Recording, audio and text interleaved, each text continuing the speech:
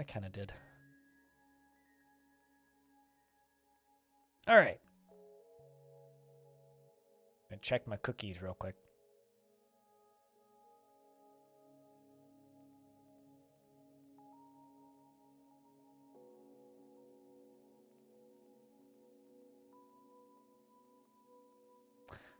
Now that the cookies have been checked, I can tab over to that. With content aggregation accounts? Yeah, no, it's generally if it's an account or a Twitter account or a YouTube channel or something that's focused on reposting other things, if you focus on the sources of where those images tend to pop up in the first place, you've probably seen half of them before. So like the result of the cats being weird little guys account is like an image will pop up that I'll see on Reddit, and then like 3 weeks later I'll see it on that Twitter account, and it'll be like, all right, well, great.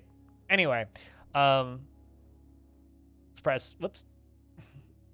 Don't you love it when you accidentally fat thumb enter twice and then open the wrong fort? Which I just did. This is like the second time this month I've done this. I literally like pressed enter once. I think that like this enter key needs to be cleaned. Yeah, that's my Christmas fort from like 2 years ago. That or it was the Halloween fort. It was that's the one with the Goblin King, I think, with the dragon in it. Which is actually kind of rad.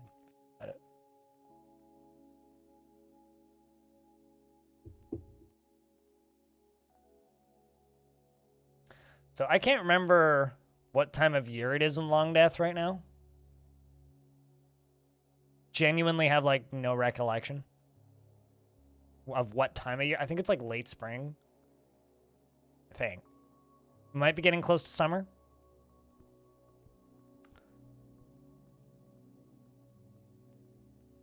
Really want the Steam release, and you hope everything they wanted to. You hope it's everything they wanted it to be and more. Well, you have the right mindset. Of it's everything that they wanted it to be. I don't know. Every time I've heard Tarn talk about it recently, he's actually started sounding excited about it again. I just want Tarn to get paid. Like that's why I wanted to release. It's like I got no problems just playing the game as is forever. I just want them to get paid. And it sucks to hear them not getting paid, and you know, it's really weird having this conversation because like people go look at their Patreon and they're just like, oh, they're making so much money. It's like the amount of money that Zach and Tarn make for the thing that they're creating is a pittance based on where they live, and then people are just like, oh, well, they could move anywhere. It's like not that easy. Got new headphones today? What brand? What kind of headphones?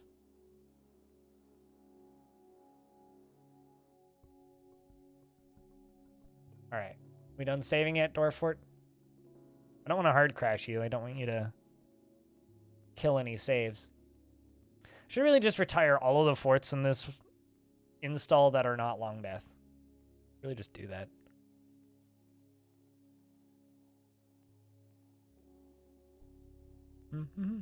There we go. All right.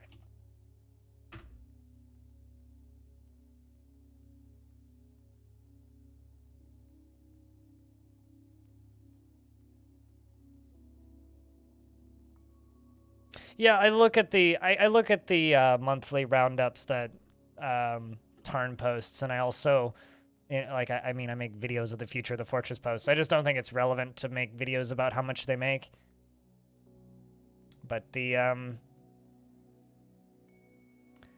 mean, like when you just think like as somebody who lives in not too far away from where they do, like 12,000 a month split between two households is not much. In fact, that's like nothing. That's like minimum wage. So, like realistically, they could probably make more money if they went and got jobs in flagging for construction sites.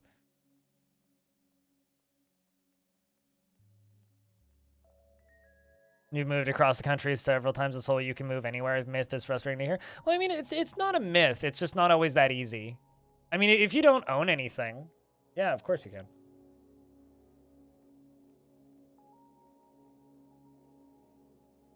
brand is Aceline. Never heard of that one. It's got an RGB light. Ooh. Power with the USB. You don't have any spare USB holes. That sucks. I don't know. I'm very much the, like, audio guy style of headphones, not so much the video game brand style of headphones. Are you renting or do you own the place, Animal? Often, depending on how far you're going, it's cheaper to just buy new furniture.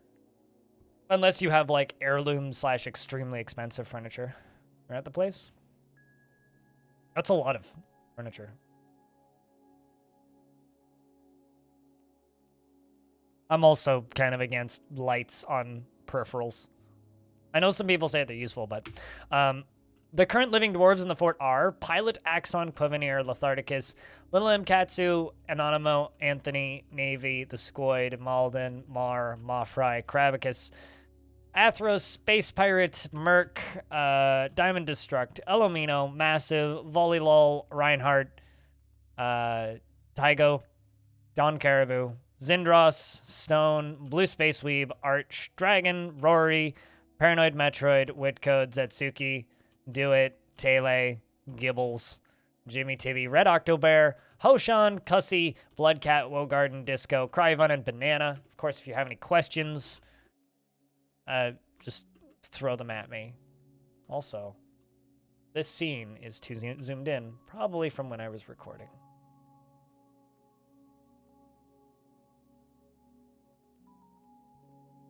There we go. Not heavily zoomed in, but it was definitely too zoomed in. Yep, you're still the mayor. I mean, like, actual, proper, what's the word? Democracy doesn't exist in Dwarf Fortress.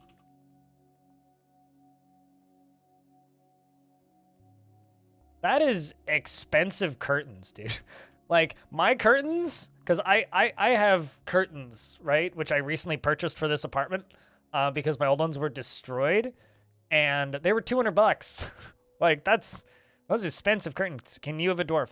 So I don't have any, like, little kids available in the fortress. However, there are some unnamed merchants. If you'd like a merchant, I can provide you with a merchant. The thing about the merchants is they weren't born here. They're technically members of other forts, and they're not full...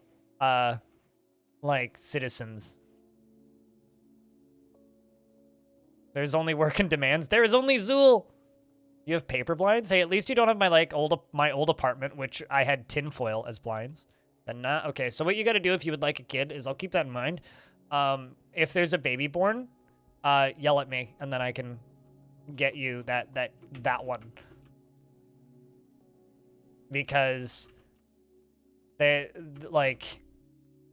If I scroll down here, behind my screen, there's this dwarf, this dwarf, this dwarf, and this dwarf, but they're all just merchants. So they're not actual members of the fortress, right? Blankets as blinds for the win. I used tinfoil and cardboard in my last apartment when I worked nights. It was very much just I need this. Also, the king wants crutches. And my mayor just says I can't export low boots, and I already gave you your bill and thrones, so you can't yell at me about that one anymore. But it was, what, 3 crutches?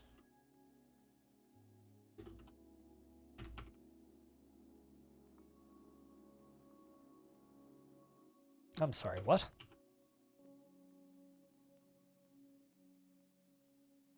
That's annoying. Screwed that up.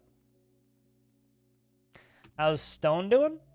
Every time I've checked in with Stone, pretty solid, I think. Yeah, he's been frustrated and annoyed as of late, but like, he just wants to take it easy. You know, maybe I should just like stop working them all together for a little bit.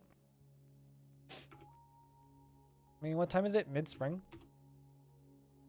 We've already traded with the elves. You know what? Yeah, I think I might actually just do that. Just let us relax until the humans show up. It's been a long time since I've let them do that. Not angry? Well, not really angry. It's more of a, frustrated, you know, after arguments. Am I doing some art? Of course I'm doing art. There's nothing else to do in forts when you've been in the same fort for hundreds of years. But yeah, the floor is multicolored patterns because I'm making multicolored patterns.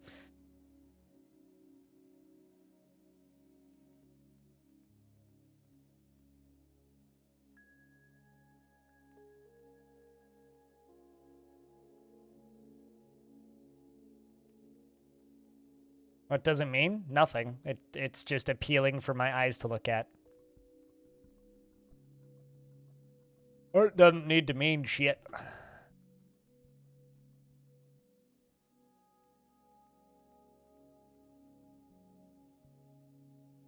What are you doing?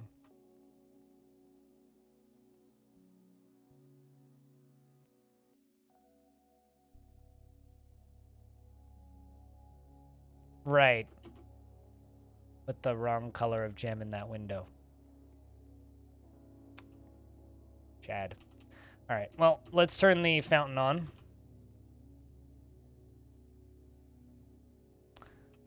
Yeah, so I have two very important zones, right? We have Celebrate and Celebrate Please. Celebrate Please is only the tavern, and Celebrate is more than just the tavern.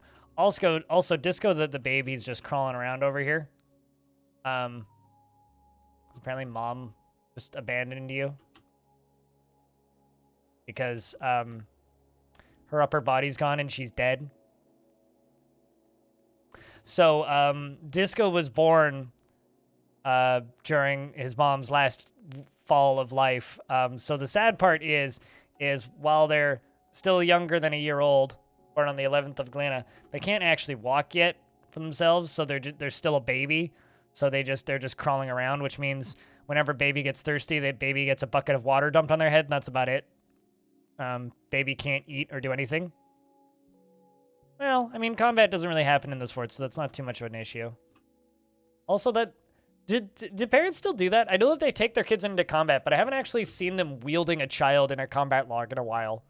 To the point where, like, I'm actually wondering if they still do that. They might, but...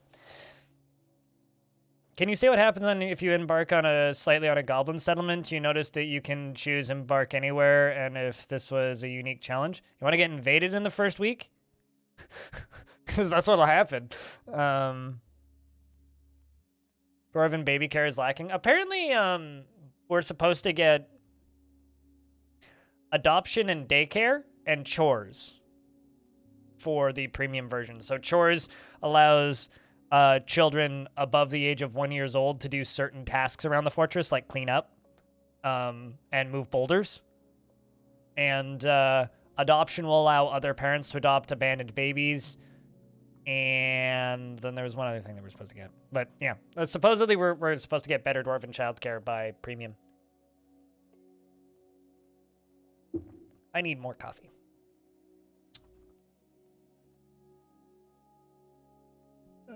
You'll be okay. It's the bug where cats walking through taverns would get alcohol on their feet and get drunk. You don't actually miss that bug. You miss the stories that came out of that bug. The bug itself made the game unplayable for a week. It's just like, I also really miss, but don't at all miss, the bug where infants would mind control their mothers to death, which was much more recent too. But it also made the game very unpleasant to play and borderline unplayable. So I don't know. I don't understand why people are reminiscent on that particular bug, because it wasn't pleasant to play with.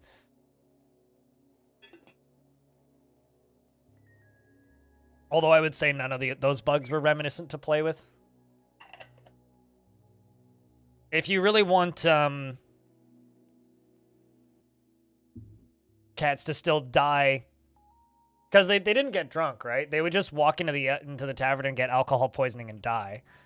Like, when you hear people talk about this, the story of them, it sounds like, oh, there's a bunch of drunk cats everywhere. But in reality, it wasn't a bunch of drunk cats everywhere. It was just a bunch of dead cats everywhere.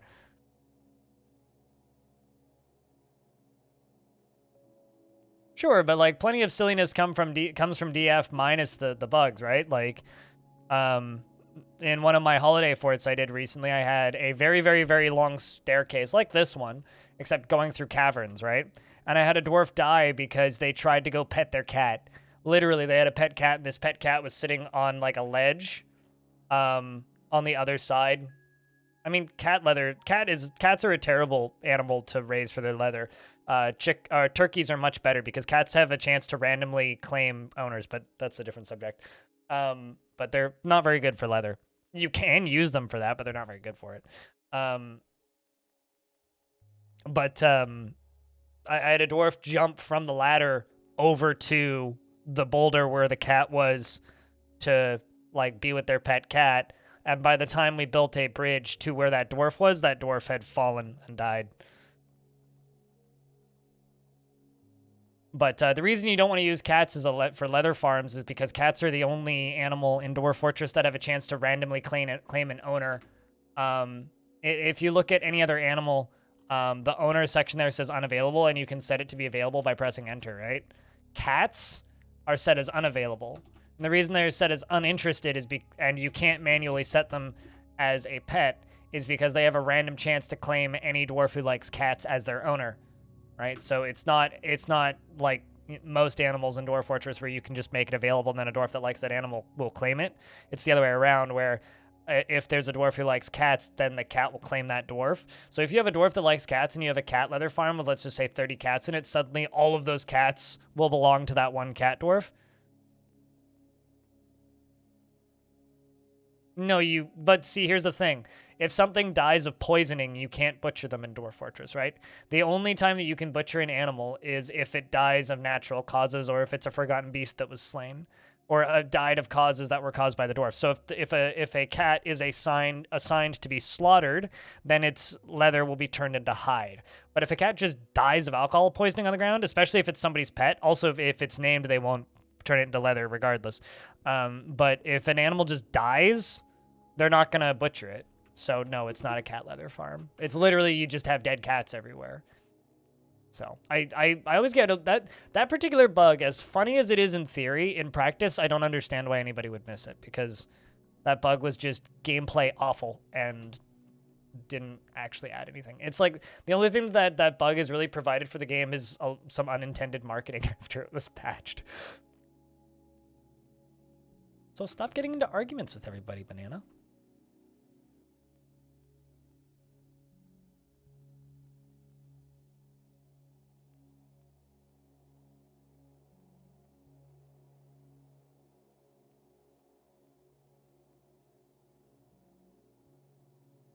Then maybe, I don't know, don't be so reminiscent for a bug that made the game awful to play.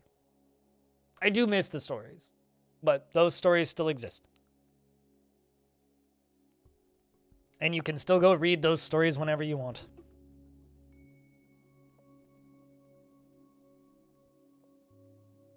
The only actual issue that I see with it, though, is people still talk about that bug like it still is a thing, and it's definitely not. People still talk about that bug like it still happens. Which is not good. Because I'll see, like, new people trying to learn the game, and then somebody who pays maybe a little bit of attention to Dwarf Fortress and just knows about the existence of, well, what used to be that bug will just be like, hey, this bug was great. Or, hey, be wary, because your cats will die if they walk into the tavern. They're freaking out and, like, trying to keep the cats out of the tavern. It's like, you're trying to teach people. Or, like, noise pollution is, like, a very active myth within the game. A lot of people seem to think that mining and workshops give off noise, which was never a thing. Very briefly, there was a point where mining caused enough noise, because they do still produce noise, but they don't actually disturb dwarves. But there was a very brief period of time where they produced enough noise for one version for like a week, where dwarves would lose sleep and wake up because they're like, oh, this is loud. Bah. And dwarves don't like loud. And then it got fixed. Yet some people seem to still talk about it like it's still a thing, and it perplexes me. We're in the 11th of Galena. What month is Galena? Ayo, Axon. How is things? During the early time of COVID, there was an increase in pets being through the emergency due to alcohol poisoning. Wait, what? In real life? People using alcohol to wash their hands and then pet their pet? Their pet would absorb the alcohol? Oh yeah, it's just like you can accidentally get your pet high if you smoke weed in the same room. It was me. Yay! First resub of the day. We had a gift earlier, but first resub of the day. Thank you very much for keeping that sub alive for 28th month. Welcome back, Axon. Here's my dude. Tink.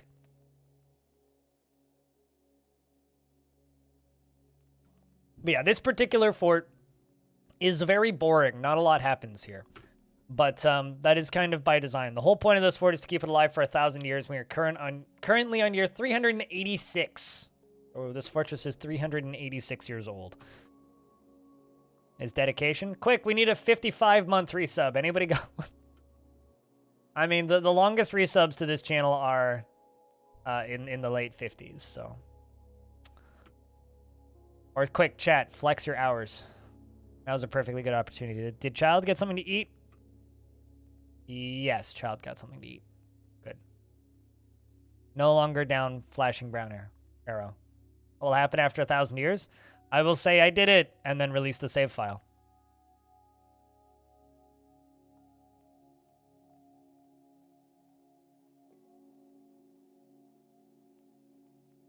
You can also get your pet high if he steals half of the chocolate cake you baked with half an ounce for your friend's birthday. I have a question.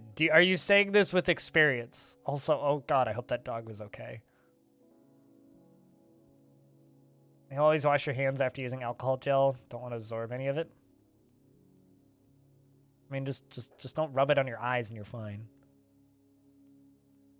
What's the question, Infinity?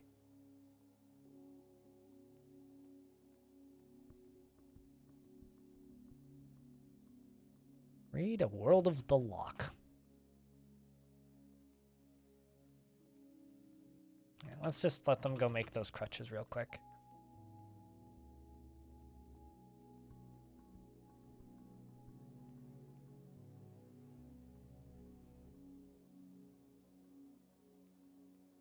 I don't own any pets, so makes that easy. I sometimes babysit animals, but when I do, I don't generally leave my apartment because the animals I babysit when I babysit them are quite high maintenance. Has this fort produced in total? I have no idea. Currently, 40. But, I mean, I haven't counted. This is where all the coffins are.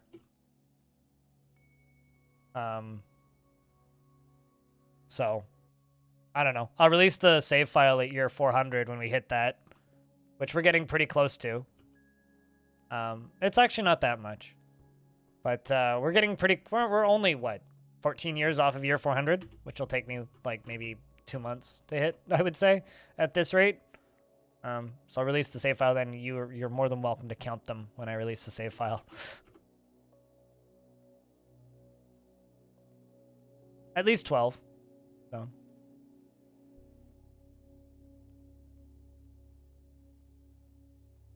And slept the rest of the day? Okay, well, I'm glad to hear the dog was okay, because I know that stuff can be really bad for dogs. Also, sounds like you're a hell of a good friend to invite over for a birthday if you bring a cake with half an ounce. Jeez. Wish my friends would do that. Not that I've celebrated a birthday of mine in, like, 5 years. Well, actually, a birthday of mine with other people in, like, 5 years. I always celebrate my birthday by raising money for charity. Last year, we raised $2,000 for Doctors Without Borders, which I'm still proud of.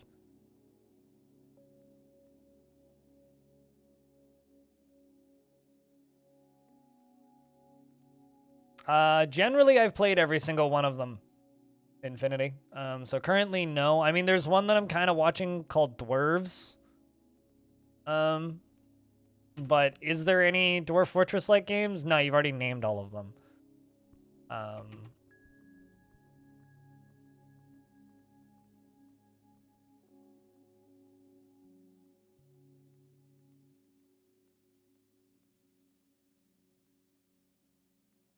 Yeah, there really isn't many I mean, sure, but like, I'm number one. I'm sure Infinity's already aware of No Moria and Innomia, but I'm also quite sure that that's not what they're asking about. They're asking if I found any new ones. But no, not really. Not that I've actively been looking though. It's like it's just. I mean, there is that 2D horror game based on Boat Murdered, which is pretty old. 5 years ago.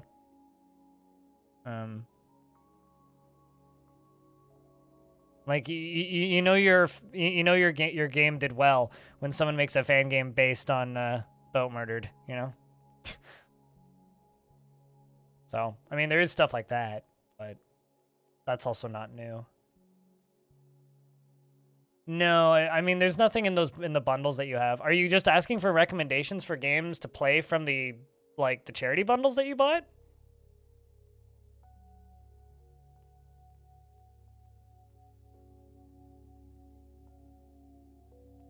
Because if that's the case, like, there are games I'd recommend in those bundles. Yeah, but that's not what we're talking about, Anachaos. What we're talking about games that are on itch, specifically, itch.io. RimWorld isn't on itch. I think they actually distributed a demo once on itch, but actually itch might not have existed. That might have been Desura. Fuck, I can't remember. Are we done with those crutches yet? Nope. We also need to make picks. Yeah.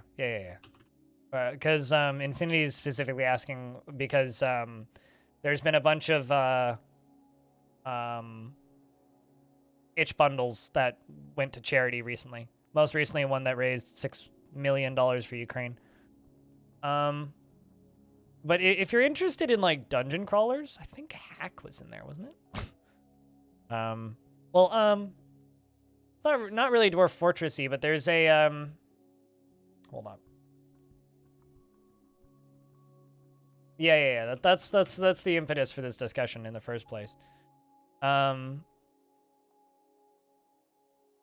There's a game that was in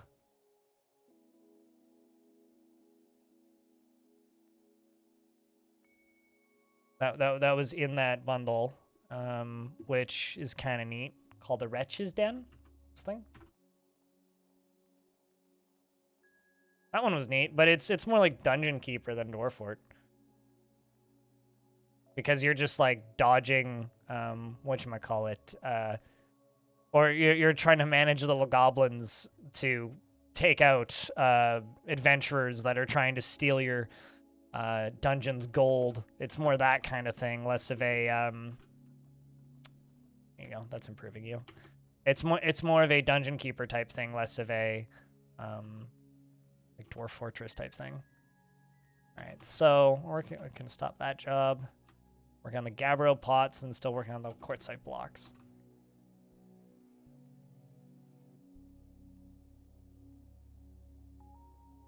Cheers, amateur. Fort's going all right. Pretty. This particular fort, like the most exciting thing is this slowly growing mural on the ground, right?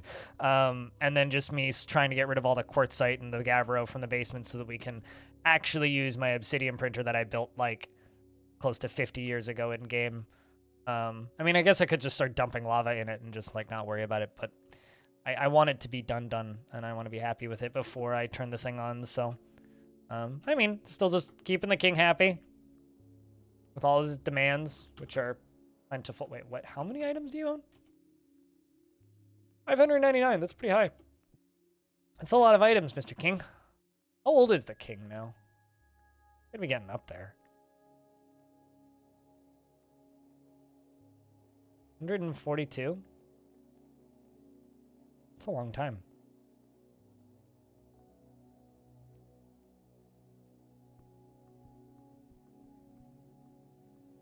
But also, Infinity, if you want to play Dwarf Fortress-like games that are free, Innomia is free if you haven't played No Moria.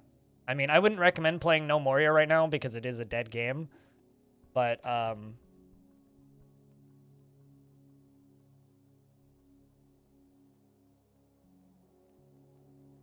it's one of those, like, how the fuck do I spell it every time I type it in?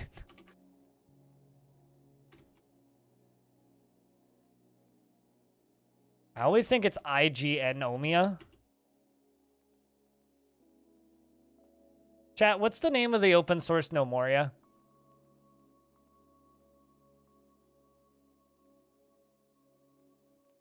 Nope, it's not that.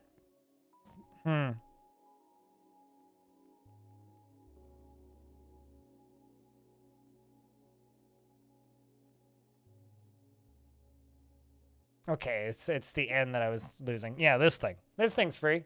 Let's go play this. This is free. I mean, it's almost as good as No Moria was, which isn't great, but I mean, if you just want to play a little chill, like, survival city builder with Z levels, I mean, it's that. So, and it's free, so you can just go play that. Although what's kind of funny is it uses assets from Stone Sense, the Dwarf Fortress visualizer, which is kind of funny. Which, like, I mean, they have permissions to, because they're just free assets, but it's just like, there are some assets that were made specifically for Stone Sense by community contributors that are in Nomia that, as far as I know, didn't get permission from those community contributors, but I mean, it is what it is, right? I've always kind of found that to be kind of amusing, because like Bellinair, who you know, Infinity, made some assets for Stone Sense back in the day, and has like spotted his assets in there. Like, huh, I made those. Interesting. Definitely screwed this up with the wrong color. Edge. I am dumb. Not sure what bars I was using for this, but it's the wrong one. Because those should be rose gold all the way around the edge? Yeah, rose gold. Dwarf is telling a story. What story are you telling, Dwarf? Dwarf Iteb Veiled Whip became the queen of the ignited creation. Good story.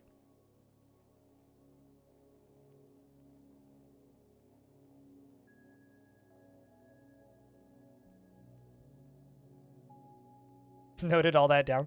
I like to, like, there's this old VeggieTales silly song where Larry goes to therapy and he's like talking to this therapist. I don't know how well this scene would age, but he's like just lying in bed talking to this therapist, or on a sofa talking to this therapist, and he's just like jotting stuff down on a notebook, and Larry's just talking faster and faster and faster, and by the end of it, like, there's smoke coming off of the notebook. That's how I'm imagining you're noting this down, Infinity. Like, you're just like, game name, game name, game name, game name, game name, game name, notebook catching on fire.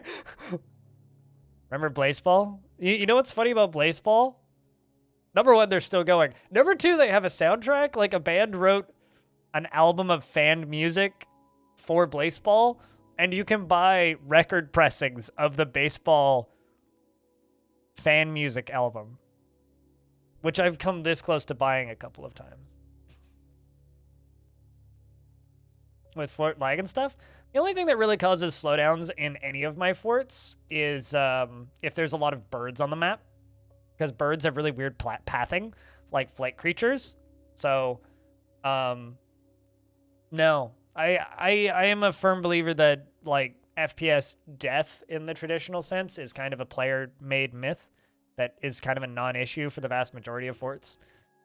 It's just exacerbated by people's player-caused mistakes, and then they blame the game for it, which I think is a real shame.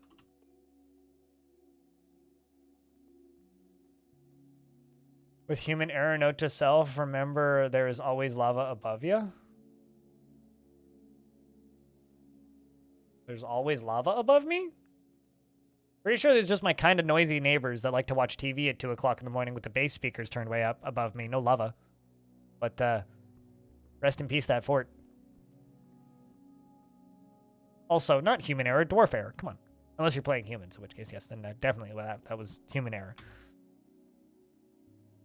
I'm sorry for your loss. You know, I mean, although if it's lava, then recovering it would be quite difficult. I was gonna say you can always like reclaim it, but you retired and started digging up. Human was you. Rest in peace. I'm sure that those dwarves died hot and crispy. Don't blame the elves. The elves did nothing wrong. One thing you'll learn really quick about this stream, Man of Chaos, is don't always blame the elves. The elves are lovely. This is true, Stone. The craft error ship was definitely of quality. Can neither confirm nor deny the height of said quality, but it was definitely quality.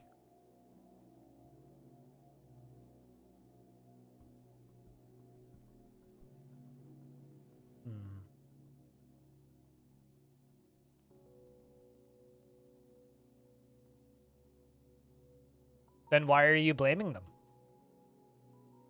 Always blame elves. Elves are wonderful, but always blame elves. That's just kind of bigoted, you know? Can you grow chainmail out of a tree? Could you imagine if, like, okay, real talk for a second here. If humans could, like, just ask trees nicely to grow in the direction that they wanted them to grow in, like, on Earth in real life, imagine how wild the cosplay would be. It's like, please grow into the shape of, I don't know, Warhammer 40,000 Space Marine battle armor. Like, I need a chain sword. Please grow in this shape. I'll trim the leaves off later. You just want Groot? I feel like if I had to tolerate a Groot in real life, I'd probably turn him into kindling, but I mean, I can understand the sentiment.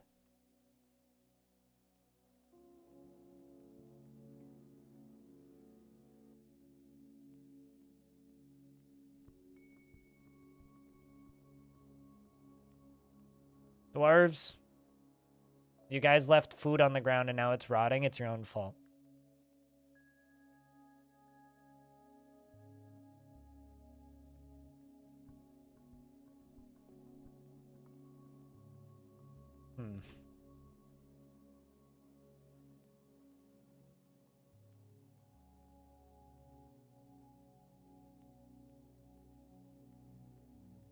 I'm going to turn Gather Vermin Remains back on. It's been a while since I've turned that on, but we're going to turn it back on.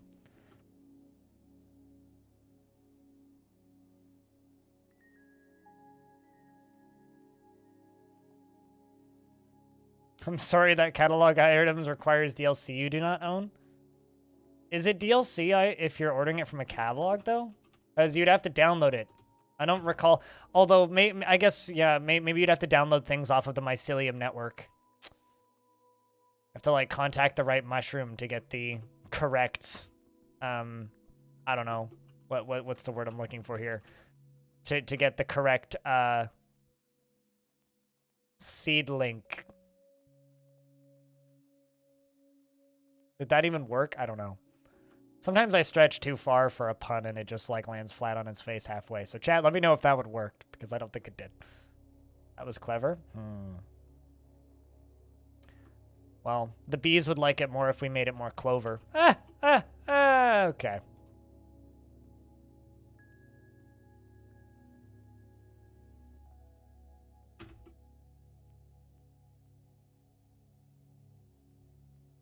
The trees would have Wi-Fi?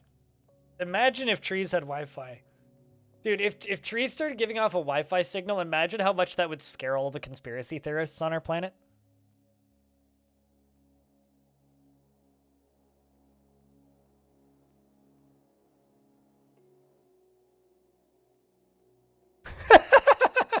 Yeah, that's a very good description of dry cleaning, Chups. It's just like she recites all the lyrics that are really everything went wrong and it's your fault and fuck you but I'm not even mad at you, but you still suck and I'm going to explain how much you suck in a very upset kind of mad mom tone.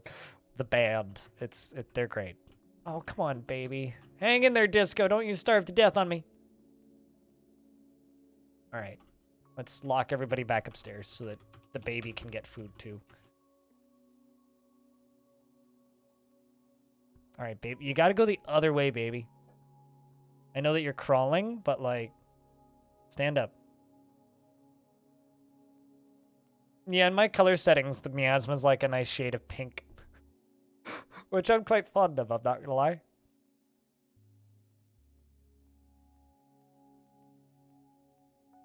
Part of the reason I'm locking them into this burrow is because of this baby. I could put just the baby in the burrow, but I don't really want to do that.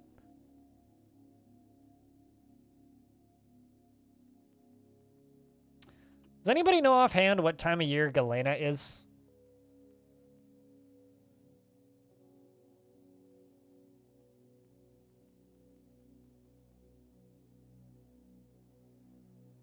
Because that's when this child becomes like walkable. To the Dwarf Fortress. I'm way ahead of you. Calendar. It's right after Malachite, so end of summer. Well, we're in Fellsite right now, which is like the May equivalent.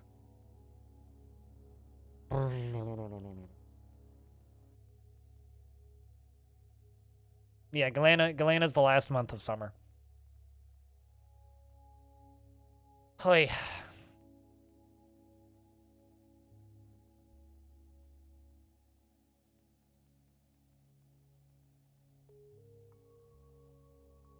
Well, just gotta keep the kid alive, I suppose.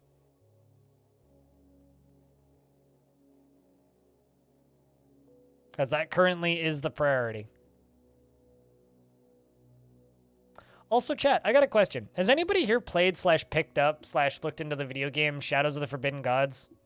Because randomly in the past few months, all of my VODs for that game have just started getting views again.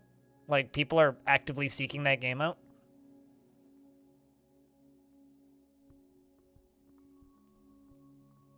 You'll lurk and listen and take a shower now. Please don't jump down from my phone perch. I'll stay in your phone, don't worry. You played a bit? Hey, Adra. What up? It took a while for, like, that emote to load. And, so, your name popped up, Adra. This emote popped up. Then your badge popped up. And then Crypt Comfy appeared. All in, like, I don't know, a 10-second long span. It was like, you had to pop in with the draw distance. Come on, child. Go get yourself a drink. Oh, hey, you stopped being thirsty. Somebody dumped a bucket on you. That's good.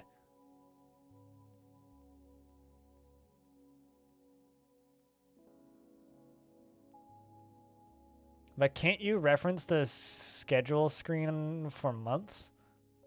I mean, I guess, actually.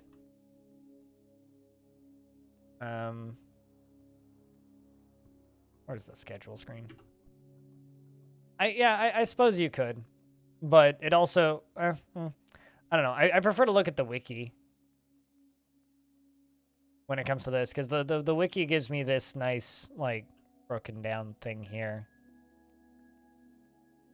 Yeah, I mean, this poor baby has until the end of summer before they become, like, you know, able to eat and, like, claim clothing. And because their mom died and dad's, you know, being a dwarven dad, which is, I have a child? Huh, weird. Because dwarven dads are about as efficient as being a dad as Goku is at being a dad, which is, I have a child? I didn't know that. Which is about the same as dwarven dads. So yeah, no, this baby is, like, doesn't have family, and its family's unaware of its existence. So, I mean, he's just kind of crawling around being a baby. Fortunately, hasn't fallen into any lava yet. Although we do have, you know, the lava tube that goes all the way down to the center of the earth. So that is possible. I mean, I guess I could rip out a window and make that a possibility that baby could fall into that. But how does he get fed? By walking onto a food stockpile. But when babies get thirsty, they do get buckets of water dumped on their head if there's a water source available. So there is that. Or if they're in the tavern keeper will bring them alcohol, which is good. You ignore your orphans? I do my best to keep them alive. Unless there's like just too much going on, at which point then I usually just expel them.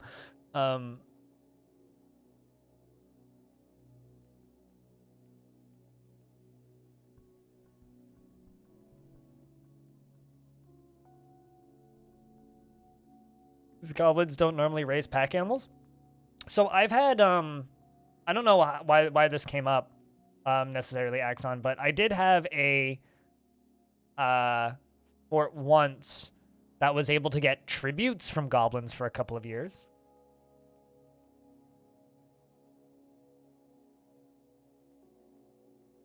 Yeah, I don't know.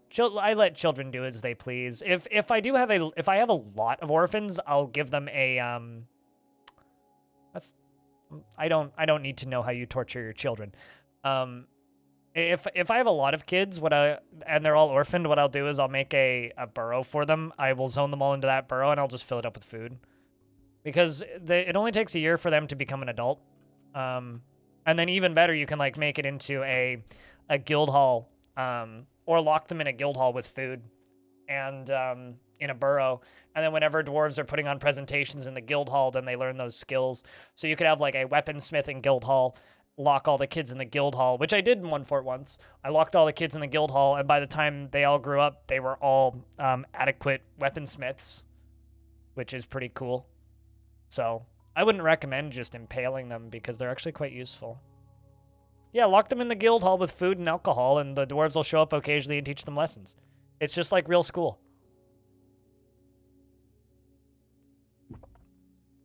I'd quote that animal, but that's not exactly what I said. So after you typed it in, I then repeated it.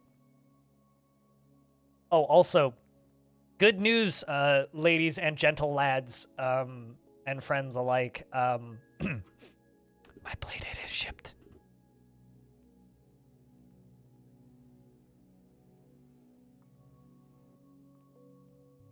I'm excited. I mean, you're the one who referred to putting them in the child training pit with spikes in it, so... also, if you're referring to danger rooms do one thing now, which is literally train your doctors because of the injuries they cause. So if you tried to do that now, yes, it would be the pit of child impaling. But, yeah, no, I don't know how long it'll take to ship, but apparently it is being packaged to be shipped. So, speaking of things that are packaged and shipped, the last Black Screen Records order we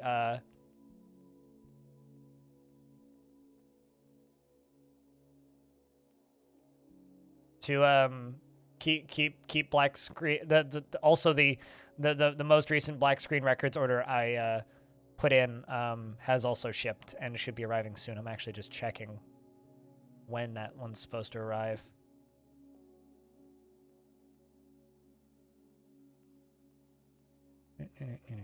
I'm just kind of curious now.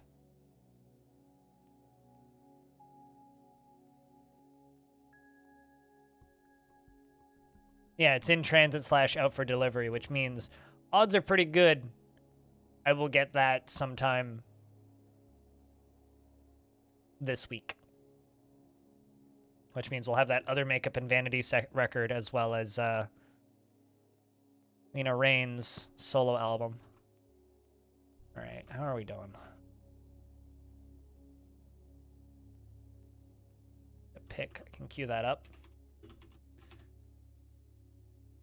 We're into late spring. Well, I guess we're done with almost a month. How's disco doing? This is going to be a really... Although the nice thing about this area is even if they don't get alcohol dumped on their head and they don't get water given to them, if they walk through the showers, though, they will receive water because, you know, we do have the artificial waterfalls in the tavern, all 3 of them, which is quite helpful. I don't know, do toys actually train skills? I know that hauling heavy toys trains strength, but I don't know. I'm really excited for the premium releases edition of actual daycare and chores. Just the idea of having, like, you know, right now, I like having a lot of kids in a fort in Dwarf Fortress because I think it's They are some of the most resilient, strongest dwarves ever if you can actually like get them to become adults. But with the addition of them also just being able to haul things around for you in a fort with a lot of dwarves. Can't wait. Just that, like, that concept of it is just 100% fantastic. Yo, Axon, have you tried Shotgun King? I mean, obviously it doesn't have achievements in it because it's not on Steam, but it's very good is all I'm trying to say. You're watching the video right now. Yay! I thought you were watching me right now. I guess you're watching me and me. I've got a video on another fake chess-like thing coming out tomorrow. Nope, this is completely completely vanilla. In order for it to be blind squared, wouldn't you have to be watching 4 videos of me? Or 3 videos of me and my stream? Because squared isn't just times 2, it's like 2 times 2 times 2, isn't it? Or am I like, what the fuck is math? But no, I play completely vanilla. I don't see any I don't see any of the utilities as actually like beneficial. Like they certainly have their uses. I'm not going to deny that, but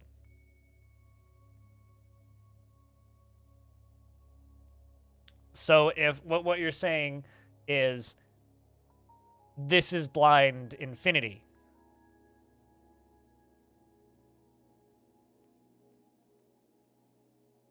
I'm just saying. Also, I should turn this up a little bit.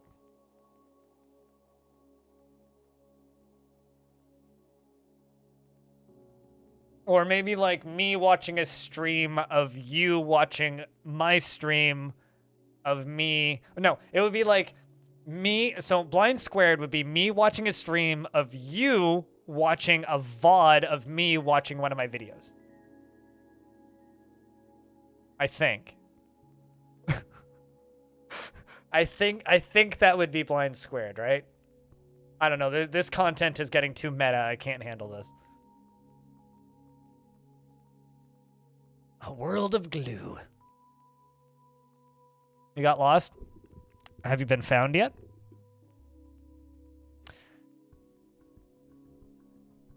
Also, it's summertime. The game is saving.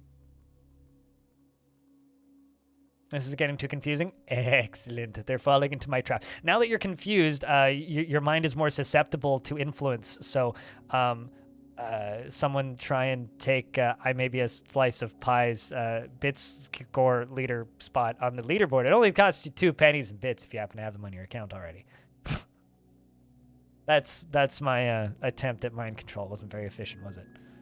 New Twitch meta created by blind watching you, watching them, watching themselves.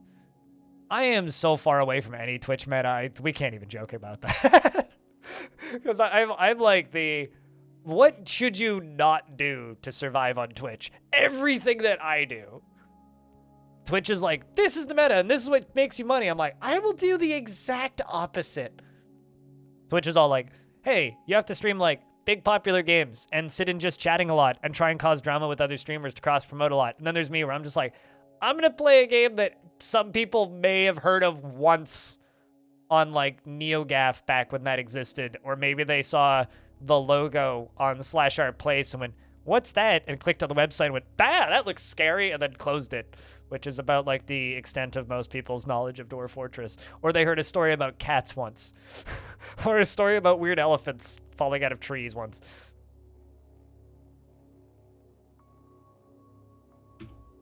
Or like they saw a reference of it in Minecraft. That's like most people's knowledge of Dwarf Fort, let's be honest. Tasty unicorn meats. Thank you very much for the $2.45, Anna Chaos. Cheers. But in regards to unicorn meats, I mean, we do have a lot of tasty unicorn meats. I mean, look at this lovely pasture of adult unicorns that frequently get slaughtered into unicorn meats. Took us like ridiculous amounts of time to actually get all of those unicorns. What are you doing here? You're hungry. Go get food. Yeah, dimwit.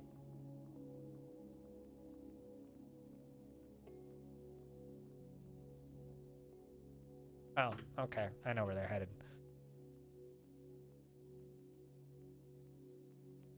Anything over $1 in bits reads it out.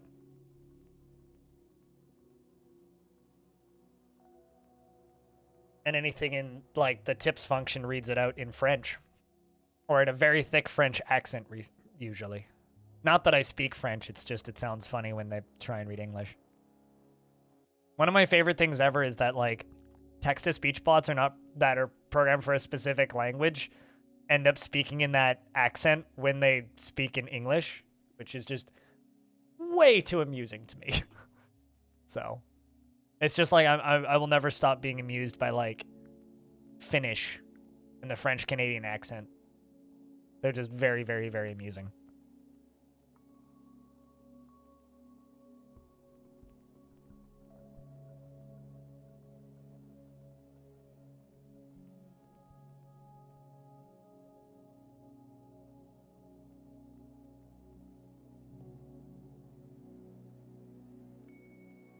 Is there a list of bit sound effects? There was one, and then I deleted half of them and never remade the list, so I guess they're a surprise. But, off the top of my head, 69, 90, 91, 300, 666, 700, and then I can't remember the other ones. What do my stockpiles look like? Like stockpiles. I'm not a very organized player. Like, those are my stockpiles. Or these are my junk piles, actually. These are things that are just going to be sold at lower quality. I've been in this place before. Then, well, I guess there's some cloth stuff here. I can't remember. It might be, but I don't want to tell people that they should give me money for things without confirming whether or not they actually do things. And we're still running in the 90s. I mean, your combo worked. It just took a second. Yeah, and then these are just like leather and things. I don't know. My stuff, and then there's like animal stockpiles, which is mostly full of giants and cyclopses. And then there's some more ones. I think that's a dead alpaca. Yeah, I don't know. My stuff's not super organized. This is mead and drinks in case of emergency bunker. Yeah, it worked. It just took a sec. But I appreciate the 90 and 91 cent combo. French Canadian trying to speak English is gross you out and you can't stand it. French Canadians trying to speak English? What's wrong with French Canadians trying to speak English? Well, I would think it would be more annoying to hear, like, somebody from BC or Newfoundland trying to speak French.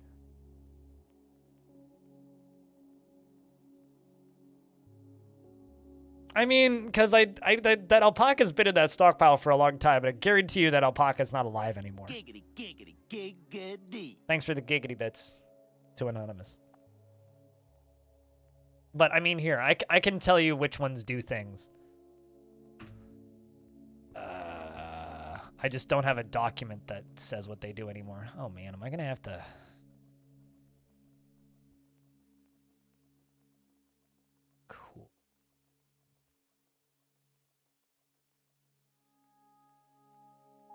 Apparently, I have to input a token to log into Twitch on my alerts.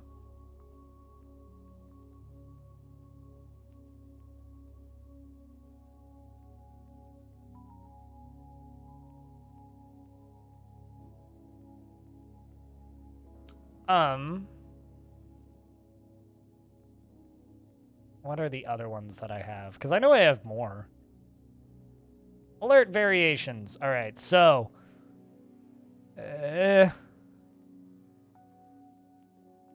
Oh, 169 does something. 300 does something. 1933 does something. 10,000 does something. And then 1715 does something.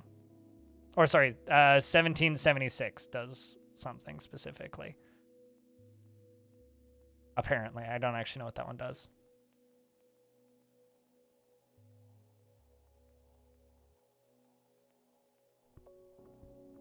The accent is so wrong in yours. This is why you hate speaking English and hearing your accent. It pisses you off. Can you cringe at yourself?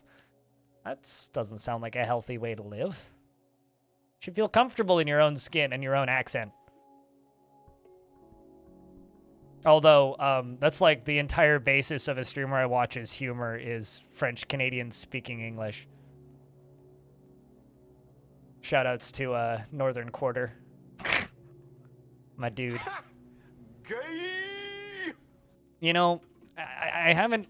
So, I saw that scene like in clips and on Reddit for years before I actually watched Community, and then I sat down one day and watched Community, and when that scene actually happened, it was like the funniest scene in that entire show. It's a good show if you've seen Community.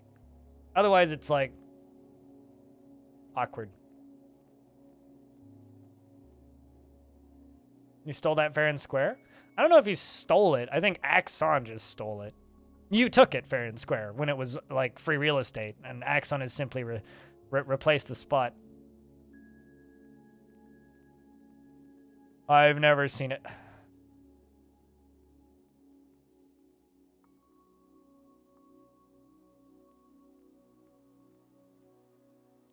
Interested after reading secret interviews. Read Unusual Anandar. Authored by Anandar. It concerns the career change from the former brewer of Dwarf, Anandar, in Longdeath in the summer of year 7. That's the second year of the fort.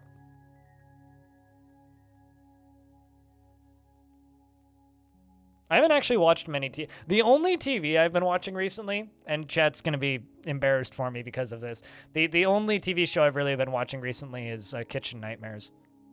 I've watched a lot of Kitchen Nightmares recently.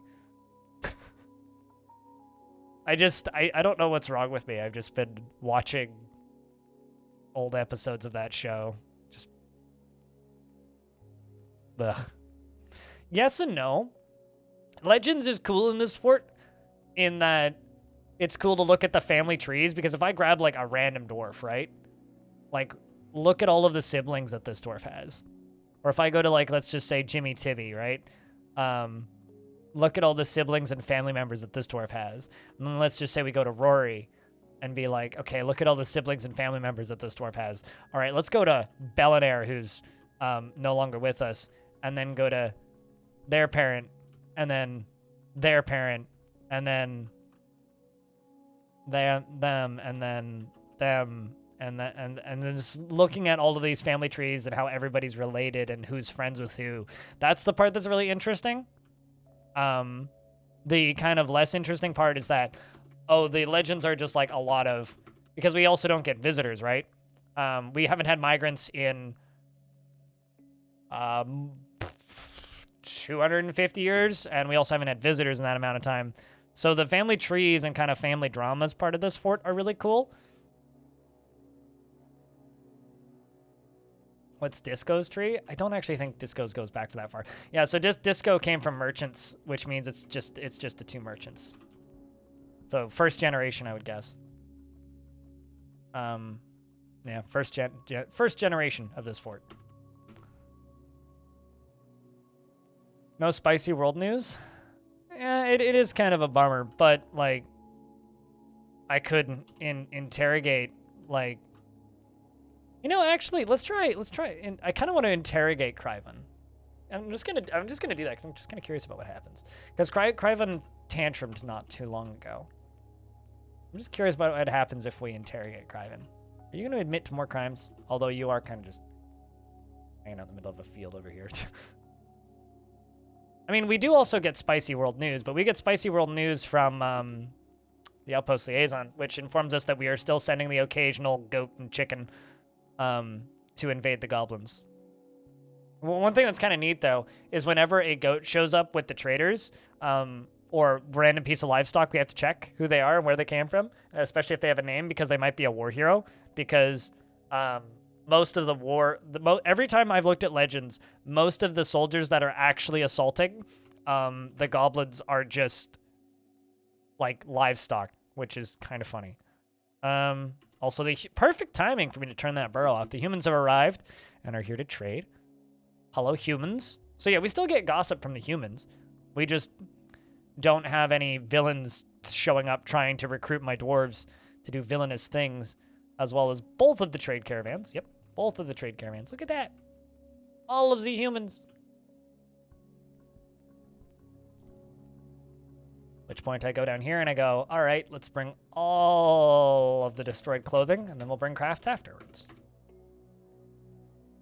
But destroyed clothing first. Turn off the wrestling squad.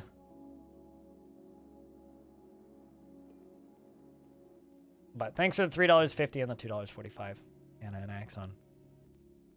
Thanks for keeping this weird channel funded. A couple dollars at a time. Besides, do we really need spicy world news? Axon, we got enough of that in real life. I mean, come on. Although for excitement, we go to the...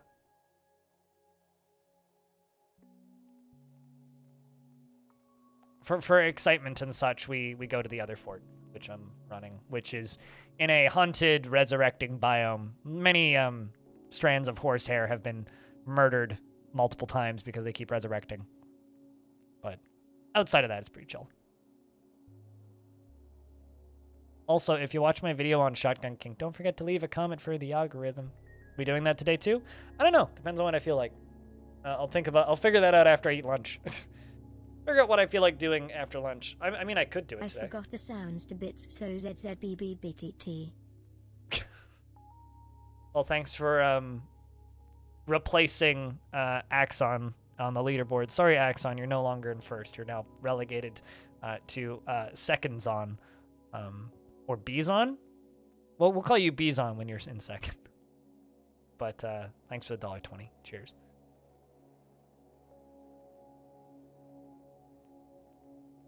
As all of the used clothing from the dwarves that died in the springtime show up. Yeah, something that happens in this fort quite frequently that perplexes a lot of people is dwarves die of old age. Please don't call you Bison. Well, I mean, then you need to, you're Uno Anna. Hi, Uno Anna. I'm blind. Chat, can I get a couple more beers? Those lovely two throwing bits at me. But,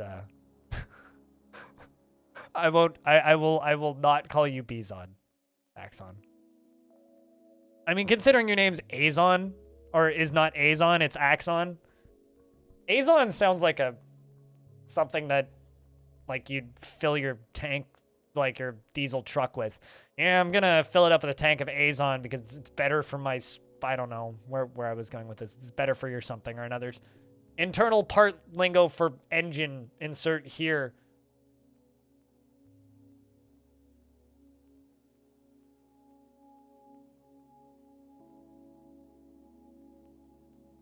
Jeff Bezos. I mean, he definitely would be number one if his name was Jeff Bezos. I wonder how many people in this world are named Jeff Bezos who aren't Jeff Bezos. It's like a job for Stone. On behalf of the Merchants Guild, let me extend my greetings to your people. There is much to discuss. Speaking of much to discuss, Diamond, have you made any progress on Escape from Dwarf Mountain?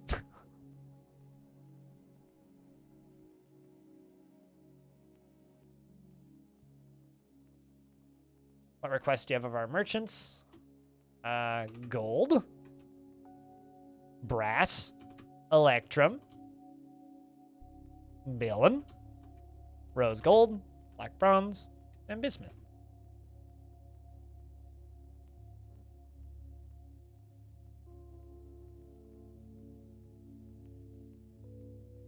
I feel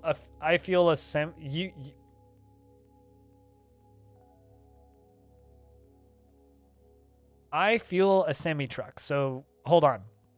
Are you telling me that you yourself are the fuel for a semi-truck? Because that means that you probably don't have much time left. Because that's kind of dark. I mean, we'll all become fuel for semi-trucks eventually after, thousands of years of our decomposed matter being compressed under ever-thickening layers of rock until we eventually become oil. That's deep, man. Just like how deep we need to dig to get oil out of the earth.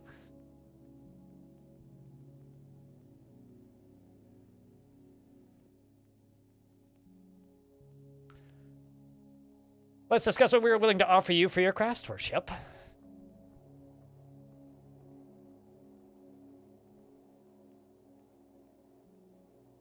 And then again, on behalf of the Merchants Guild, let me bid farewell to you and your stout dwarves.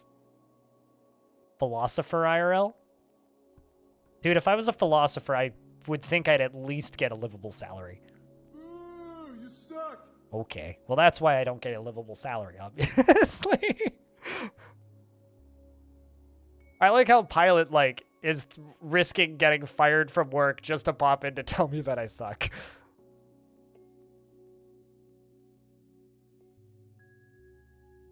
You wonder if that works? Is that a genuine question? Because, like, you know, crude oil, right? Crude oil is literally decomposed dinosaurs. Like, that is what crude oil is. I mean, that's why Pilot's paying me, right? Is so that he can pop in and say, "Boo, you suck," on his lunch break or whatever.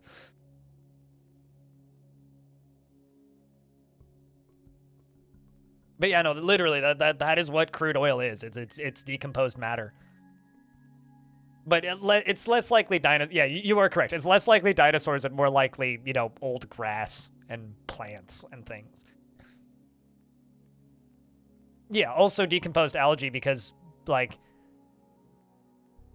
dinosaurs is just a fun one to say, right? But it's decomposed matter that has been compressed under layers and layers and layers and layers and layers of rock over thousands of years, which is a combination of probably insects, micro creatures, algae, sea plants, ferns, grass. There's probably a dinosaur that fueled a truck somewhere. Like, there's definitely T-Rex brains in that somehow. But no, you know, mostly it is deep sea creatures / deep sea greens and algae and microplankton and that sort of stuff, compressed and decomposed over thousands and thousands of years, which becomes oil.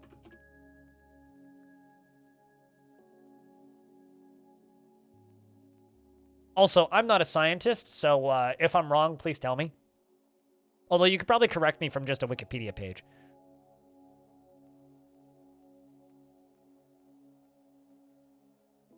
I saw a, I want to say this was a Reddit post from a while ago that basically was just like, the reason the planet is heating up is because we keep disturbing all of the corpses of the dinosaurs that make up all of the,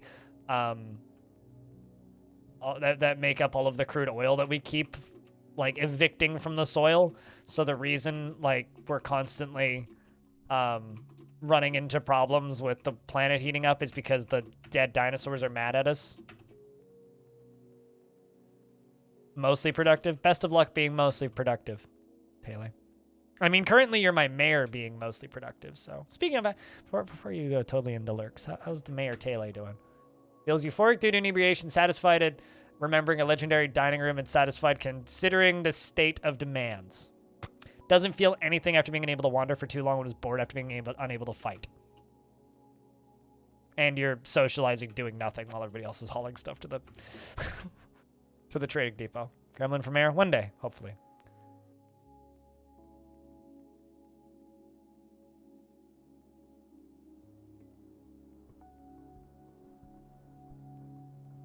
There's little enough water on Earth that it's almost a certain fact that a molecule of water that you have drank was at one point dinosaur pee, or probably human pee, or whale pee, or Pika pee. I mean, isn't that what all mayors do? Is they sit around, get yelled at by citizens, and then demand things? Like, literally, that's all mayors in Dwarf Fort really do. Just make sure there's no purple in there. Okay, we're good.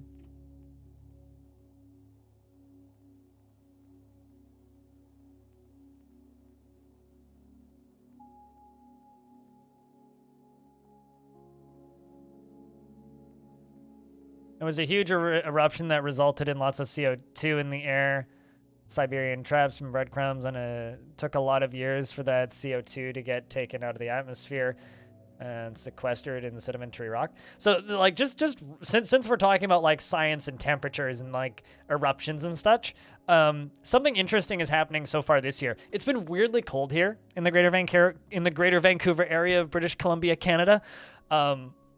versus the last like 10 years or so, right? Like it's been colder, like not considerably colder, but it's been a cold spring so far. Like I'd say 2007 was like the last spring that we had that was like as chilly as this one. And my dad pointed something out. Something like 10% of vehicle owners in the area around here now own electric vehicles, which give off like no heat versus, you know, your diesel trucks, right? And electric vehicles are getting adopted very quickly here, which is great. But they're giving off like no heat. So suddenly there's way less heat being let out. Also, there was a volcano eruption, multiple, last year that chucked a lot of stuff up into the atmosphere, which always cools it down here a little bit. So we may actually go back to a point that back to the points that we were at in history when like we could look at pictures of like the entire Fraser River freezing over and people walking across it. We might actually get to a point where the Fraser River freezes again, which is actually kind of cool. Although the summers are still gonna be absolutely a fucking nightmare. We don't have caribou up here. What?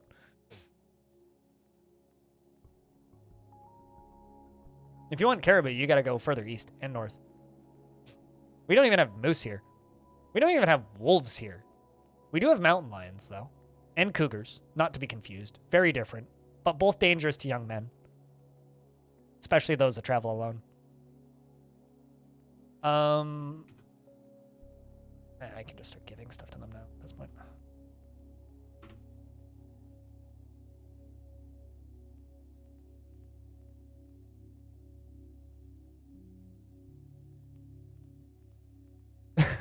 Sunsets have been pretty since the giant kaboom in the Pacific. Yeah.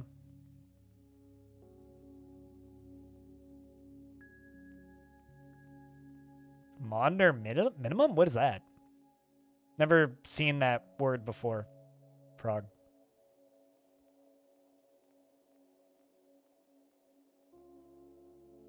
Just opening up my team streams. All the dwarves are bringing stuff to trade.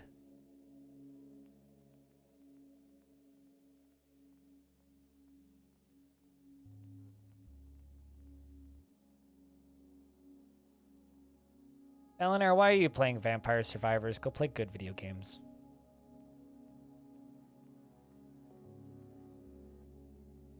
That over there. That over there.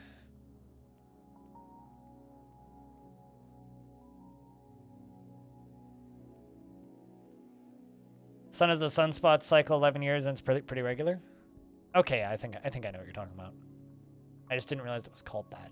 I know about sunspot cycles, though.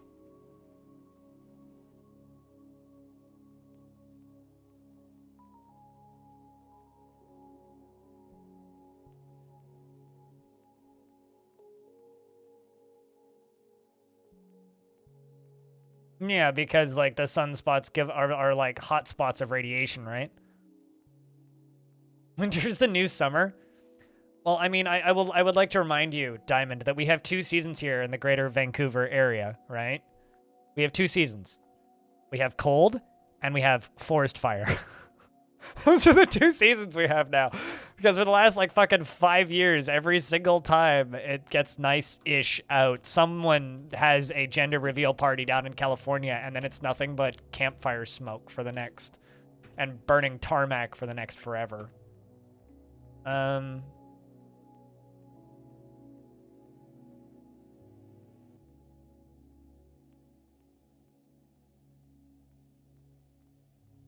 It's a lot of parchment choirs that are all about to fall apart.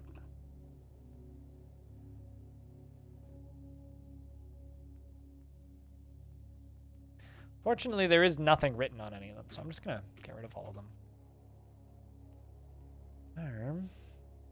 God, look at all these metal bins. Or not non-metal bins, all these wooden bins that are all getting close to disintegrating. You made a bumper sticker several years ago that stretched out a Canadian flag with a black shadow moose in the middle, and the text says, my other truck is a moose, and I sell about 1 a year, all to a Canadian. So about 1. My other truck is a moose. Oh, you make these. I mean, fair enough. I don't know. I'm not much of a bumper sticker person. I don't really find those to be particularly funny generally. To me, it's mostly just like, oh, look, you devalued your car. Ha ha, sucks to be you. Usually these days when I see bumper stickers, they're just political nightmares. I try and ignore them, to be honest.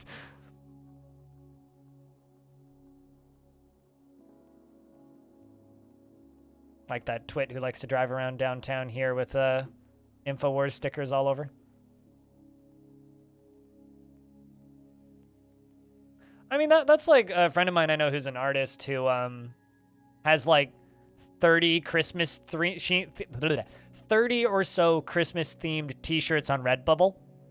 And they're all like super generic, like Santa's coming, yada yada, and like that kind of stuff. Or like candles and things. Also, hi Armor, it's good to see you. You gotta be kidding me. Well, I won't be kidding you. You gotta buy me a drink first, Armor.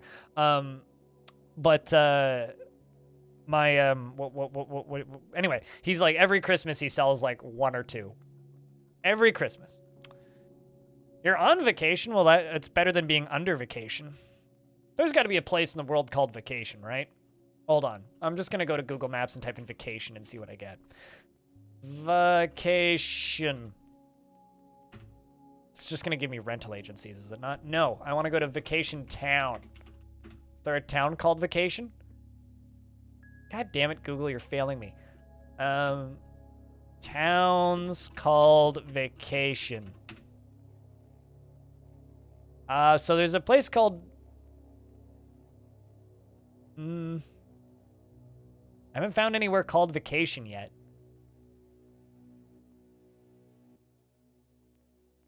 This is like a hard thing to Google for.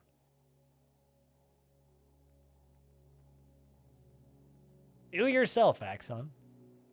Come on, you know you love my terrible sense of humor. Yeah, I haven't found a town called Vacation.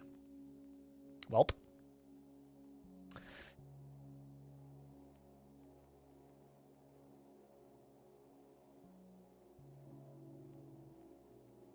I don't know why I was expecting to find a town called Vacation, but...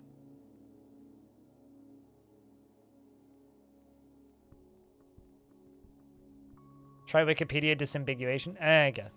There's a place called Vacation Isle? Chat, you want to go on a vacation to Vacation Isle? I don't know. My next vacation is me going to, I'll buy a spear. My next vacation, I'm going to Quebec. For like 5 days.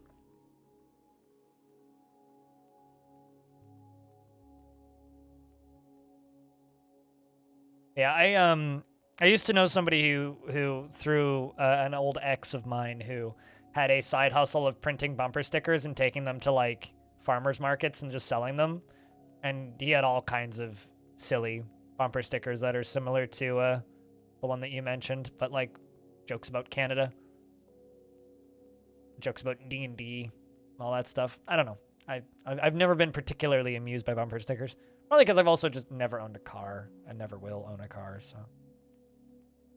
Yeah, Seth's humor's not welcome here. You're welcome to be here, but try and keep that edgy shitlord humor out of the chat, thanks.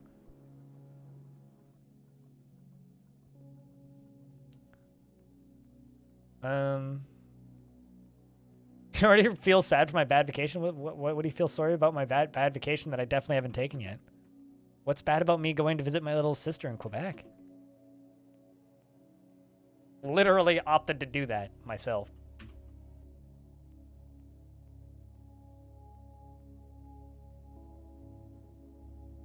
Who would go to Quebec?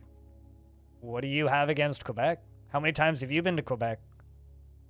Because I've been to Quebec 4 times in my life, and it's wonderful. Montreal is great. Quebec City's beautiful. The smaller towns are all lovely. Lots of great bakeries. Now that they have almost as many dispensaries as Vancouver, like, it's a great place to hang out. Now, visiting Ottawa. Ottawa would be a shitty vacation spot. No, it wasn't you. I was talking to Guns. Who said Seth here? Seth is a YouTuber who makes very, very edgy reviews of interesting video games, and I kind of don't like the guy because I think his humor is kind of a dumpster fire.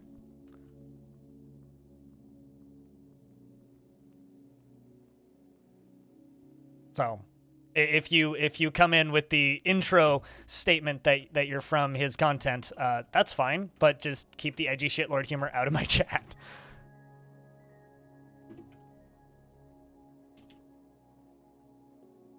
I'm pretty used to that stuff though because of he has a annoying habit of making videos of games I like, and then my chat becomes really annoying for a few weeks. It happened with Caves of Cud. It happened with Dwarf. It happened with Rimworld. It happened with... I can't remember. I don't pay attention. Yeah, no, it's not you. It's fine. Angry Quebecer noises. Angry French noises. I mean, that is accurate. Angry Quebec noises is very accurate. But, like, also there's this reality where there's enough people who watch my streams, like, within reasonable driving distance from Montreal that me going to visit my little sister in Montreal is actually like a viable way to meet up with friends too, because like one of my mods is close to there. 2 of my regulars live in the city. There's another person who's like just south of there. So we'll be able to like fill up a table in a restaurant somewhere on a Friday and have some fun. It'd be nice. I'm so sorry you had to go through Alberta.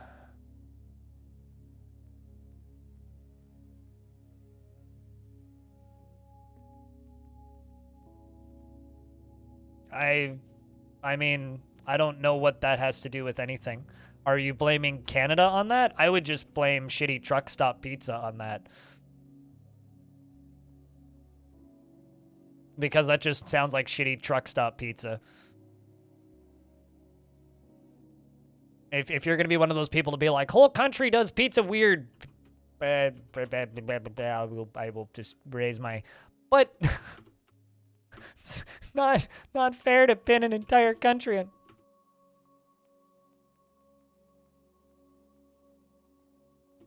Quebec has a lot of problems that are pretty normal big country problems. I've never been to Brazil, so can't say. I'd love to go to Brazil, though. Lots of nice people from there. Although flights from here to Brazil are like, let's just say I could do 2 vacations in Montreal for the price of a round trip ticket from here to Brazil and back. So food, Airbnb or hotel, and flights to Montreal from here, cheaper than flying to Brazil. Fuck everything else. Like, it's, assuming I fly like Flair Air, which is what I fly whenever I'm flying domestic. Those flights are super goddamn cheap. Really disappointed at the lack of gold and brass that they brought.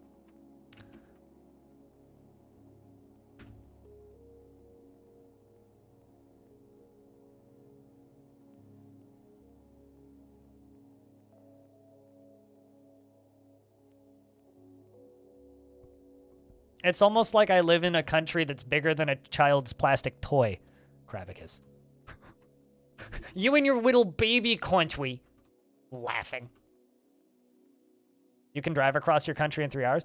If I got into my dad's car and we drove for 3 hours, we wouldn't even get to the spot that we like to go hiking. Like, that's how far it is. Like, I used to have almost a 3-hour commute to my old job on Sundays.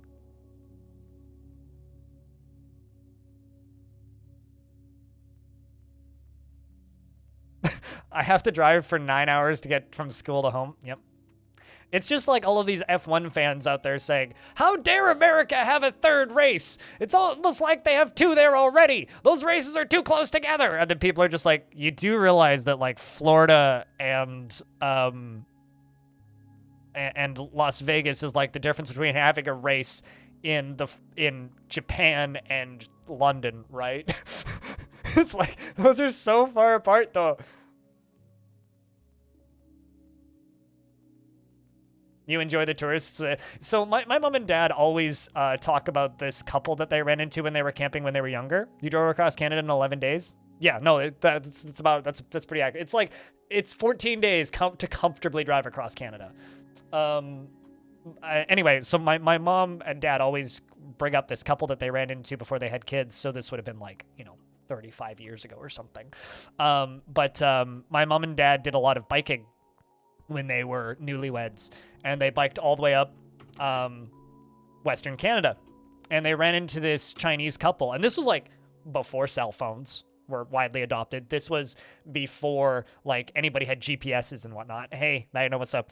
And they were biking they were in Chilliwack at the time, and they were biking to Anchorage, Alaska. And my mom and dad were like looking at all of the food that they had, and we're like, you're not gonna make it. Like, that's a really far trip, dudes. Like, going from fucking Vancouver, like, all the way up to Anchorage, like, how long of a drive is that even? Now I'm curious. And this is in, like, with more modern roads.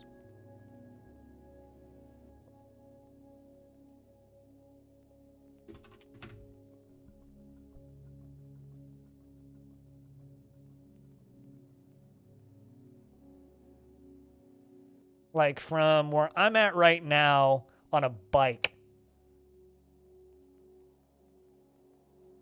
I can't show this map because I will dox myself. But from my house right now to Anchorage.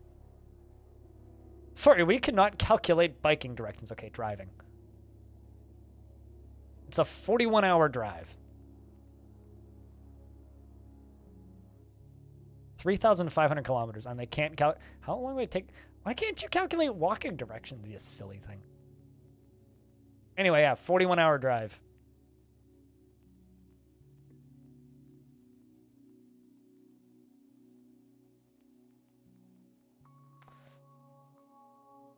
Beautiful mount. Well, I mean, driving across Canada is beautiful for like all of BC, and then you leave BC, and then it's just flat and boring for like 3 provinces, and then it gets interesting again.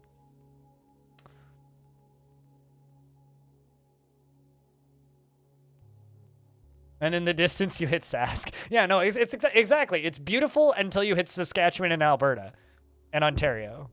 And then it's just like, well, there's nothing for like the next 10 days of driving. So hope you're not bored easily. Does the king want anything? Pick?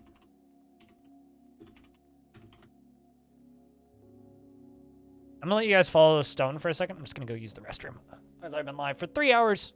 And I gotta use the restroom. Maybe 2 seconds.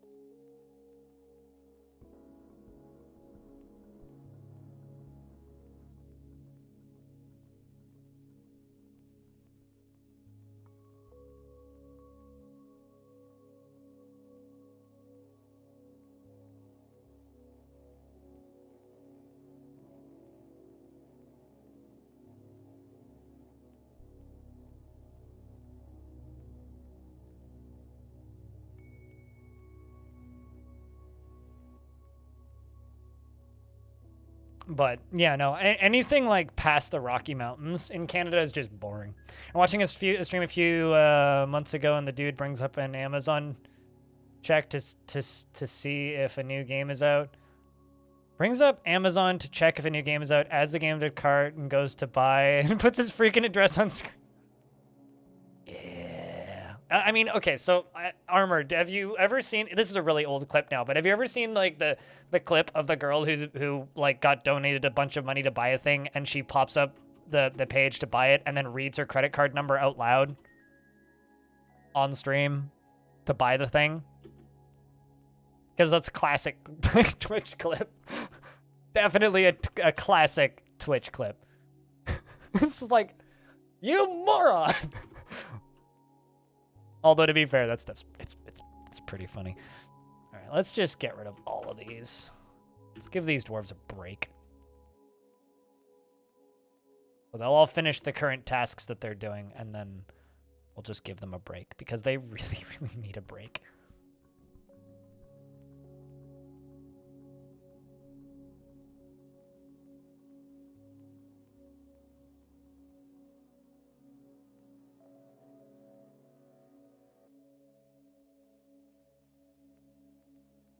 Is 294 meters? Hold on. Let me look up the peak of the mountain that I go to that's a 30-minute bus away just to go snowshoeing in the winter.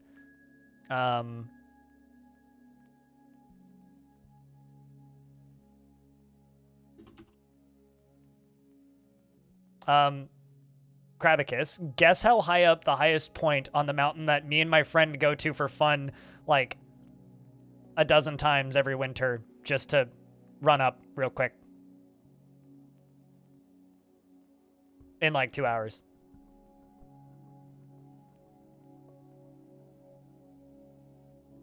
You guess like 700 meters. Chat, guess how high the local... I'm not going to say which mountain it is so you can't Google it, but guess how high the local mountain I run up with a friend every, you know, like 4 or 5 times, maybe more than that every winter. 6,700. It's very high. 1.6. Ooh, damn. Oh, damn. Well, I mean... 1,200? Okay. I'm assuming, yeah, meters. Okay. Well, the height, for reference, is 1,449 meters at the first peak and 1,557 meters at the second peak.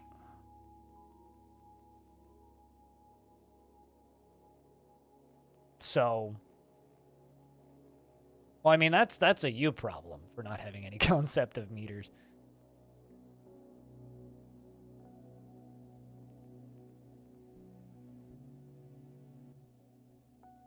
And that's Mount Seymour, which I just go to run up for fun. And if I scroll up in this Discord, I can grab you a photo of it from the top.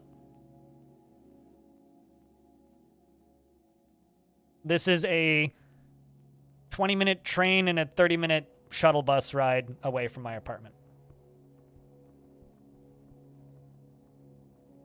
And it takes us about an hour and a half to run up it.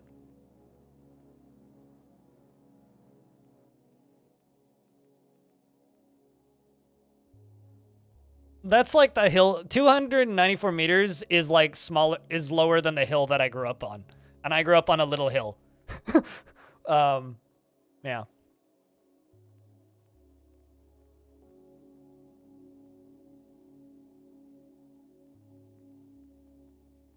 But yeah, that's why the rent for Vancouver is worth it. It's like, it's expensive to live here. Yes, but I get to like, and here's another trip from like 2 weeks earlier than that, when it was clear. That's Vancouver. Same mountain.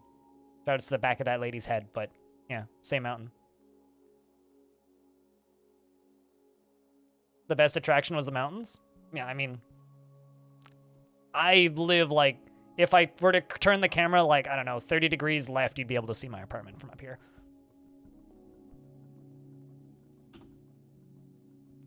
Work time, thanks to the dwarves. Thanks for the bits and the gifted sub. Thanks for hanging out. It's the least interesting day of the week to tune in for dwarves. Dwarves will be much more exciting at the beginning of tomorrow and the day after. Because we'll be playing the other fort. Hey, they finally did that interrogation. Zetsuki met with the subject and attempted to intimidating remarks in order to elicit information. In retrospect, the interrogator may have completely misjudged the subject's character. Well, rip. You can just zipline down. Wait, what? Not from there. That's way too big to zipline down. There are places like up in past the Sea to Sky Highway where you can zipline down mountains, but not there specifically. If you were to zipline down that, you would probably die on the way down. Looking forward to it. Well, cheers. You have a good one.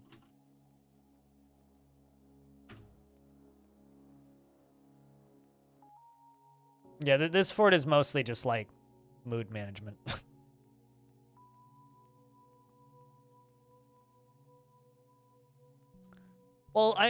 As an example, there's an alpine coaster, halfway up Sea to Sky. Discuss government. Well, that's good. So like, if you really want to just slide down a mountain, you could just take an alpine coaster somewhere. It was one of the most important deities in the ancient Lithuanian mythology. It was considered the creator of the world, and you have a mountain named after him. And that mountain is smaller than one of our little mountains. That's because it's very cute. Seriously, like, is this that 294-meter peak that you were talking about?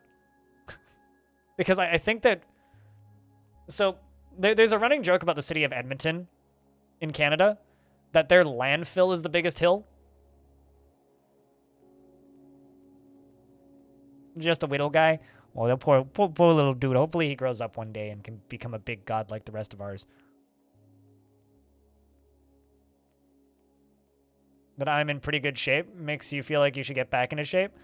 So when we snowshoe up that mountain, right? We start at about 400 meters, which is the base of the ski hill. And then there's 3 routes you can take up if you have snowshoes or crampons, which are like just spikes that go on the bottom of your shoes. Route 1, you walk up to the base of the mountain. You walk all the way around the base of the mountain. You kind of spiral around for a little bit, and then you do this little walk through the trees in the forest and then up to the peak. That takes you about 4.5 to 5 hours. And then about 4.5 to 5 hours to get down. Then there's the quick route where you just run up the ski hill, skip half the trail, and then kind of do the little doodly around the back thingy, which takes about 3. Or you take the route that me and my friend take, which is you walk up the side of the ski hill and then walk up the cliff, which is about that steep. But if you have like spikes, or if the snow's not too slippery, or if you have a good stick or like ski poles and snowshoes or good crampons and it's like kind of icy, you can just walk right up the 45-degree angle cliff face and just walk up to the top. It's great as long as you don't slip. If you slip, then suddenly you will be a couple hundred meters down in a bank underneath a pile of snow. The best part, though, is if you take that route up, it only takes about 30 minutes to get back down because most of it is just sitting on your ass going, ah! It's great. But, you know, it's a fun time. I'm in all right shape. I'm definitely not in my best shape. The best shape I was ever in was when I could run up Golden Ears Mountains. Because when I was younger, I used to be a sprint kayaker, and I used to do some pretty dumb fitness things in the winter. Or sorry, in the summer and in the winter. But in the summer, one of the things that we would do is we would sprint up Golden Ears, which I don't have any photos of the top of, unfortunately, because I haven't been up there recently. But let's just look up some pictures on Google Maps. Well, first off, that's from the top of it. That's a very low-res image, but these guys. This is like a 28-kilometer round-trip hike, and it's a pain in the ass. Because half of it is like up old creek beds, and it is painful. Yeah, it is a painful hike. Because it's like mostly that steep for large chunks of it, and it's literally like you're crawling up old creek beds. And we used to run that in 4 hours. Now, if I were to do it, it takes me about probably 2 days. So, I don't know. I don't feel like I'm in particularly good shape, at least comparatively to where I was at one point. But considering my body has been doing its best to self-destruct the past few years, I'm doing all right.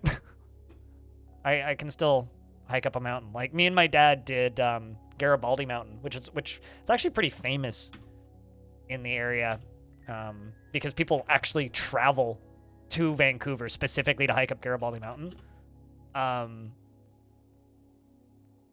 It was low boots, right?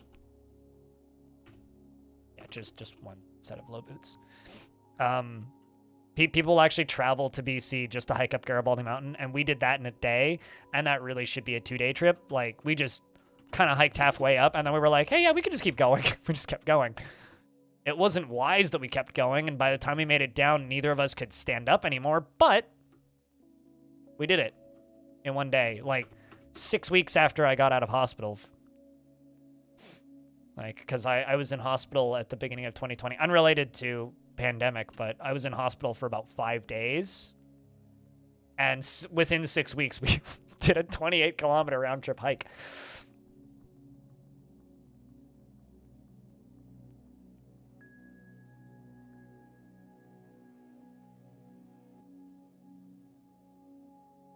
Yeah, I've never done that particular. I've never done Mount Washington, but I know where it is. I know that's not very helpful, but for reference, this is the top of Garibaldi Mountain. This is like twice the height of the other one, because there's a lake up here. Like this one starts at higher elevation than the other one ends at. That's my dad, but yeah. That's me. And then that's Black Tusk, which is right next to Garibaldi Mountain, which is a old volcano that's been dead for like 1 million years. I don't know how many years it's actually been dead for, but very popular rock climbing spot.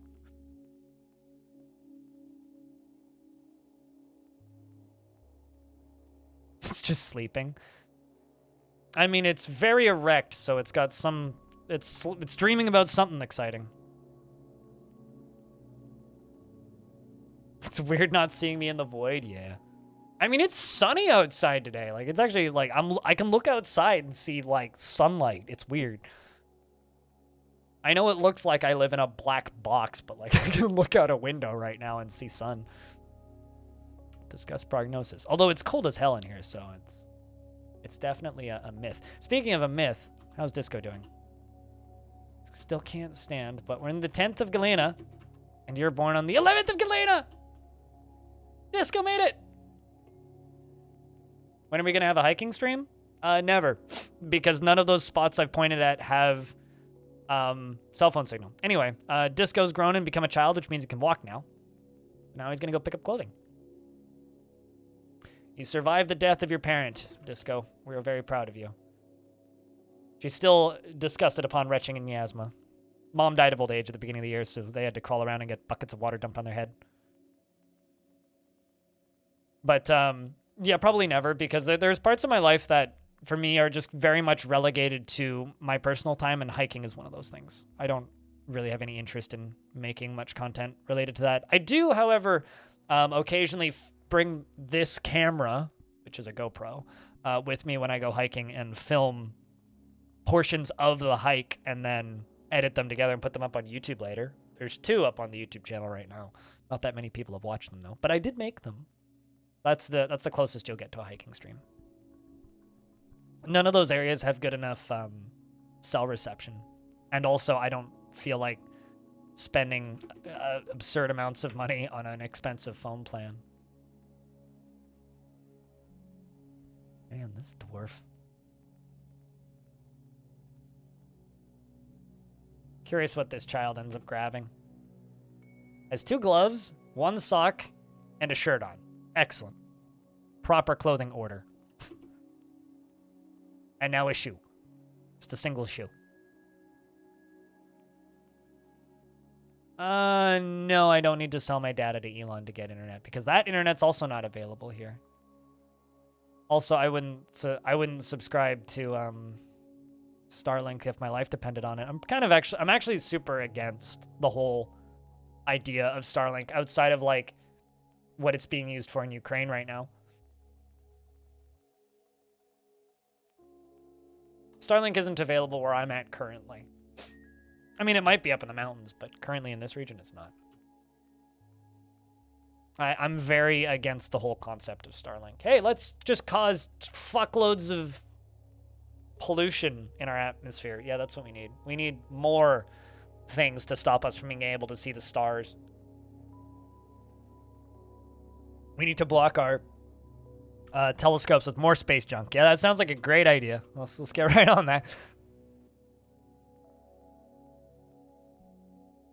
Yeah, no, I actually kind of despise Starlink.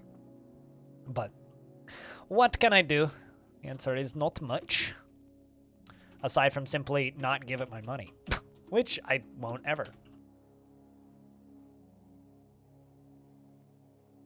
Because we need to be able to see the stars, and we don't really need to be able to connect to the internet everywhere. Not everything needs to be connected. The only logical use I can see for Starlink is exactly the same stuff Skynet was doing a couple of years ago.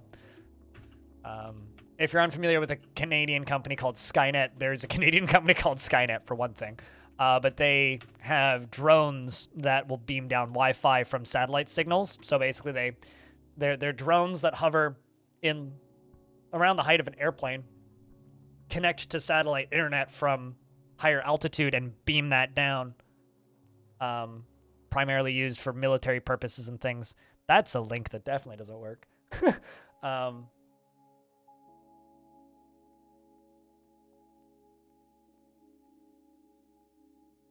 But that's confusing. It's received an email from somebody with the first and same last initial as my dad, but it's not from my dad. It's actually from a game developer that I'm aware of. It's just, that's like, I guess one of the people who works there has the same like initials as my dad. That's weird.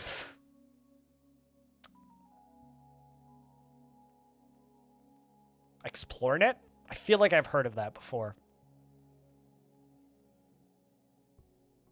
But here, let's take a peek at this. I will copy paste that definitely not working clickable link from chat. Oh yeah, this just looks like Alberta. So I'm assuming that this is Lithuania, Kravicus, because you linked it. I haven't zoomed out yet. But yes, this just looks like Alberta. Like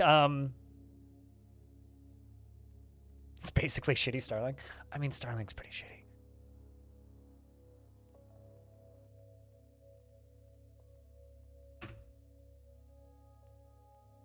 Like, I've just plopped myself somewhere random in Edmonton. This is Edmonton, Alberta.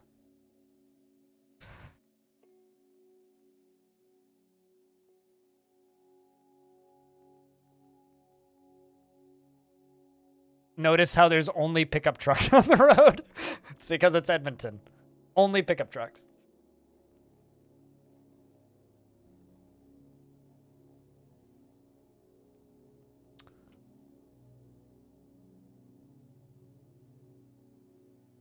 Lots of remote mining locations use it. Yep. Yeah, no, that makes sense. I mean, Skynet is what has mostly been used for Canadian soldiers deployed in combat zones. Is the vast majority of the uses for Skynet. Like, it's almost primarily a military company, which is ironic that the company that decides to name themselves Skynet are used primarily for military things. It's just, it makes too much sense to the point where it's almost distressing.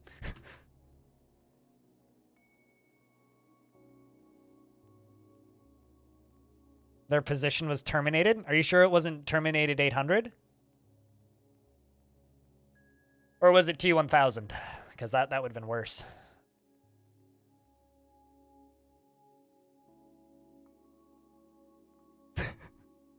All of the trucks are licensed and subject to repossession when the oil rate goes down. The sad part is, yes, that is true.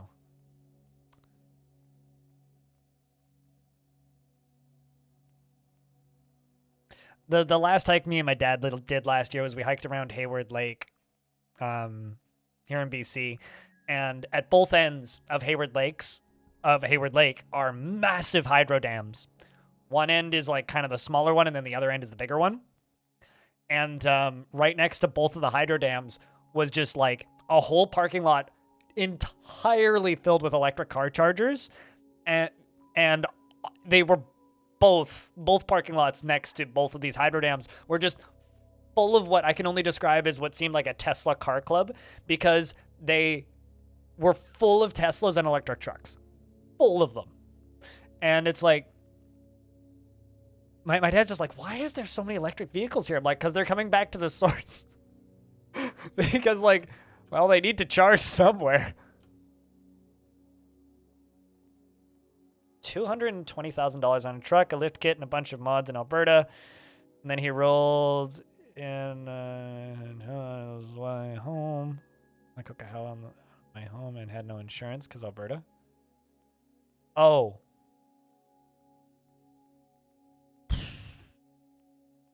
I have a question. Is this somebody who's in debt generally? Kravicus, I'm just gonna ask you to do me a huge favor. I will copy this last one. If you're going to link other things from Google, use a Google link shortener for the sake of the rest of us in Twitch chat. Also, chat, this is Lithuania's highest hill. Sir, this ain't a hill. That's just a normal gradient.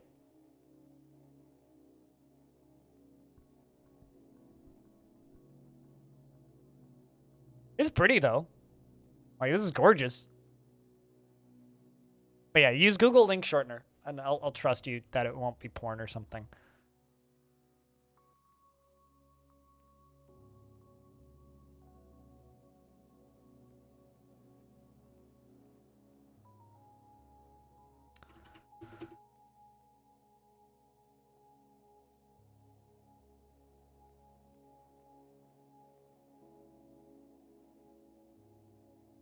The money will never stop flowing until it does. I can't understand that mindset because I've, you know, like, I don't know how much you know about me, but I've never had a high paying job. Like, the highest paying job I ever had was the first job I ever had, and it was so part-time it doesn't even matter. Like, the highest paying job I ever had was $21 an hour, and it was 4 hours a week for like 4 weeks in the summer. Like, I can't even wrap my brain around the concept of making $80 an hour. Like, I live in a world right now where, since I've started streaming, let me just do some quick maths.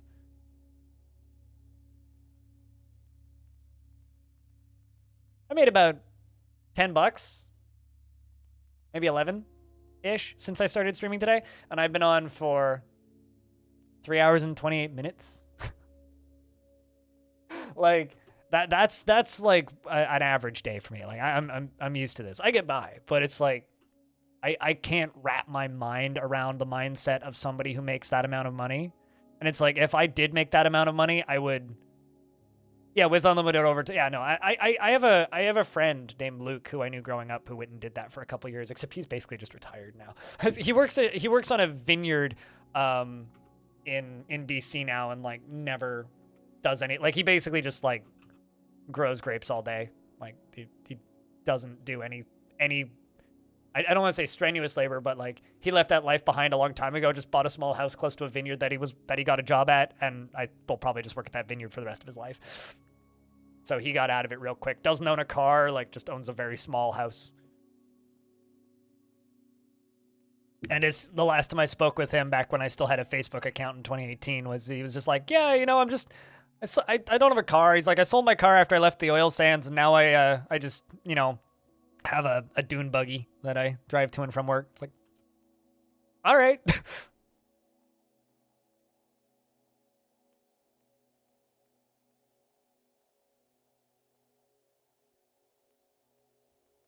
Yeah. I don't know. I mean, the condo I live in right now, this condo, when it was new, cost $112,000, and they're still selling out of this building for about $500,000. So we're not that far off, but I'm in a big city that's close to public transit, so.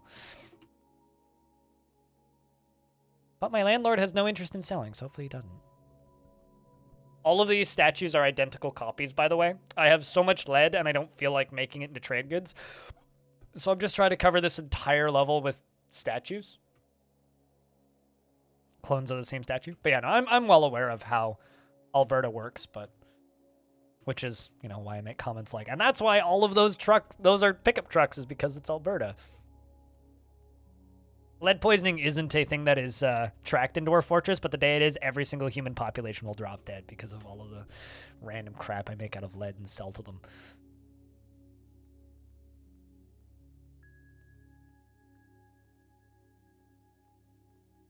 Also, catch up on, hello! How are you? How was your Easter, if you celebrate? And if you don't celebrate, how was your weekend?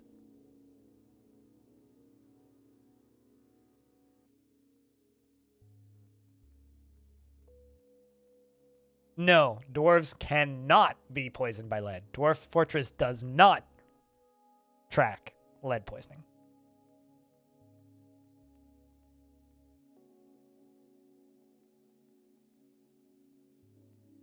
That seems like just lack of proper education more than anything, which is just kind of sad. Would they? I doubt it.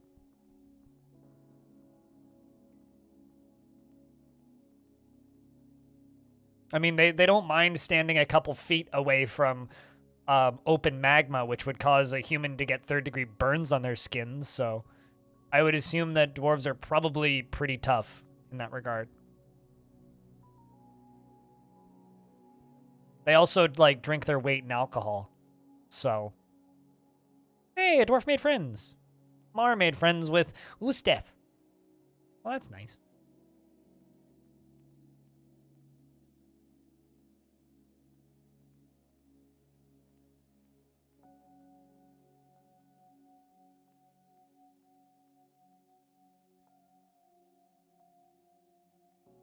So this is the weirdest sponsorship I've seen offered to me in a very long time. For YouTube creators only, Billy Talent Playbook, as in the band Billy Talent. Apparently Billy Talent have a mobile phone app that they want people to play for YouTube. Yeah, no thanks, but what? That's random. Into the river below. Stone, heads up, if you are present, the humans have just arrived to trade or to give me their goods for fall.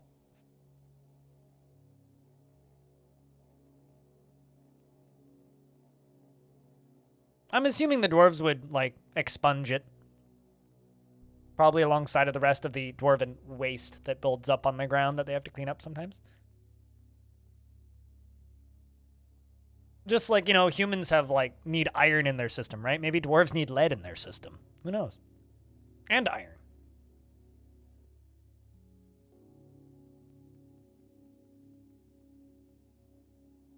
You know, I was talking to my mom about this yesterday, Kira-chan, that for me, everything in elementary school was useful, more or less, within reason. It was like some life skills and like how to read and like all that, like the basic stuff. And then everything I learned in high school was irrelevant. Like nothing I learned after like grade 6 do I use now. Nothing. Outside of like random facts that I could just like spew out with no actual purpose. It's like everything after like grade 6 has just gone into my if I ever enter a Jeopardy like contest, I will remember random factoids about X thing. But also, yes, our school system, as well as the American school system, isn't designed to create self-sufficient adults. It's designed to create factory workers that work in a system to keep capitalism running. Dwarves sweating lead. It does sound pretty metal, yeah. It does sound pretty metal, the concept of sweating lead. Although, I mean, it would be like micro particles, right? So it would be very small particles. Council of Men for $3.91. Wow, that's a small one. I wonder why. Are water buffaloes that heavy? Maybe. Ooh, they brought us a brass bar. How nice of them. That's good. Some spinach. Now, okay. So they brought a nickel cage that's empty. And a nickel cage with and a tin cage with a water buffalo in it. Were they trying to bring a second animal and one of them died? I gotta wonder. Maybe they ate one of them? Because usually they don't bring cages unless there's an animal in it. Usually, but not always.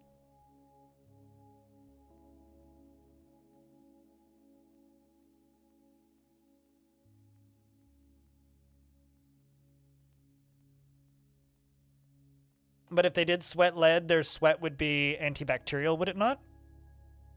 Is lead antibacterial? I was like, I know copper is antibacterial.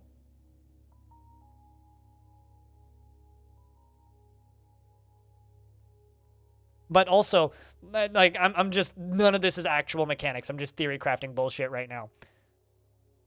They could have, yeah, PD Cloud. Although, good news, I've heard that The Unbearable Weight of Massive Talent is good. I might actually see if I can go see that in theaters once it starts playing in Canada. Is there bacteria in DF? No, but there's contaminants. I've wanted moss to grow up walls for a long time. Like if you don't have dwarves in a fortress for like 50 years and it's just abandoned, then there would be moss on the walls.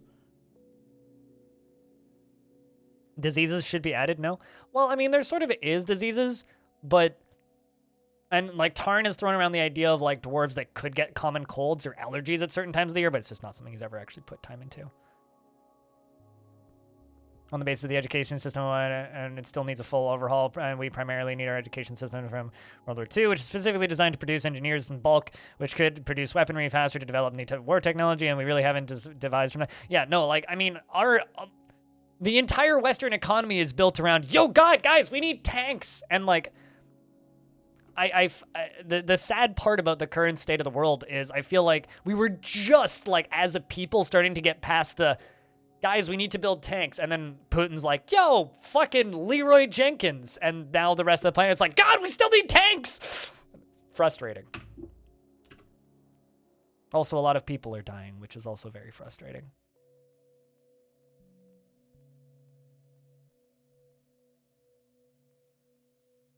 But yeah, so Petey Cato, there's a good Nicolas Cage movie about Nicolas Cage starring Nicolas Cage. Except now it's drones. It doesn't fucking matter. I mean, it's weapons of mass destruction is weapons of mass destruction is weapons of mass destruction is weapons of mass destruction. It doesn't matter if it's an AK-47, a tank, or a fucking javelin. Or a drone. It's still thing that make thing go boom, you know? Just because they're smaller, more compact, and more efficient now doesn't make it any better. But I'm assuming you got this one now, Snowden, too? Yep. Some artichokes. Great. They'll go into meals.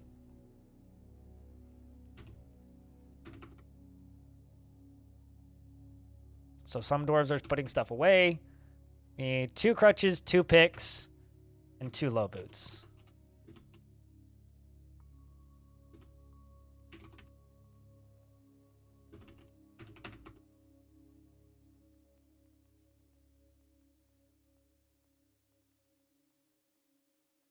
Where he was playing himself, but he was a secret agent in all the movies. I don't believe, I know exactly who Jean-Claude Van Damme is. I don't believe I've ever actually intentionally watched a Jean-Claude Van Damme movie. So Disco, the child whose mom died the year that they were born, is making an artifact. They're possessed.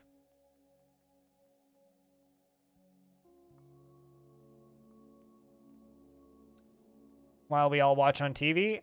I don't think ever, because one of the guys with the autonomous weaponry is going to take his autonomous weaponry and point it at a city and go bang. Because unfortunately, autonomous weaponry, killing autonomous weaponry doesn't actually do enough. If it worked that way, we'd already be there. I just want to see all... I think that every single elected party in any government... So, let's just say this. When the next round of American elections happen, regardless of who gets elected, I'm receiving a phone call from Shanghai. Oh, this got to be good. Hold up. Hello?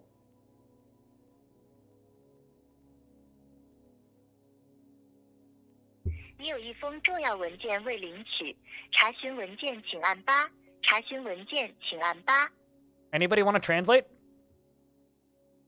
中国出入境管理局最后提醒，你有一封重要文件未领取，查询文件请按8，查询文件请按8。Anybody got that? Anybody here speak Chinese?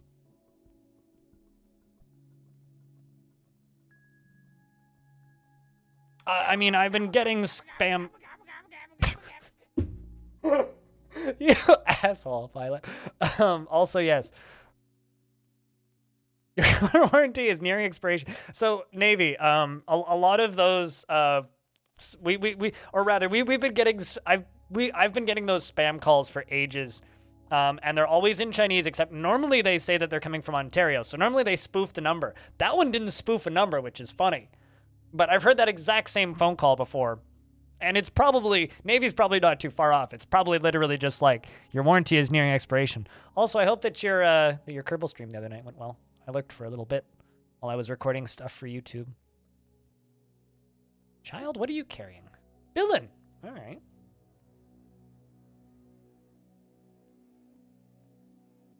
Also, since you popped in, your dwarf is annoyed when caught in the rain, but blissful remembering a legendary dining room.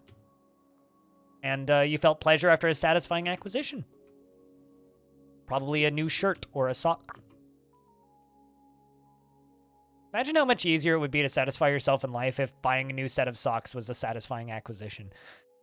Most people are like, I need 10 new graphics cards to even feel something. You love screwing with scam calls? I mean, I would if I could understand what they were even asking me to do, so I could screw with them. But with that one, I can't even understand what they're asking me to do.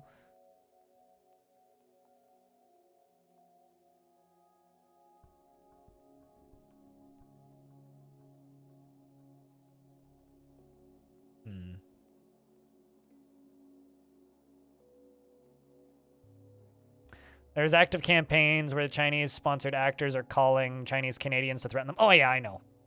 I know. It's kind of creepy. But I wish that they would, like, do 10 seconds of research into the people that they're going to scam call or spam call, because I ain't Chinese and I can't understand you, so stop fucking calling me. Your calls are lost on me. Literally. All right, so the dwarves have arrived now to trade, and they brought 3, 4, 5 wagons? 4 wagons. Well, 4 wagons and some stragglers.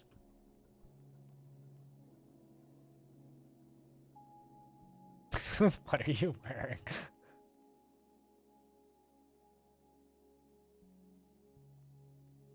Yeah, I don't know. I can't remember the last time I actually got called by a scam caller that called me in English.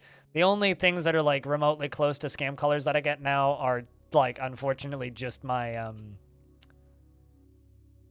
my ISP calling me. And then I go, please stop calling me. And they go, we can add you to our do not call list. I'm like, I asked them that last time and you called me back. And they're like, when did we last call you? And I was like, about 3 weeks ago. And they said, well, it takes about 6 weeks for us to add a number onto the do not call list. And I was like, bullshit, put me on the do not call list. I don't need to know about this next amazing deal you have for this phone plan I don't want. Cultural cross-pollination. Giggity.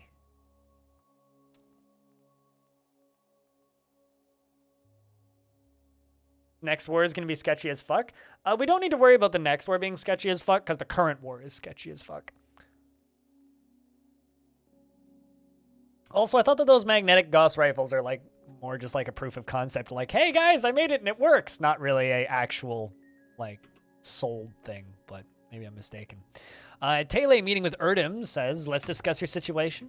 There's much to share. We've updated your maps. And what requests do you have of our merchants? Well, of course, because we're putting giant murals on the floor, we're going to ask for brass, electrum, black bronze and rose gold, and bismuth bronze.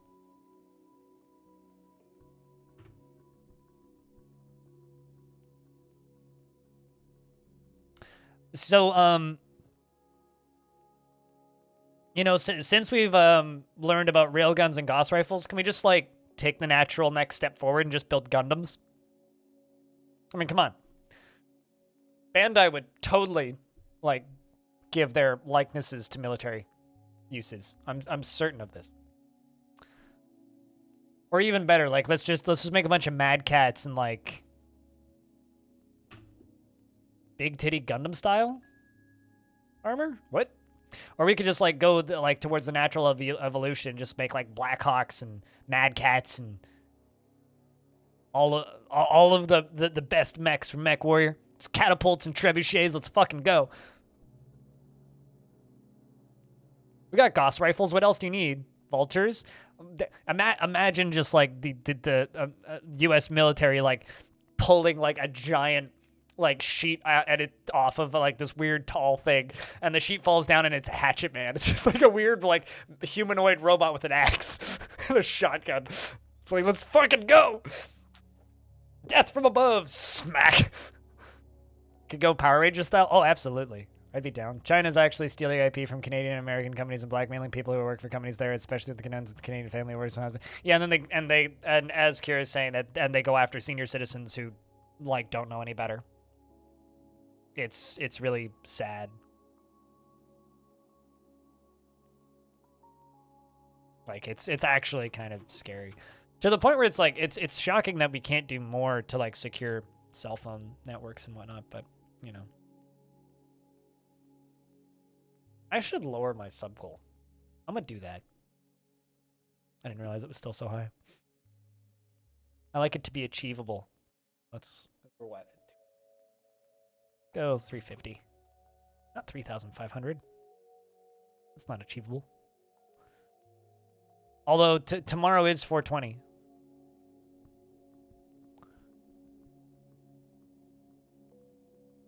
Yeah, my neighbor complains about that a lot. My neighbor's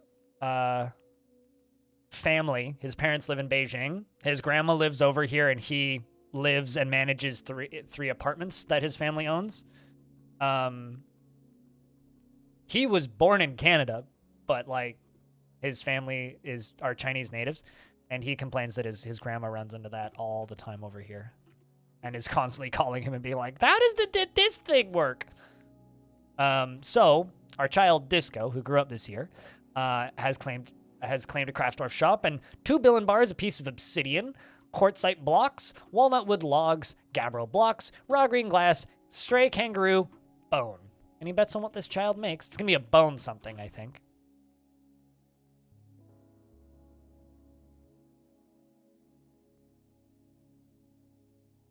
The beauty of BattleTech is that they use mechs that won't knock out the pilot in the first combat turn.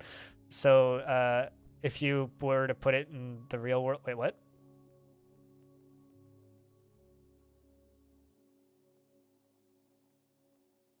I feel like there's a second half of that sentence missing, but... What do you mean by won't knock out the pilot? You mean like knock them unconscious after taking a step? Because I know a lot of Gundams would do that. A lot of the G-forces you'd actually feel inside of a Gundam would be ridiculous.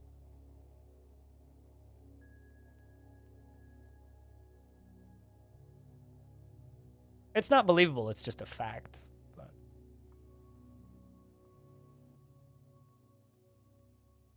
based on half the stuff that my neighbor says, yeah, it's like that's just a fact. It's not even like a matter of whether or not it's believable. It's like, yes, they are doing that. All right, lead, electrum, brass, villain, rose gold, black bronze. Bronze, brass, bronze, rose gold, bismuth, villain, silver, copper, steel, why not?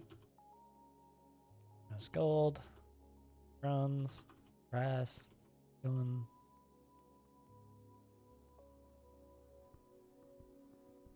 Always do sharp turns like quick dodge moves. Like, yep, this guy should be out cold.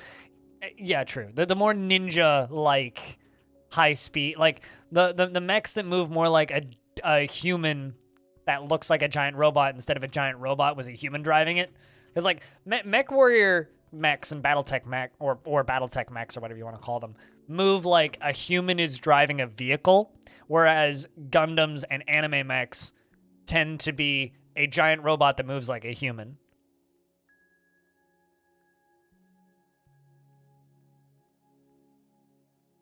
Like they move closer to the same way that what do you call them?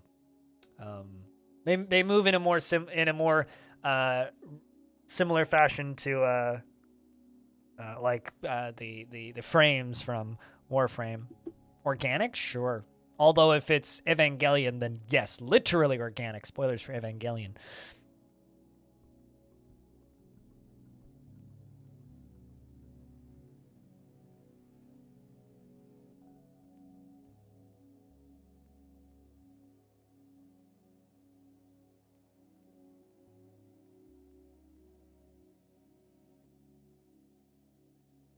I don't even know what that is, so I will smile and nod and simply say, yep.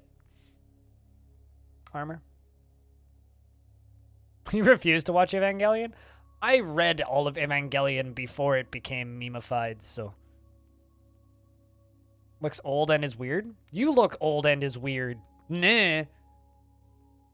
Ironically, Evangelion's the only anime I unironically enjoyed from end to end. And I've seen quite a number of anime.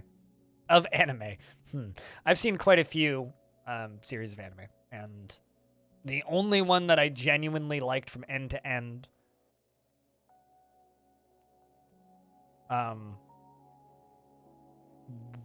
was that one.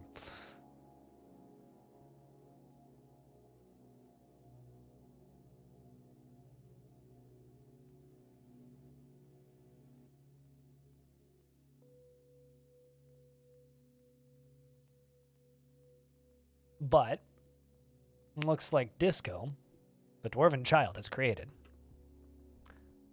Gabar Kulal, a kangaroo bone ring, and claims it as an heirloom in the name of the family ancestor Kosoth Guildscales. That was one of your parents, wasn't it?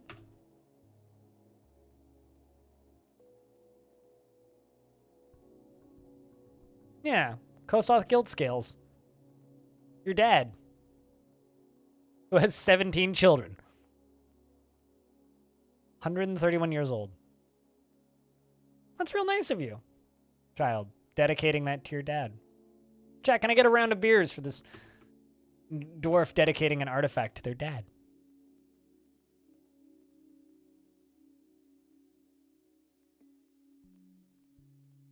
What about the original Ghost in the Shell? Being an anime I enjoyed from end to end? I mean, I didn't watch Ghost in the Shell, I read Ghost in the Shell. I read the original graphic novels, and they were rad, but it was pretty short. Never seen the new movie, and I kind of have no intention to ever see it.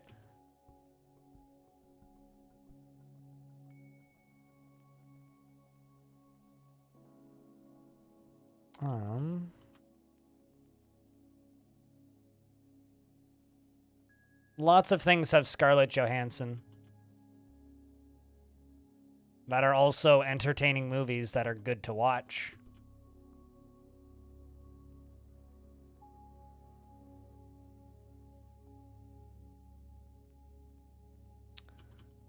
I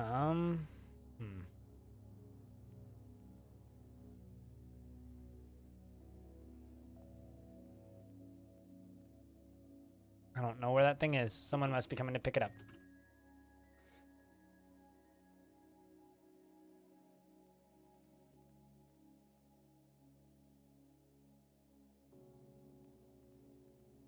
You find thing that I read difficult to process as film, you try to imagine they are separate things and not really related.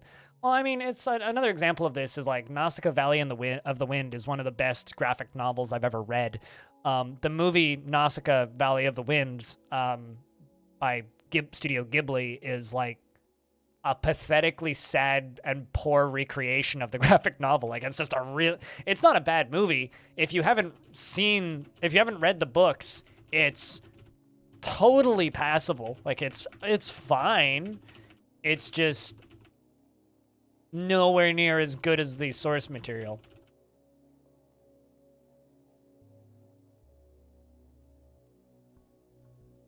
I can't sell any of these crutches or the king will put people in prison.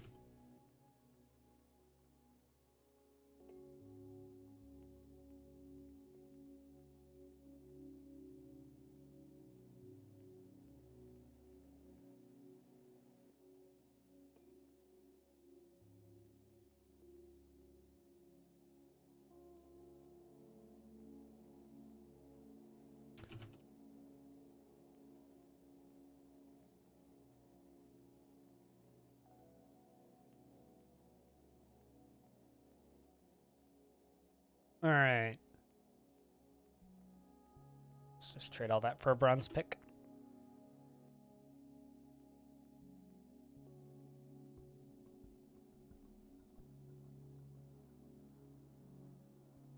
But yes, we always need more reasons to post beer.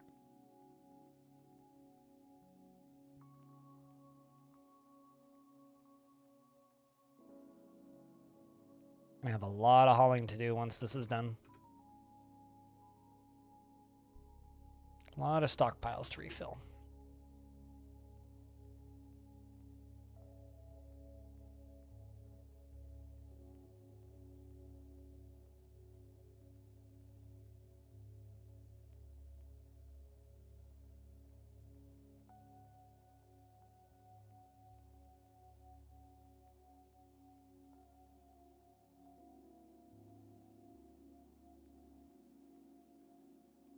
You remember some anime movie you saw, you think you generalized Theron and was in it and was awful and I didn't have interest to actually look it up. And I remember this anime I saw once and it was blah blah blah and it was bad and I can't remember what it was.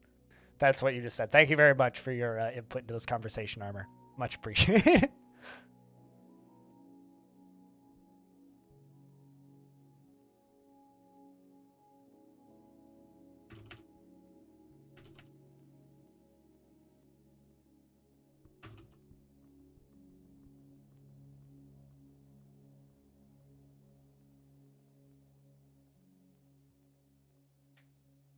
Yeah, I don't know. It was Aeon Flux. I never saw Aeon Flux. I can tell you that for a fact.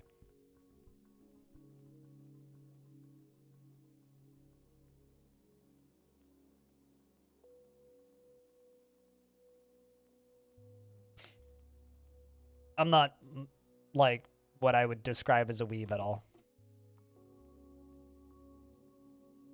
I mean, is there only one? Because if there's only one, then that, like, you know, narrows the search a lot.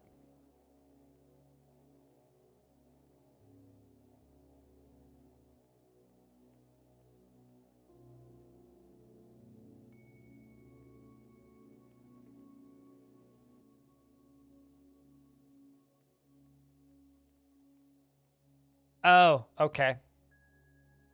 You mean animated TV in a Japanese style made in America? I getcha.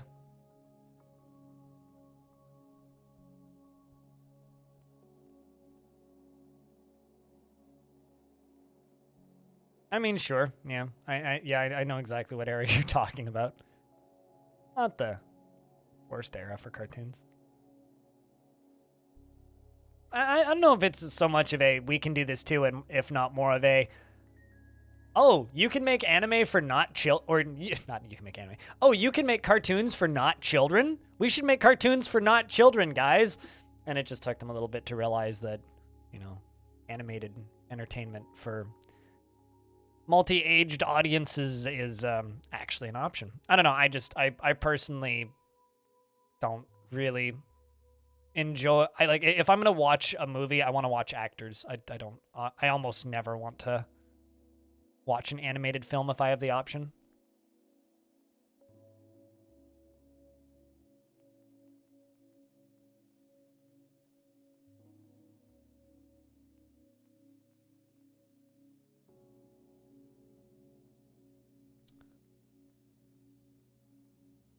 Got a few more things I can sell. One of these years, I'll actually be able to sell these crutches. It'll probably be after the king dies.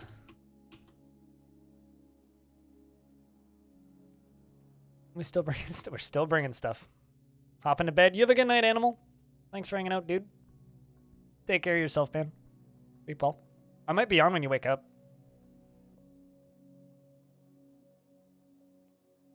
Yeah. Or just cooling down when you wake up. I don't know if you have work tomorrow or anything, but... Chat, can I get a good night for animal? Thank you. Much appreciated.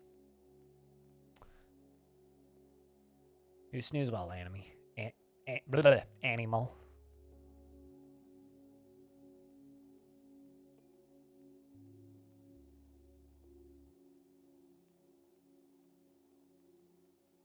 It used to be Animal's sound command back when he had a sound command was filthy animal. A filthy animal.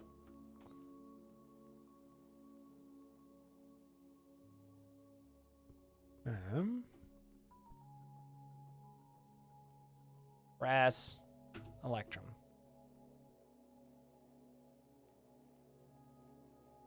Keep the change, you filthy animal. That was it, yeah. I miss when you had a sound command.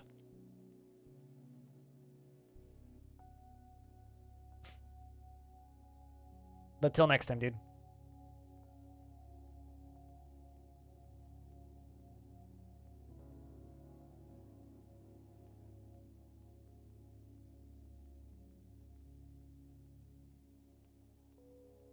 God, there's so much trading that needs to be done.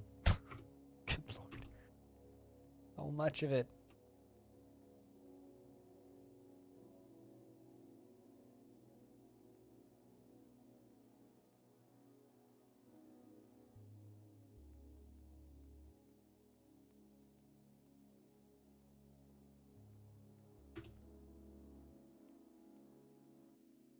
Just making sure I haven't accidentally committed any crimes. No crimes have been committed.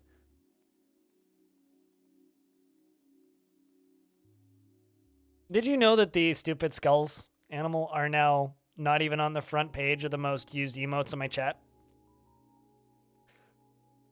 Most used emotes are all the dwarfs now. Nobody posts the skulls anymore. Not crimes that were observed? Well, when I say crimes, I mean, like me accidentally selling things that I shouldn't have. Speaking of crimes that were not observed, chat, Bastet needs a sub and is missing a hat. So if anybody's feeling generous, somebody help animal, or somebody help out a streamer by gifting Bastet a sub. Because she deserves it, because she's first all the time. Time to rebrand to stupid dwarves. I like my skulls. The skulls are almost more for me at this point. The only skull that really gets used is Cryptlurk.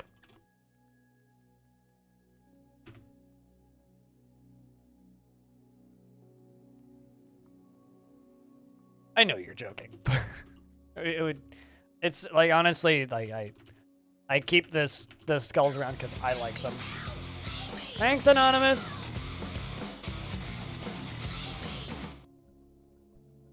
Welcome back, Bastet. So I know somebody who frequents another channel that I watch named An Anonymous Gopher. Completely unrelated to An Anonymous Gifter. And whenever he gifts subs, everybody always thinks it was Anonymous that did it. They're always just like, oh, Anonymous, thanks for doing that. Then they like reread, they go, oh, sorry, Gopher. Every fucking time.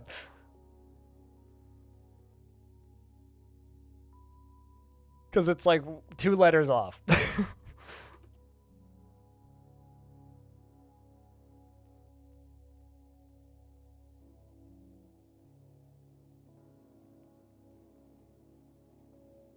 But seriously, thank you to Anonymous for helping keep this weird channel funded and keeping Bastet hatted. There's a few people who are missing their hats, but, you know. Also at 297 subs. Almost back up at 300.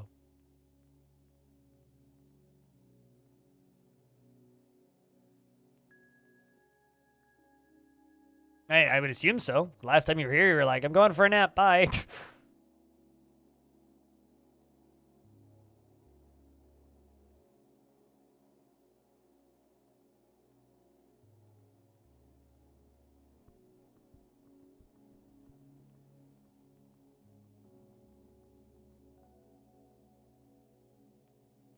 This is a really good Riker Google.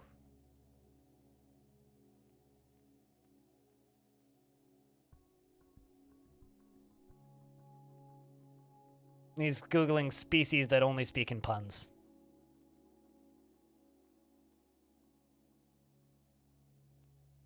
It was a good nap. I'm glad. Glad it was a good nap.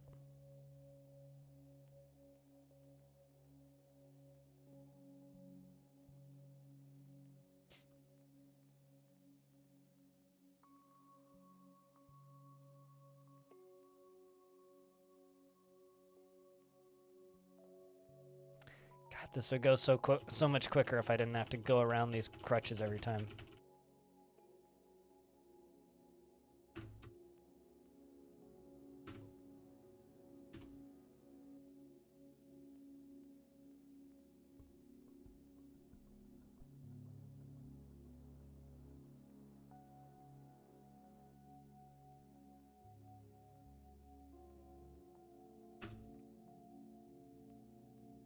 Good lord.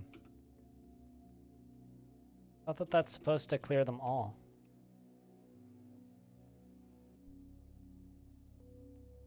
Okay, that did.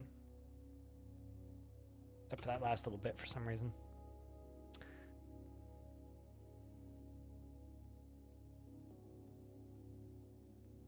A lot of crafts are just getting dumped now. Which is fine.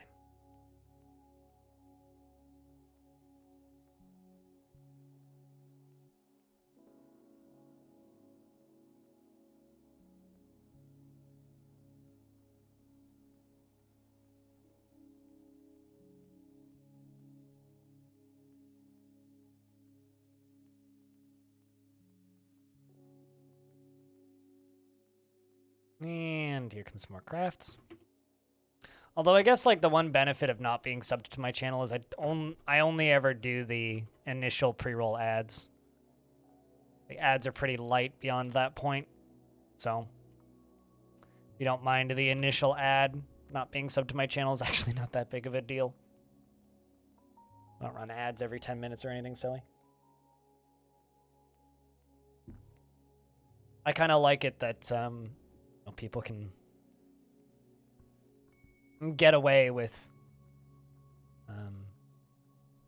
just being a freeloader around here.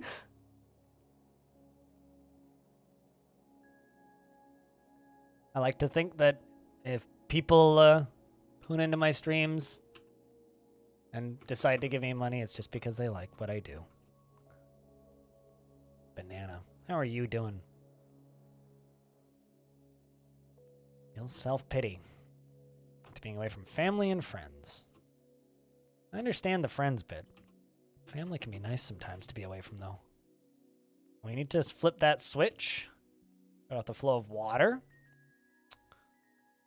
That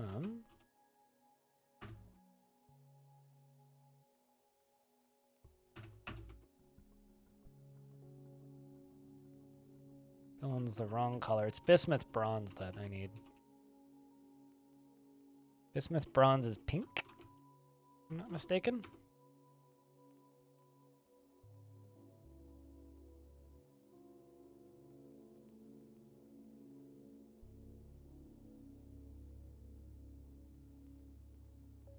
As well as rose gold.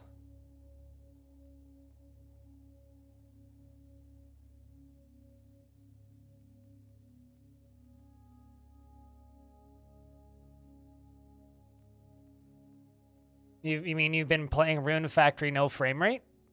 Not Rune Factory 5. They made a Rune Factory no frame rate, but I don't think they've made a 5.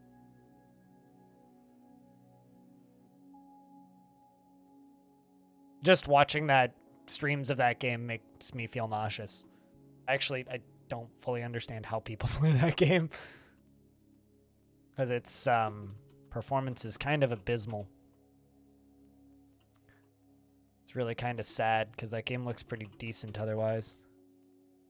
I really liked Rune Factory 3, which I played what feels like decades ago, because it probably was. But unfortunately, like, they clearly are a studio that do not care about the quality of the games they put out.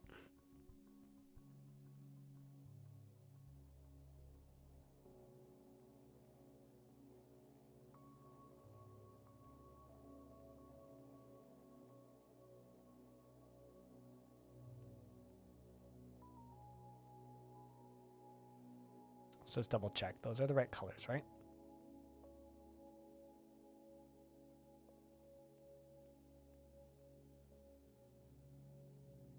Ah. More yellow. Stolen Realm? No idea what that is.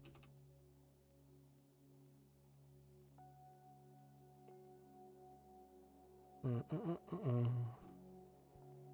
know that Iron Oath is out today, I think, which looks kind of neat. But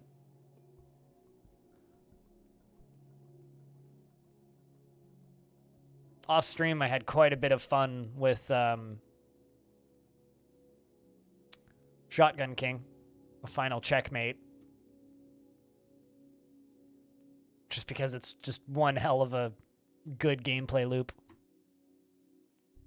One Realm. I think I've seen this. But let's see.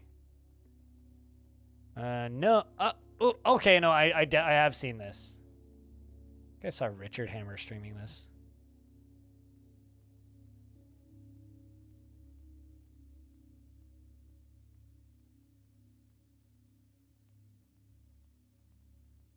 Right, yeah, this also uses that awful asset pack. So I can't look at these graphics like at all. I know now why I was turned off of this thing. This asset pack, well, first off, I don't think there's a single piece of original graphics in this entire game. Maybe the UI is original. But all of the visuals from this game is a whole hog lifted Unity asset pack that's very popular. They have one in every major theme, and they constantly put them into humble bundles. Here, I can show it to you if you give me a second.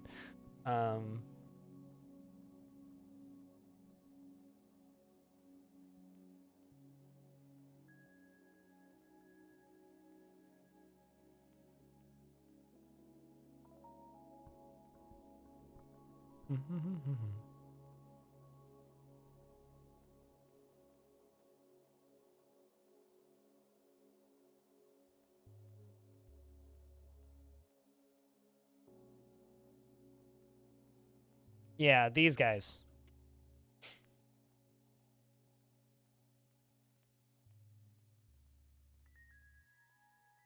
Fantasy Kingdom pack.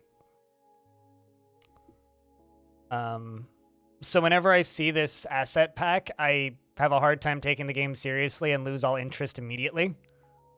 Because while it looks great and Symmetry does, or Sinti, I don't know how you're supposed to pronounce it, does really good work, and you should be allowed to purchase them. It just bothers me how many games I've seen that use their exact asset packs, because they all just look identical to me. Like, I've seen, there's at least 50 games on Steam that uses these zombie packs. Well, I'm sure the gameplay loop is fine, but I would rather just not play a game if they're gonna, you know, use these guys' work. Like I said, these asset packs are great if you're just like making a demo product and you're gonna, you know, change them into something else later. Like, you're more than welcome to like use asset packs, but if you're only going to use those asset packs, like, why even? It just bothers me. Like, I feel bad, or I feel weird spending money and promoting something where it's like, it feels like it's only half of a product to me because they only did half of the work. And I whenever I bring up this subject, there's always somebody who's like, asset packs are a good thing. And yes, they are. But I don't want to buy a commercial product that just uses the same graphics that I've seen in 4 other games. Unless it's ASCII. But it's just, I've seen it too many times.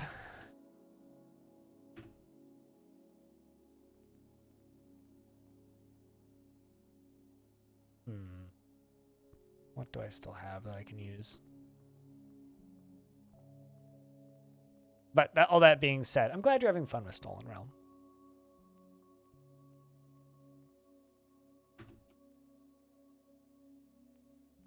So it's just Bismuth. Bismuth is the pink one. Bismuth Bronze is the one that we don't use.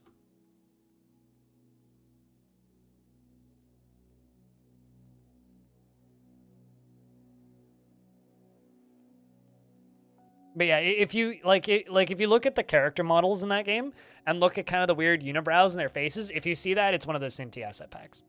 There's hundreds of games. Like, there's games from large publishers that use those asset packs.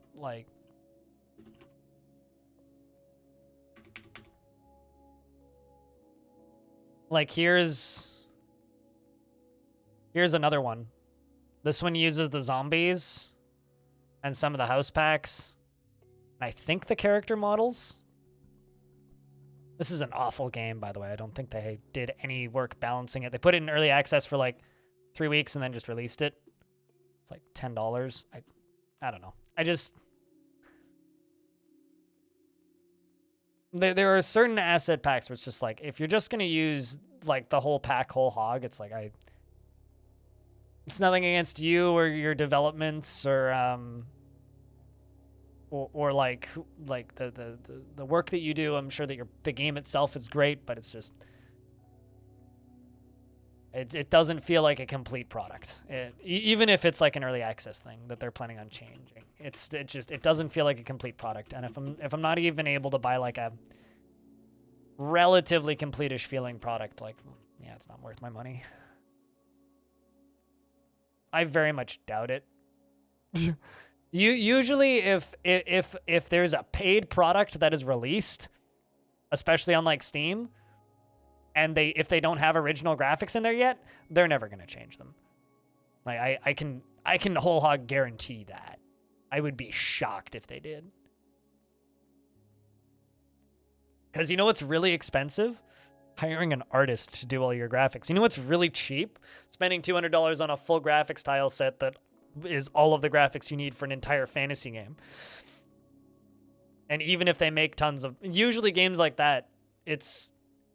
Like, here's another one, which I was given key for.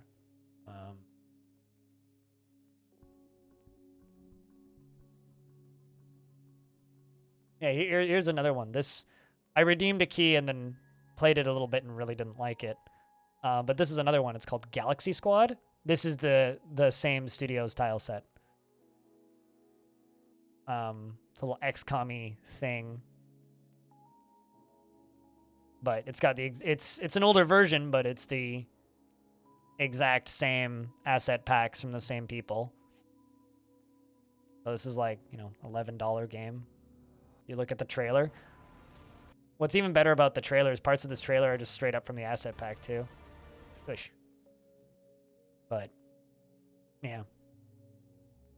Going good? Things aight. I think that the real shame of those asset packs is like often the games that end up using those asset packs are cobbled together with more than just the asset pack. Like if a studio is willing to just outright buy an entire graphics set for their game, odds are pretty good they're also buying code. And so there's a point where really quickly I become, like, if I see a game, like, this isn't the case for every game that uses asset packs, right? But whenever I see a game that is using a lot of asset packs, my immediate concern is, all right, how much of this game is original in the first place? Because it's like, if you, as a studio, are willing to purchase X number of asset packs for your graphics, how many asset packs are you purchasing? Or how many things are you purchasing for your code? Like, how much of this game is actually original? That's always my immediate concern. And in most cases, it's probably, negligible. In most cases, like, maybe they're just a programmer and they're not an artist, and they don't have the money for an artist, so they buy the art. That's totally fine. Like, as an example, it's like some of the roguelikes I play just use open source texture packs, right? Like, just as an example, what was the name of that game? It's super generic.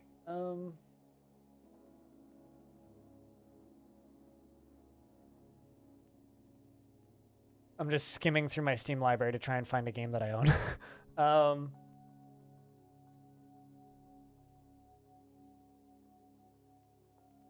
Well, actually, here's an example, not even the one I was thinking of.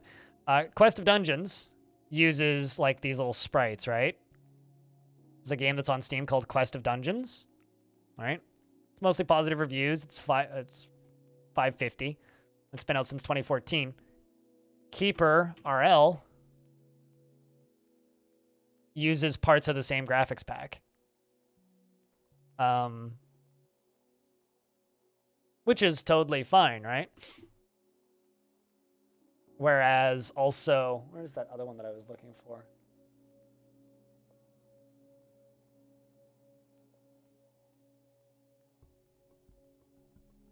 There is another one that's on Steam that uses the same graphics. Actually, there's two more, but I don't own one of them.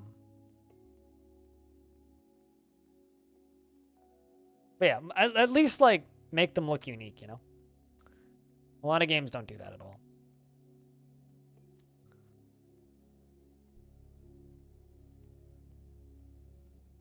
Anyway, sorry for that, like, random off-topic, non-Dwarfy rant. If anybody does have Dwarf Fortress-related questions or things they want to discuss, just throw me onto that subject, because otherwise I could just kind of passively play this fort in the background and lose track of what I'm talking about. And also, I just want to take this moment to say, hey, if you're watching this stream, thank you much. With this current schedule of only streaming 3 days a week, even though they are 14-hour streams, The 3 days a week is still stressful for me because like money is still a lot of question marks, and with only being live 3 days a week, there's less opportunities for me to do that. And if you have tuned into my streams, and if you look forward to my streams or go out of your way to watch my streams, I thank you for that, because I wouldn't be able to do this full time without people watching my streams. So thank you. Do I accept Brave token tips? I do accept basic attention coin, yes, through the Brave browser. I don't have a way of you directly giving them to me. You have to go through their tipping process, but yes, you can do that. Or you can give me the major cryptocurrencies through 1UP Coin, which is a way of donating like normal money. So if you want to give me like, I don't know, fucking Ethereum, you could do that too, theoretically.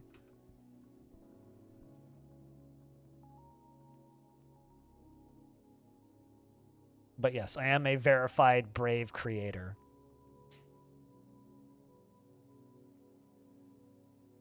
But I don't know if I really consider that actual money. It just kind of stays in an ethereal wallet and then gets transferred onto a hard drive after 6 months, and then I forget about it. Usually how crypto goes for me. Theoretically. Hey, my ostrich has laid a, or my emu's laid a baby egg, and looks like someone's peacock died. Rip.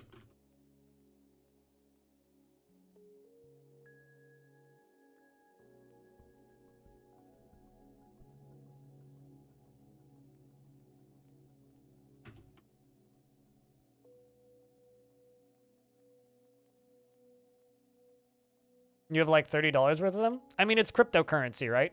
Like that's what Brave basic attention token is. It's a cryptocurrency. So if you donate it to somebody, then it goes into your Uphold wallet, and fuck Uphold because they're a pain company to work with. It goes into your Uphold wallet, at which point then you can let it sit for 30 days and then you can transfer it out, or you can move it into Ethereum, which is what I do. So I transfer it into Ethereum via Uphold, and then let it sit in my Uphold wallet for 30 days, and then I transfer it out of my Uphold wallet into my Exodus wallet, which I run on an external hard drive, which I need to plug back in because it's sitting in a drawer right there. So, I mean, no, you can't redeem it for things. They are a cryptocurrency, so you could spend it on things that accept basic attention token if you wanted. But yes, I do accept that, those shenanigans as a money adjacent object.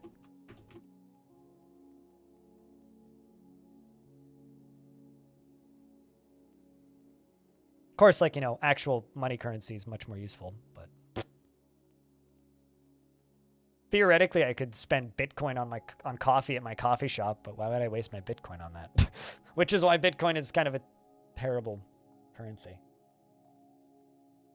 Be like walking into a grocery store with a gold brick and a file, and like having to shave shavings off of your gold brick into a scale to pay for your groceries. It's not exactly the most functional.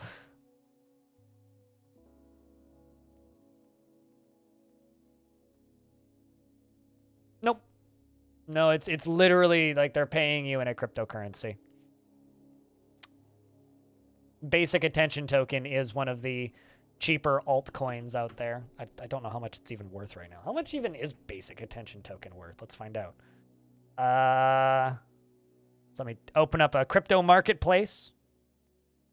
Also, if you don't understand how cryptocurrency works, why the fuck are you using Brave? Like that is the crypto browser. R1. Reload boots? Noted.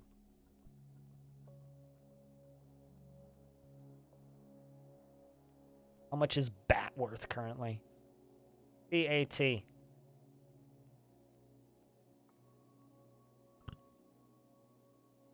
It's currently 96 cents of the Canadian dollar, so about as much as an Australian dollar currently. Not bad.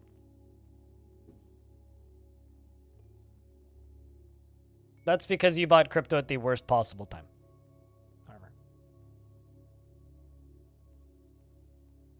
Makes it easy to block more. Oh yeah, no, that's why I use Brave too. I use Brave because it erases cookies and has Tor built in, but Generally, people don't find out about Brave unless they're into cryptocurrency, or at least have some crypto adjacent knowledge. Yeah, no, Brave is a way better browser than, like, if you're going to use a Chromium browser, Brave is probably the best one to use right now. Well, I won't disagree with that.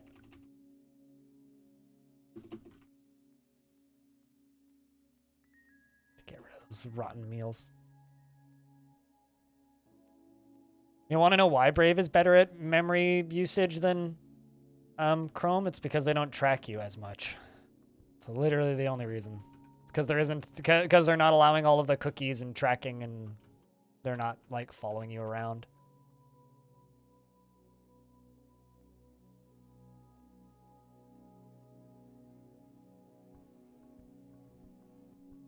Well, I mean, I'm not an investment stream.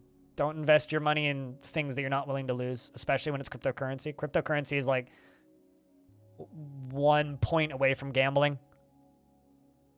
I get all your internet money? I get all your internet money, which means I'll probably get an email about it in like a week.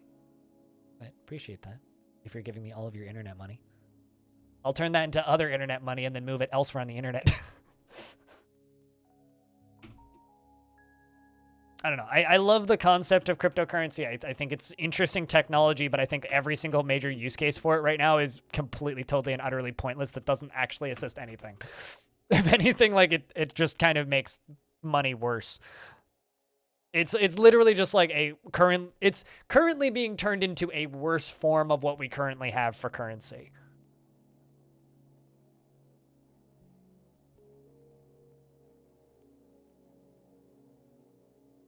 Which is just kind of a shame.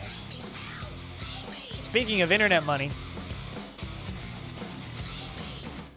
chat, can we just keep calling Prime subs Bezos bucks? I know that Jeff Bezos isn't Amazon's CEO anymore, but thank you for the Bezos bucks, good friend. Clink. Have a mug. Still a little bit of coffee left in that. Chat, can I get a round of beers for the Prime sub? Thanks for helping keep this stream funded. And for the fake internet money and the less fake real world money from Amazon. Courtesy of Amazon. Enjoy those dwarfs. Now whenever you watch dwarfs on Twitch, you can go spam dwarfs at them and they'll probably know whose they are. Because most people who stream Dwarf Fortress on Twitch know who I am. Now I just sound like I'm pretending that I'm famous. Which I'm not, I assure you. So we are preparing lavish meals. How wondrous.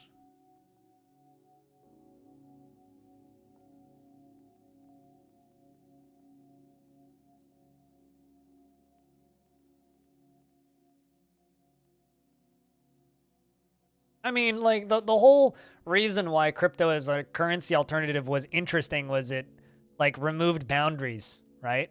And it did that for a number of years, but as stuff becomes more centralized, the whole point of a decentralized exchange just vanishes. Also, people realize what happens when you have unregulated decentralized exchanges, and that's people go off to countries and mysteriously die alongside of running away with millions of dollars. So, you know, it's...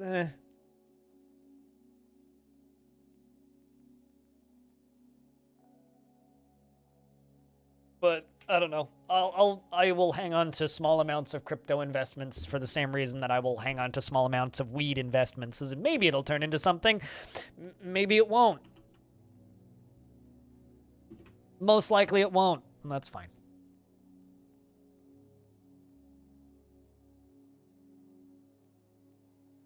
Although, all my apes are gone was still pretty funny. Speaking of all my apes are gone, I saw a dude because I went for a walk down to the down to a local brewery over my weekend to fill up my growler, and while I was walking down there, I saw a dude with a Bored Ape Yacht Club like hoodie on, not like with a Bored Ape image on it, but just the Bored Ape, the BAYC with like the skull in the middle hoodie. They're everywhere.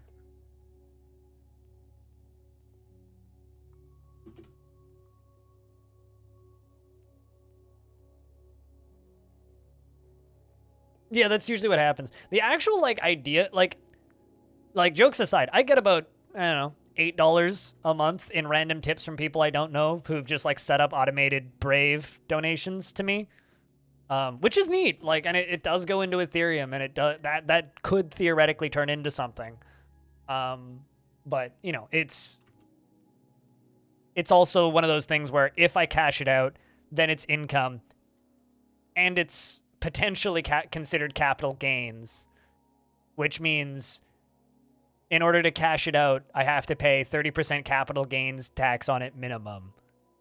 Usually. That, or I have to pay income tax on it anyway. So it's like more expensive tax-wise to cash it out than just regular income.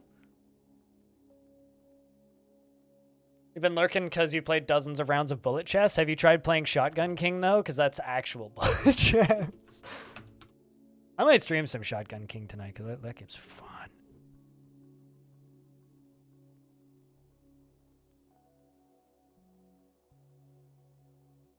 It helps that Shotgun King's free, though. Have you won many of those rounds of bullet chess, though, Stone? But yeah, no, the crypto stuff built into Brave, I think, is maybe one of the...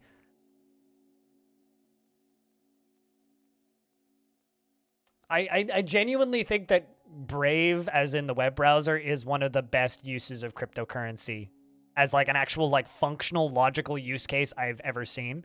Because one of my biggest issues with Internet 2.0 is just how everything is, you know, it's the big corporations running all of the data, and that's how they make money. It's really nice to see Brave kind of trying to make a different... Uh-oh.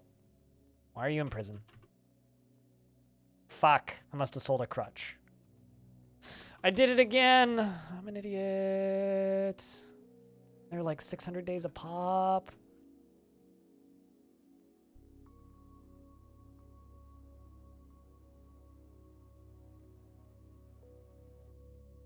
All right, so how strong is my captain of the guard? I accidentally,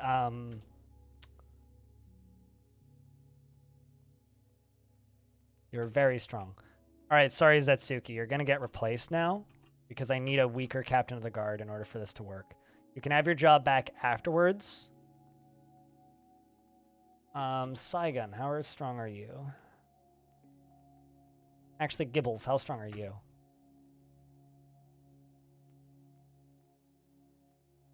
Quick to tire.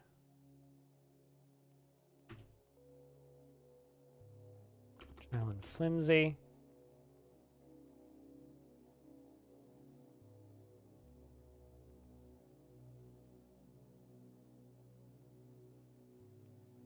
Amazingly agile, but remarkably flimsy. I want somebody who's, quote, very weak.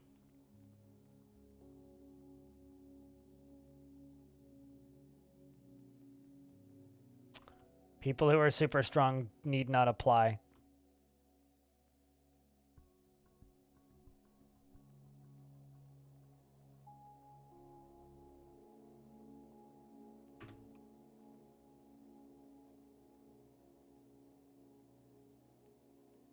All right, Banana, you can have the gig. So what I'm going to do is I'm going to disable all of my prisons. And I'm going to let everybody take beatings instead of doing their prison sentence. And worst case scenario, we lose a couple dwarves. Best case scenario, my doctor gets some training.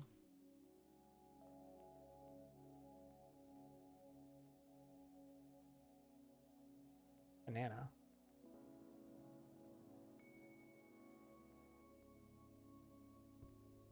Actually, how strong is Navy?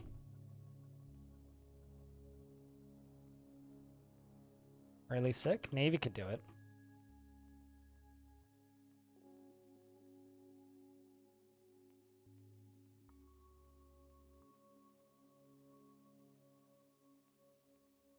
We'll give it to Banana.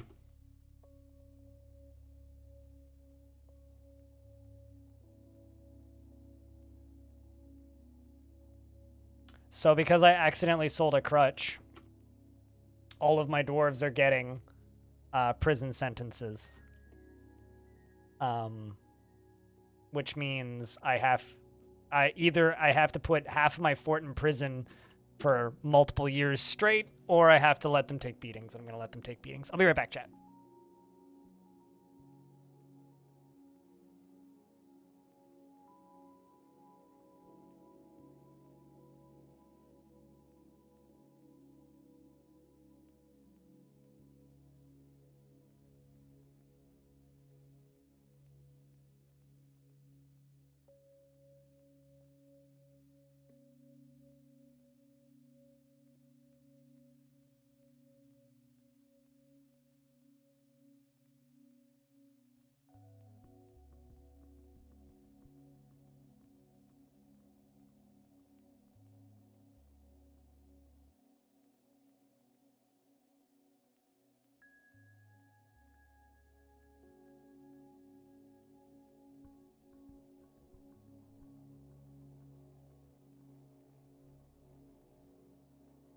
All right, I return.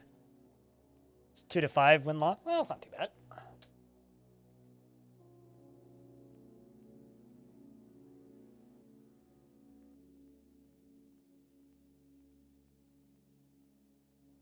All right, fighting begins. Which means it's time for my doctors to get some work in. Oh, look at you vomiting. Dwarf. Space pirate. Ability to stand loss. Oh, you're fine. Just got punched a couple times.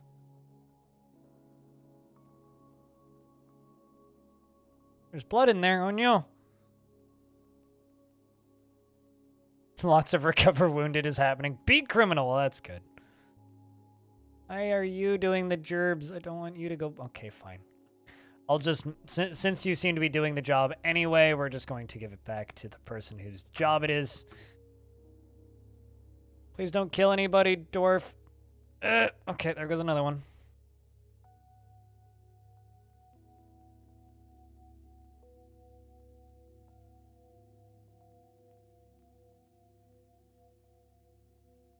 Also, out of curiosity, did anybody here get the opportunity to watch the interview that Zach and Tarn did over the weekend? Or the little community chat? Oh, that was teeth. Or the little community chat that oh, that's rough. Hope that you're okay there. Or the little community chat that they did with Alexandra over at Kit Fox. Because of Kit Fox's anniversary. Bonk. Oh, Dwarf's running. He's like, yeah. All right, how many more do we still have to do? 1, 2, 3, 4, 5, 6. Oh my god.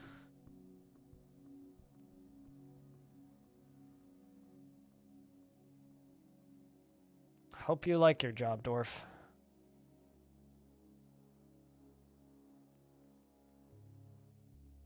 Did you just go beat the doctor? Wow, that's low, man.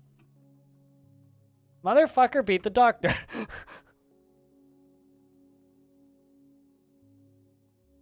Yeah, I don't know how to do it within the app. I only know, I don't think you can do it within the app. I only know how to do it within the website. Trust me, the itch.io app is great because itch.io is great, but the app leaves a lot to be desired features wise. Hey, Donborn, what's up?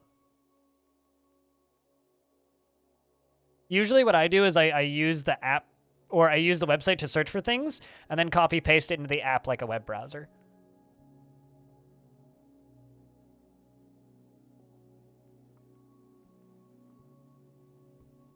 Sounds good, Donborn. So what's your plans for the rest of the evening now that you're done with the fun session of D&D? Also, anything particularly notable happened during the said session of D&D? Yeah, no, literally, like, beat the chief medical dwarf. Oy vey.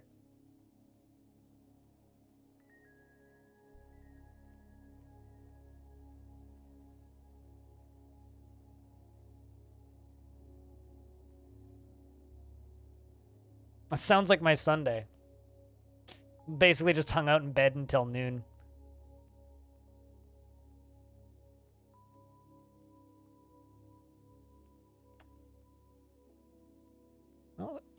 there goes a death. Reinhardt, rest in peace, the fish cleaner,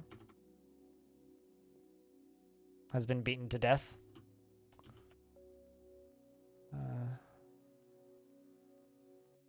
How strong are you? Very strong. Gains strength since this has been enacted. This is bad.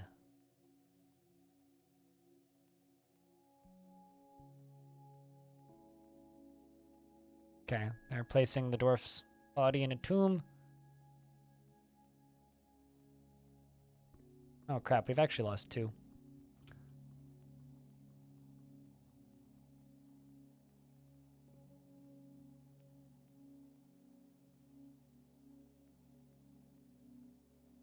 None of them committed a crime. I accidentally sold a crutch. We sold banned exports. So none of them committed crimes. Streamer fucked up. It also doesn't help that I've got a mayor and a king that both keep banning and unbanning common exports.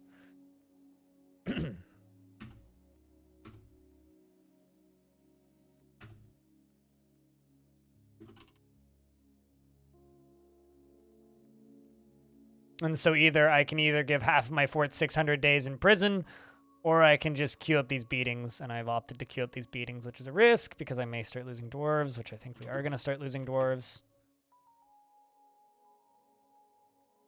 That one just fell asleep. Just don't bleed out, dwarf, please. Okay, yeah, you got up and you walked away. Most of them are fine. It's just when they are not the strongest dwarf, then problems happen. Naturally, metalhead.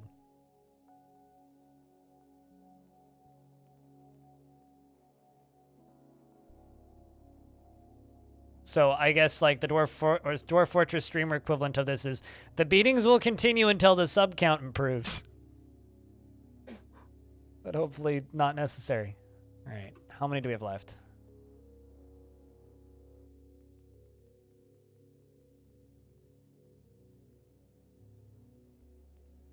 2, 3. Apparently Arch is in prison. No, he's not. All right.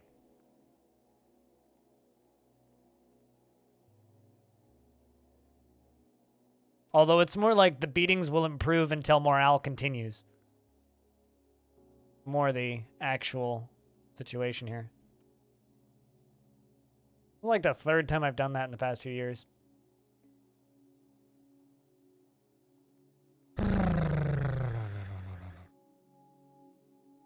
Dawnborn, do you miss Evil Trick streams as much as I do? I've slowly started seeing more and more of Evil Tricks' old chat like popping in and being like, "Hey, is Trick ever coming back?" I'm like, I don't know, maybe.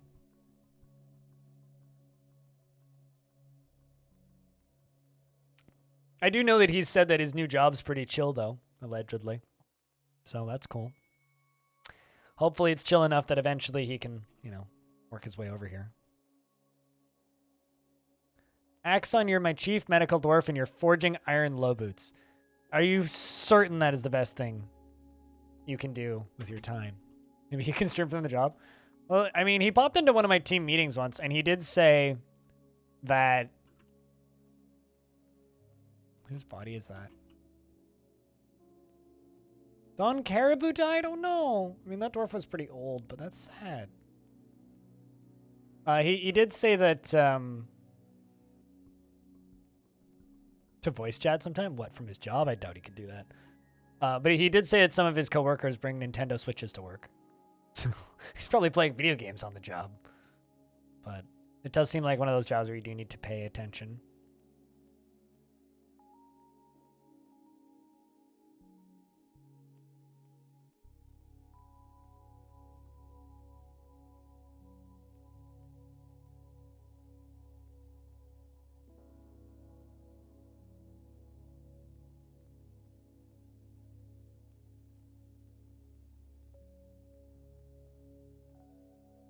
But I don't know.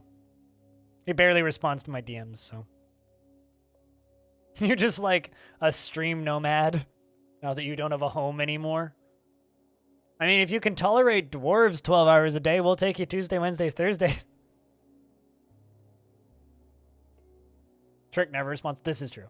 There was one time where he was online and he tweeted, and I sent him a DM, and I was like, hey, can you make it to one of our meetings? And he goes, oh, when's the next meeting? I'm like, right now. And he goes, yeah, sure, give me 5. So I have actually spoken with him in the past month.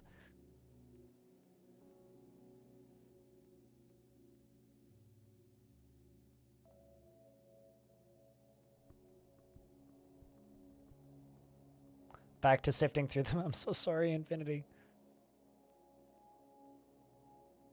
What I would recommend, Infinity, is make a collection, because you can make collections, and just make a collection and call it like Infinity Simplex Games to Play or something. And then just sift through everything and just add the ones that you're interested in into that collections. Which is really the way I do, is I have games to try and then favorites. I make 2 collections. So I have favorites, so games that I want to go back to, and games to try. So games that I haven't tried yet that I want to try, and games that I go back to. So I have 2 collections. And then I have a third one for Game Jam games. For like free games. Early winter. We've entered. Read Knowledge. My only mistake. This is a really good name for a dwarf book. Knowledge. My only mistake. My only mistake was knowledge. The written portion consists of a 1-page essay entitled Knowledge, My Only Mistake, authored by Knowles. It concerns the value of knowledge. The writing bubbles over with cheerfulness, and overall the prose is not awful, but not very good either. Well, back to the beatings. Who are you going for now? The cow, I hope.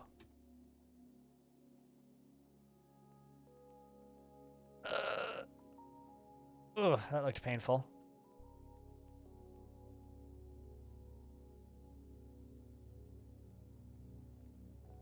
Do you at least like your job? Satisfied at work. Well, at least somebody's happy. Was disillusioned after beating somebody with a beating. This dwarf does not like their job.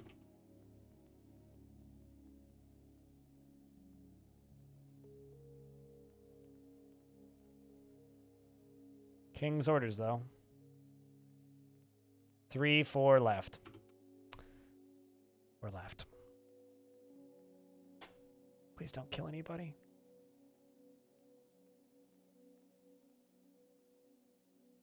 Please don't kill anybody.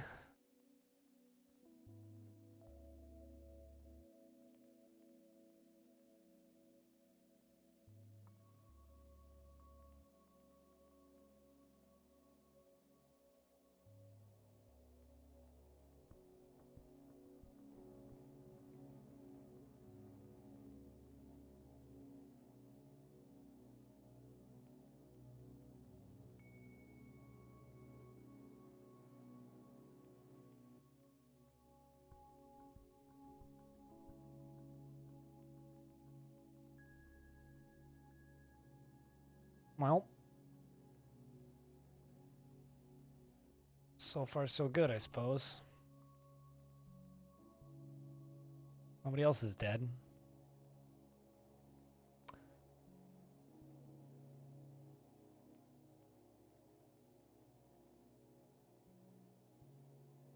You know, we all joke about the beatings will continue until morale improves, but like we all forget like how close to reality that actually is.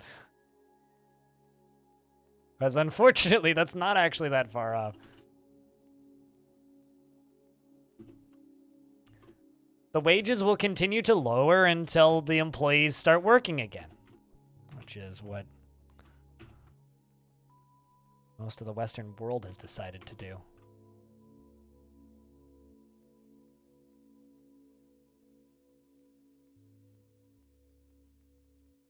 Man, it's taking you a long time to bury this body, Dwarf.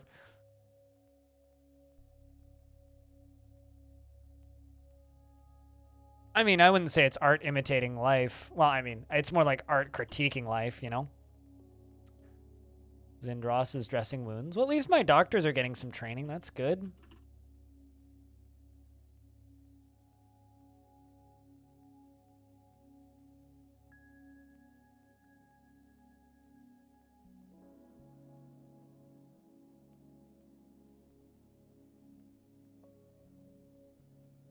That all of them? Okay, there's one left, and it's Arch, who's apparently in prison.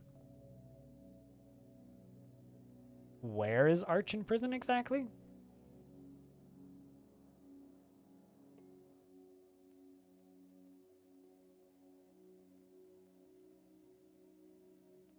Oh, there you are.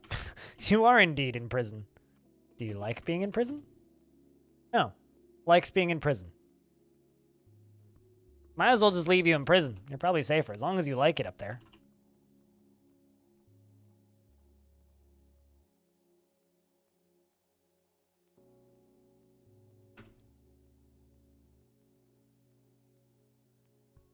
Like, art doesn't need to intimidate life. Art can just critique life. Some of the beauty of art, you know, is that it's a critique of the stupids that we do. Just like, you know, all of those people who don't realize that Starship Troopers is supposed to be a satire. You know? Like, you're not supposed to like them. They're supposed to be the kind of dumb, nonsensical, we're horrible to everybody people that you're not supposed to like. You're supposed to dislike them. For logical reasons, because, well, they're supposed to be the bad guys.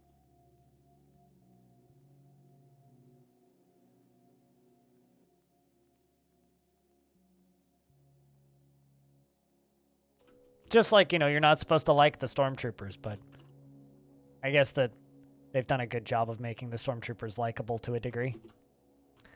So I can now remake all these rooms used by Justice.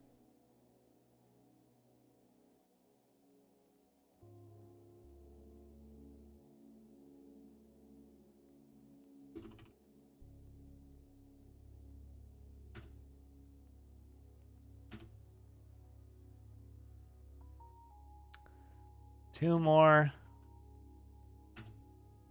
used by Justice. Used by Justice. Used by Justice.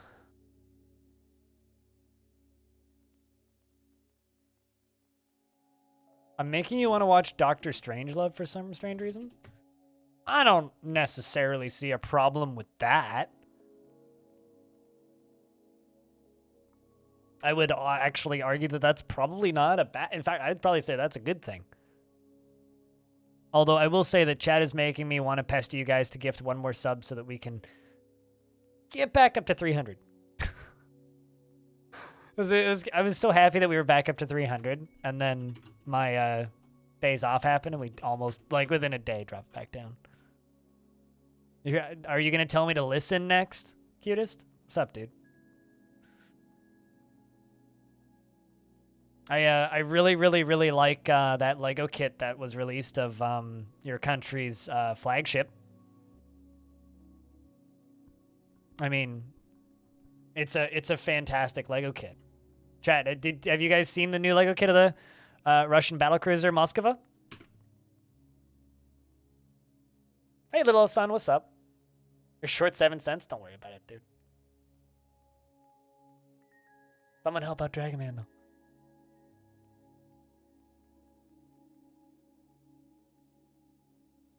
I showed that to my dad, and he looked like he was going to cry.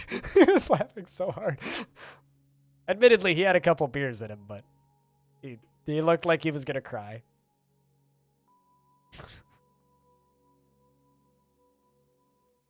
Dragon Man, don't do things you can't afford. Don't apologize for not doing things that you can't afford. But streamer will occasionally pester because streamers got to pay bills. And this next week is going to be a little bit pestery from streamers' perspective.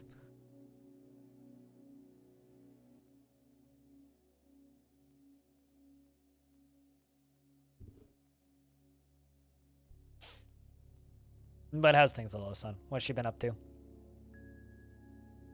You know what's funny? Cutest is I think I might actually have that exact base plate at home or at my parents' house. So theoretically, I could go dig through my old Lego bin and have a copy of that Lego kit. Low boots 2 and crutches 3.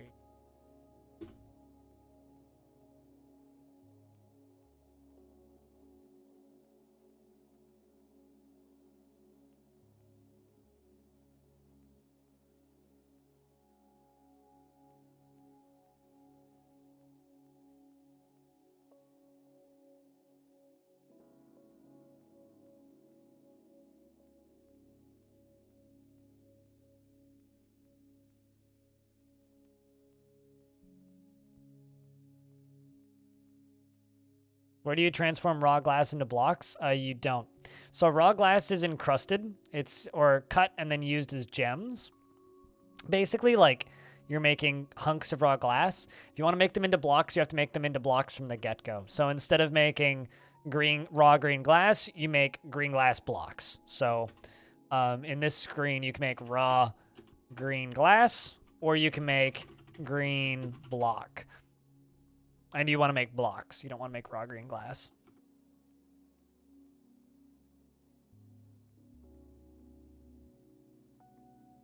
I fucked you up. Yeah, so what you can do is you can cut raw. I mean, it fucked me up too, but green glass raw. You can, I think, cut it. Or maybe is raw green glass part of Windows? Yeah, I think raw green glass are made into Windows. I think. But they can also be used to encrust things. And they sometimes need them for artifacts. But I'm pretty sure that they're used in some musical instruments in Windows.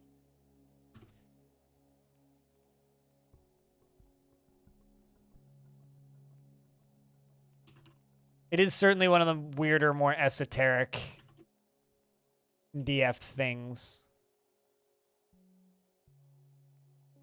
You want to build your walls out of glass? Yeah, then you need to just make blocks from the get-go. If you want to make walls out of glass. I mean, if you want to make glass walls like this, because these are green glass walls, you have to make green glass blocks. Yeah, they're used in artifacts frequently. It is one of those stranger, like, this doesn't make any sense things.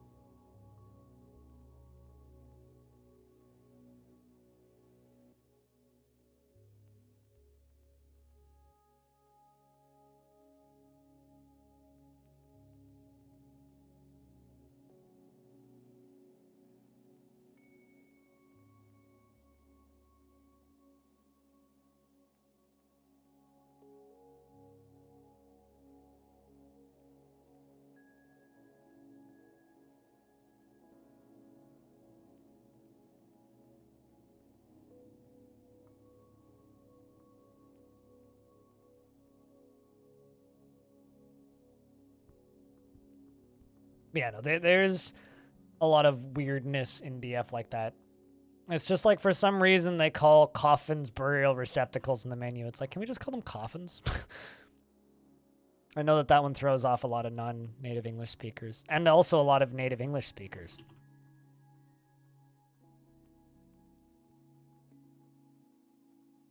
Cleaning up your backups? I mean, this is why you back up your backup before you clean up the backup. So that you have a backup to restore your backup in case you fuck up cleaning up your backup. And then once you're done cleaning up your backup and you know for a fact you haven't fucked it up, then you can delete the backup of your backup because you finished cleaning your backup. Chairs, thrones, mugs, cups, goblets, yeah. Yeah, I'm wondering if there will be some, like, logic increases on that stuff when the premium version comes out. I kind of doubt it. I'm, like, not holding out hope.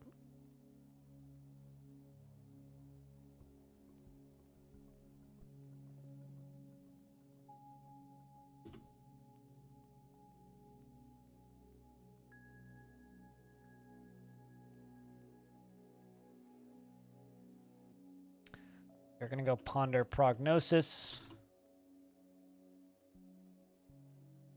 Everybody's putting things away. Where are you even going? Angels, God, Demon, Gremlin? Well, you know those are three different things, right? Angels and demons are basically the same. But gods and gremlins are different things. No! No more backups? No! But I need backups for my backup so I can be sure if I've backed up my backup, so in case I need to restore something from my backup, I haven't lost my backup's backup. I mean, have you seen the new military screen? Because the new military screen is like, it's, oddly enough, exactly the same as this screen. Just like kind of blown up with buttons and everything looks more intuitive. It's actually kind of funny. I genuinely believe that the military screen in Dwarf Fortress is one of the most intuitive menus in the game. The problem is because it's completely different than every other menu in the game. It scares people away. It's actually like one of the most usable pieces in the current of UI, and like one of the most functional and quickly usable pieces of UI in the current UI. The problem is nobody puts the time in to learn it because one, everybody screams about how terrible it is, so people are scared of it, and two, because it's not that it's worse than the rest of the game's UI. It's equally obtuse to the rest of the game's UI. It's just different, you know? And when people get used to a certain logic of UI layout, when you throw a wrench into the mix, it scares people away and people go, ah, it's bad, which is not wrong. I mean, it's not good, but like, it's not as bad as some people make it out to be, if that makes any sense. It's certainly not the worst piece of UX in Dwarf Fortress. I mean, you only need to put one chainmail on your dwarf. There, I've answered your question. What else do you have about armor for dwarves? Like, a lot of the, like, I'm going to equip 4 shields and stuff. Like, a lot of that stuff it's only really important in adventure mode. Like, you can completely ignore a lot of that stuff. And dwarves' priorities and needs for clothing has been mostly fixed since that UI was added. Like, you don't really need to worry about your dwarves equipping like 50 helmets anymore because they don't do that anymore. Like, literally, the way I make squads, I completely ignore the military screen. I find a dwarf who's not in a squad, I hit P, and then I just hit N, which makes a new squad, and then I select the squad with plus and minus, and I press enter. And when you make the new squad, you can select whether or not you want them to wear leather, whether or not you want them to be an archer, which is they'll go grab a crossbow, or no uniform. And it's like, if you set it as no uniform, they'll just turn into wrestlers with no uniform. If you set them as metal, then they will get the best metal armor that is available to them, so the highest value metal armor that is available to them, and the highest value metal weapon that is available to them, or if they fancy a particular type, they'll grab that. Right? So let's just say the dwarf likes battle axes. All right, they will grab the highest value battle axe in your fortress that is not currently being used or owned by somebody else. Like, you can completely ignore this screen. It's like, if you want to get in and like granularly like hit the equip button, select a dwarf, select specific artifacts, or you want to select specific types of metal armor, or you want to give them a specific shield. Like, this dwarf has a spear equipped, right? I could unequip this spear and give them a specific spear. I don't need to, because they have a spear equipped.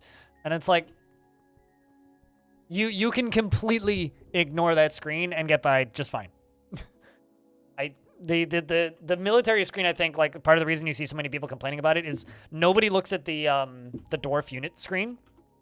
Nobody hits view, and messes around in this UI, because the majority of people who play Dwarf Fortress use Dwarf Therapist, which completely negates the use for that UI, except it doesn't give you a better military screen, so you have to interact with the military screen. So because nobody interacts with the unit screen, they don't know that the military screen can be completely avoided by use of the unit screen.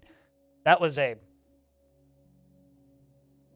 sentence, but I think you understood what I was trying to say.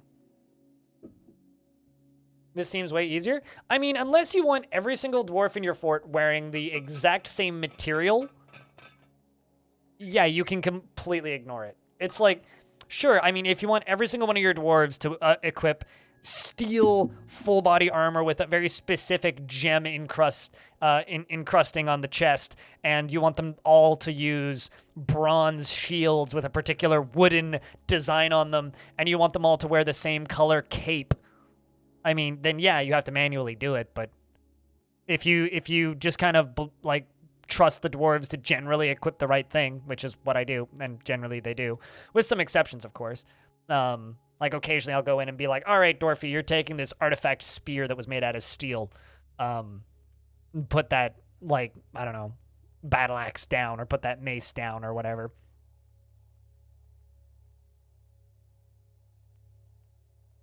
So, I don't know. It's a much easier system to fiddle with if you just kind of let the dwarves have free reign. I have a feeling with the premium version I will be pickier purely because then I will be able to just look at a dwarf and see what they look like and see what they're wearing, and I will want my military to be more uniform at that point. But currently, because of the way I play and because I use a ASCII tile set, I don't really care what they're wearing. It's mostly a, do they have armor? If yes, okay, we good. As long as I have like a weapon, shield, a helmet, and a breastplate and boots, we're good. And as long as that weapon isn't made of wood. If that weapon is made of wood, we have a problem, because elven weapons / dwarven training weapons are very ineffective. 1 by 1 boots, gloves, and it all was a pain because you need to select the left and right one. Yeah, no. You do not need to worry about any of that. And if you're following guides that are telling you that you need to follow that, then the person who wrote the guide doesn't know what the fuck they were talking about. I mean, maybe they do, but like, they're not telling you that, yo, you can completely ignore that entire menu. Just give them a metal uniform and they will just go equip whatever the best metal weapons are.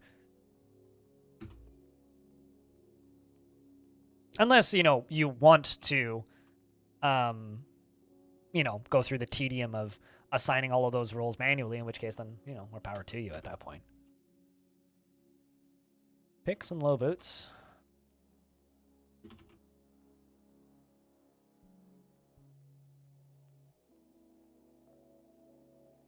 Oh. It's the opposite way.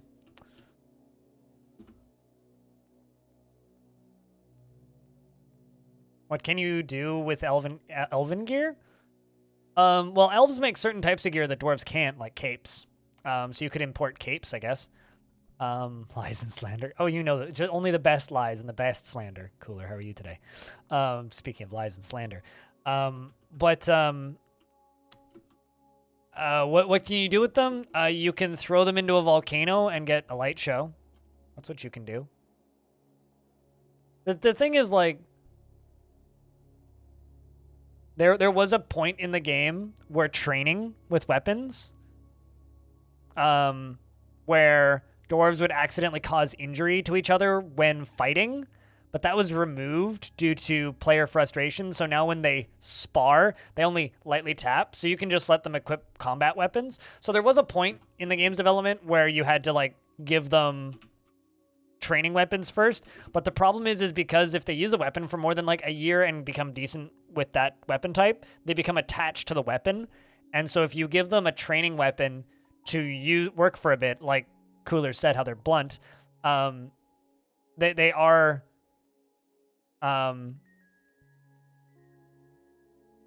what's the word? If you give them training weapons, like, it will train them up quicker theoretically, but they will also become attached to that weapon real fast, and then they will be sad if you make them unequip it. So it's like, you kind of don't want to use training weapons for that reason. And like Cooler said, yeah, the elven weapons are actually like better than training weapons. Training weapons do not equal elven weapons. Elven weapons actually are sharp, but it's like, if you take a sharpened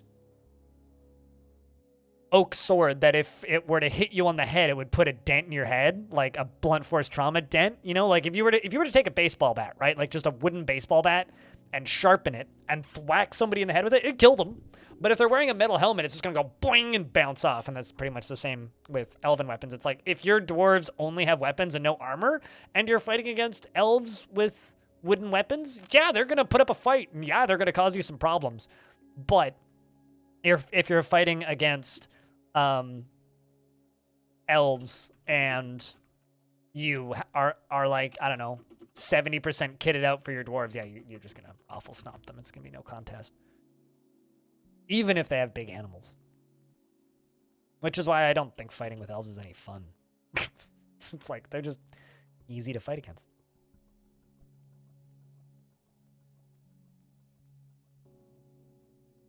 Is that still true, or have they changed it? Well, I mean, the crops that don't give seeds if you cook them aren't designed to be cooked primarily, right? Like, as an example, there are certain crops that are designed to be turned into flour, right? That you could cook, but if you cook them, then you don't get the flour out of them. But if you make them into flour first, then you get the seeds. So as an example, rye, like rye wheat, if you grind it into rye flour or brew it into rye beer, you get the seeds. If you just cook the raw wheat, they cook the seeds along with it, right? So you're supposed to either brew it or turn it into flour and use it as an ingredient instead of cooking it straight. So, yes, certain things do not give seeds when cooked, but that's because they're cooking the seeds along with it. So that's a matter of you needing to know your ingredients better. not an issue with the game. Like, see, I've got a lot of things in here that are blocked from being cooked. Well, not a ton, but...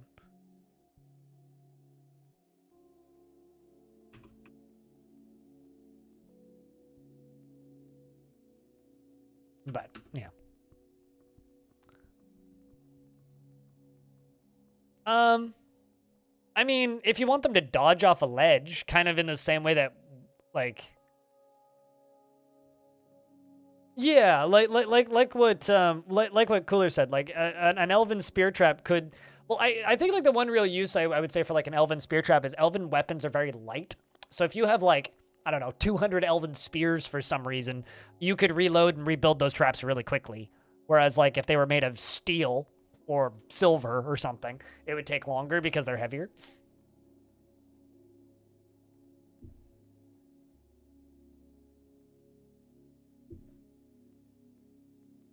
No, it depends on the crop.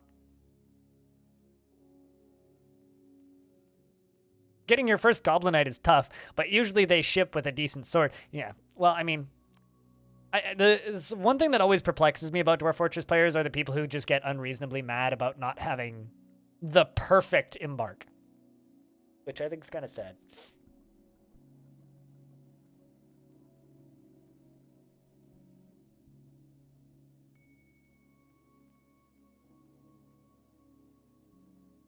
I mean, one of the least developed parts of the game, Woogie, is like seeds and farming. Like Tarn is on record many times saying that it's not ideal and needs work.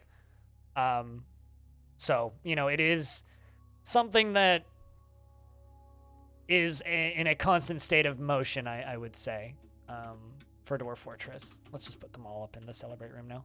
It is in a constant state of motion for Dwarf Fortress, and they are always working on making it better. And I look forward to the day when farming is cooler, but currently right now it's just what it currently is, which is suboptimal and could be better. If you want a game that has really cool farming, play Songs of Six, which is a game that we'll be playing soon because there's currently a patch in the beta branch, and fingers crossed, hopefully it'll be out in the main branch sooner rather than later.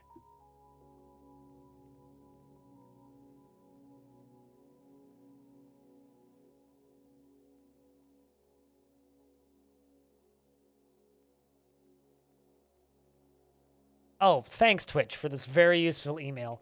I just received an email from Twitch that's... So I'm going to ramble about how I think this is the worst service ever in a second. So I just received this email that was sent to my bots account, which is, get a gift card for Twitch, eh? Question mark. That says Twitch gift cards are now available in Canada. Can I just, like, say this out loud? The fuck's the point of a Twitch gift card? Just imagine, right? You're 13 years old. It's Christmas Day. You run over into your living room and you open up your stocking and you pull out a pair of socks. You go, oh man, socks. Pull out a pair of underwear and you go, ah, god damn it. You pull out some like plasticky toy and then Twitch gift card. Who the fuck would actually get excited about that? It's like, yay, you get to gift a sub.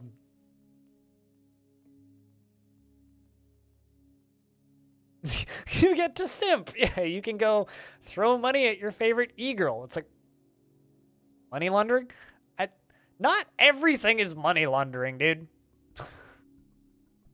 Also, if you're gonna launder money through Twitch, there's better ways to do it than that. But it's just like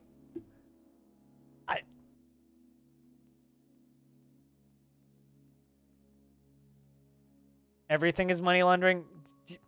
Stop putting your money in the washing machine. Sheesh. I guess, yeah, it's a way, maybe it's a way for parents to let kids subscribe to channels without giving their kids their credit card. But I don't know. I'm so perplexed by the existence of Twitch gift cards. It just makes no sense to me. Boo, you suck. Is this like just what you do now? On your lunch break you boo at me. On your brunch break, you boo at me. On your mid-afternoon tea break, you boo at me. On your coffee break, you boo at me. On your second lunch break, you boo at me. And then on your dinner break, you boo at me. And then on the commute home, you boo at me. And then when you get home, you gobble. Is that just what we do now? This pilot's been jumping in like every 2 hours on Clockwork and going, "Ooh, you suck." It's like, thanks, man. Gee. I mean, sometimes you could do like a woohoo or something. You boo what needs me. Yeah, I always need boos. This is true. Can you do it too? So the booing sounds are $10 a month via Twitch subs, so the tier 2 sub, or $7 a month on Patreon. They're how I actually quietly pay bills around here. And then the custom one, like the one the pilot just put into chat, where it said, "Hey, prop," with the plane flying by, is $25 a month.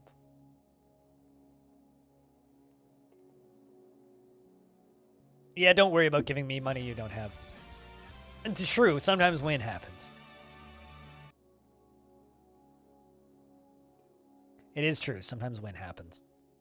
By the way, if you like video games that are fun and aren't full of NFTs, be wary of Squeenix, because their CEO is out there basically pulling an Ubisoft saying, "Hey kids, like the gamers just don't get it, guys.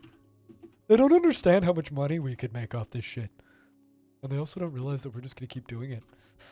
So yeah, maybe be wary if you're a fan of Fantasy of Finals. I like it when I win no matter what. Because I'm by winning. I was banging 7-gram rocks because that's how I roll. Get out of there, dwarf. Bonk.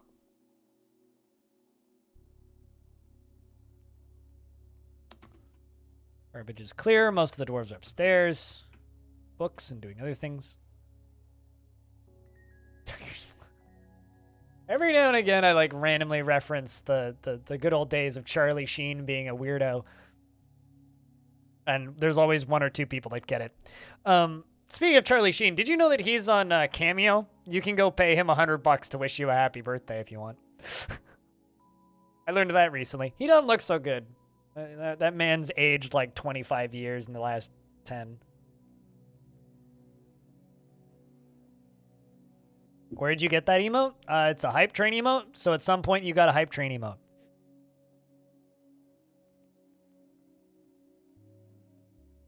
$100? I think it was $100. Hold on. Cameo.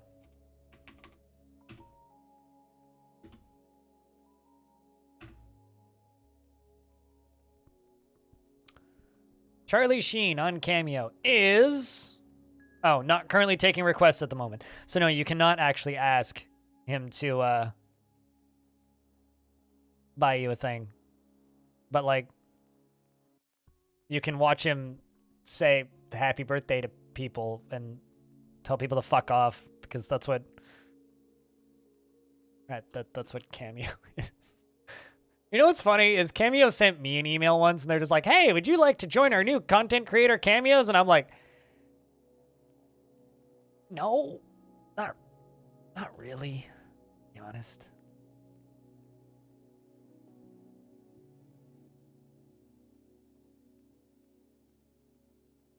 Holy fuck. Speaking of random fucking people on Cameo. The hell? Anybody who watches F1 knows exactly who this man is. The absolute what the fuck? You can pay Zach Brown $189 Canadian to look bored. The CEO of McLaren F1 team. There's a link if any of you give a shit. Please don't pay him money to say things to me. Someone did that once. Spend your money on less stupid things. The fuck? I don't know, man. Dude needs to pay his grocery bill, I guess.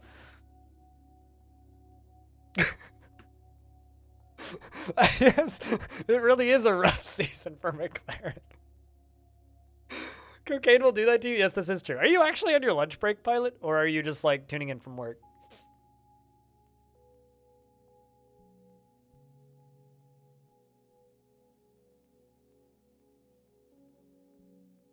But yeah, Cameo is a weird website.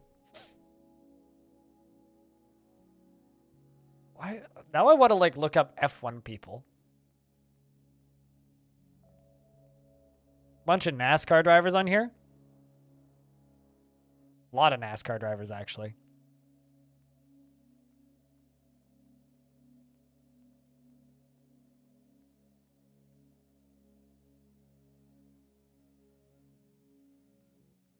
You're somewhat on lunch. I gotcha.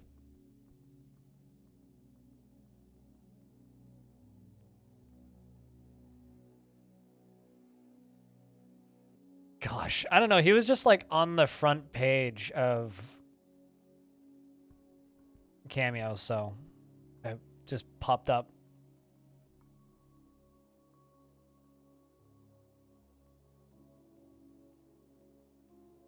It's the fucking politicians on Cameo that just throw me off all the time.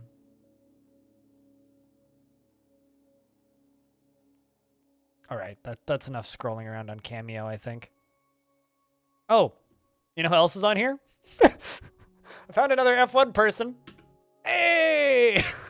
He's much cheaper. I mean, of course Will Buxton is much cheaper.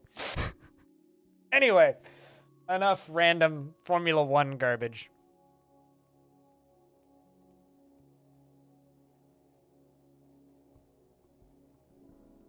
What, enough random Formula 1 garbage, or he's much cheaper? I mean, he is basically a meme. So, cutest cows. Is Will Buxton a popular character in F1? Or is he just, because I think of him as just kind of like a walking joke. Like, oh hey, Will Buxton's on screen. He just overreacts to everything and is always like, this is insane. This has never happened before. Dude, it happened last week. We actually have a race this week. Dude, we had a race last week. Because every race is the most exciting, most intense, most anticipated, crazy, insane thing that they've ever done, apparently.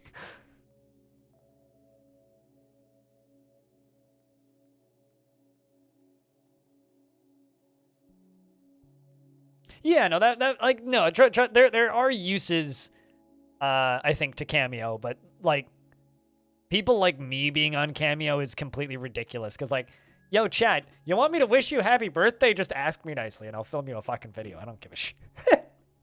You want to like give me some money on Patreon as like an assistance? That would also be helpful. You clearly don't watch the English F1 commentary then. Because it's not just on Netflix. He in the pre-show and post-show, he overreacts in all of his interviews. He's just the way he acts in interviews. Hey Darren, what's up?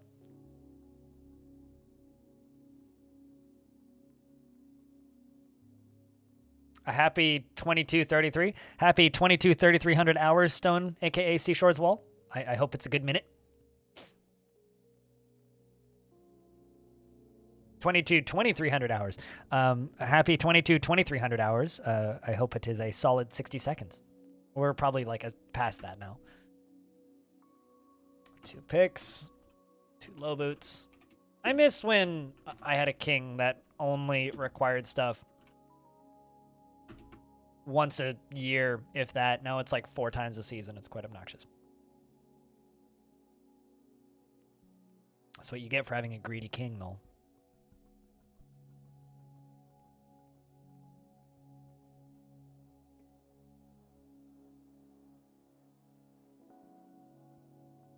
Yeah, no, that makes sense. Also, Gebuary is my favorite month of the year.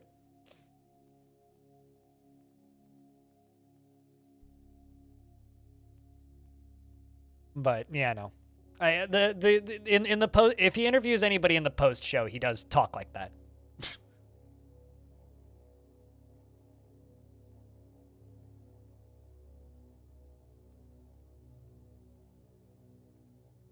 But I know a couple of YouTubers that are on Cameo and a few streamers. I mean, Gebuary is when Gabe Newell delivers the Steam Switch decks, right? Steam Switch decks? No. What were those called? Steam decks? That thing. Yeah, not Switch decks. What? The Steam decks. That's what happens in Gebuary is Gabe Newell. No, I guess that would be Gabuary. Oh well.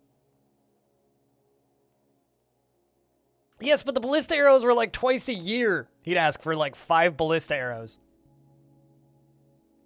Meanwhile, this fucking prick is just like picks and crutches 4 times a season.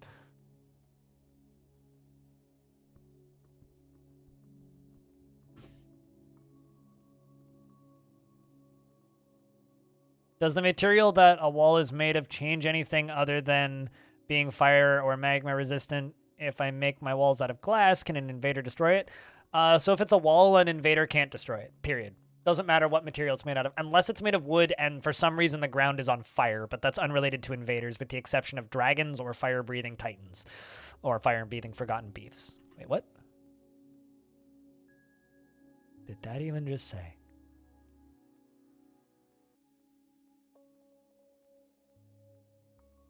Such total rapture. I just saw I crawl with loathing. That's a line I've never seen before.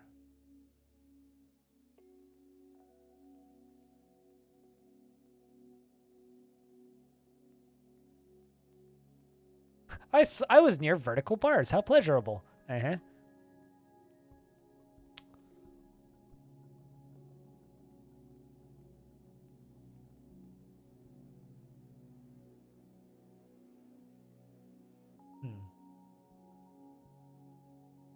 Weird. Vertical bars, yeah. Like prison bars?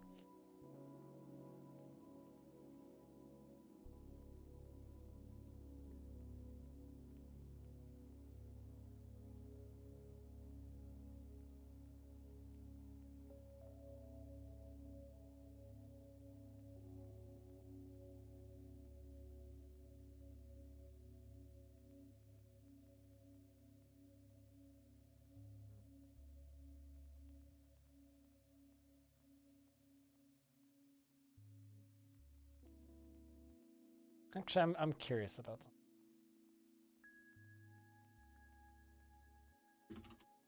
Hey, Shotgun King, the final checkmate, has a Twitch directory. Just looking it up for science. But yeah, no, I mean, the only constructions that can be knocked... Well, building constructions can be toppled, lower... Like, non-raised bridges can be toppled by trolls, and raised bridges can only be toppled by dragonfire, regardless of material. So, you're pretty safe if you make stuff out of... If you're making stone walls, you're or glass walls, or even wooden walls, aside from fire, you're safe. I mean, like, you could build an entire fortress out of soap, and a bronze colossus wouldn't be able to knock it down. So just, I guess, keep that in mind. You could literally build your entire fortress out of soap and not have an issue.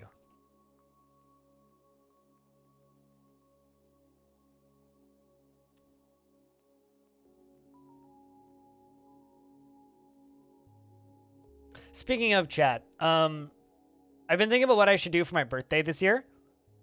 I have an idea. My idea is that we just play the Pokemon mod for my birthday this year. Which, for those of you who haven't seen this GIF, that gives you a pretty good example of the 900 Pokemon that have been added to the game alongside of that mod. So I think that might be what we do for my birthday. Charity stream.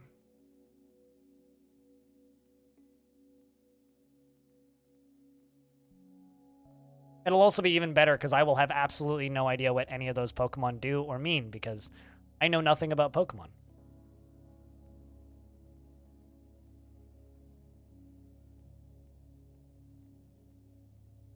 Okay. Well, there was a window like just popping ever so slightly from one monitor onto another one. Is it you? Diamond? You'll have to make sure to have a couple beers on hand. On my birthday, every year, I raise money for charity. And so we do dumb things with Dwarf Fortress to raise money for charity. So, June 3rd is my birthday, which I think is a Friday this year. Yes, it's a Friday. So I will do a bonus stream on a Friday.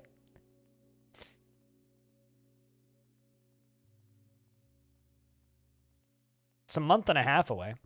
Not that far. Like, we're in April 19th. April's almost over. It's just May. Oh, it's not that far. Close enough that I have to think about it.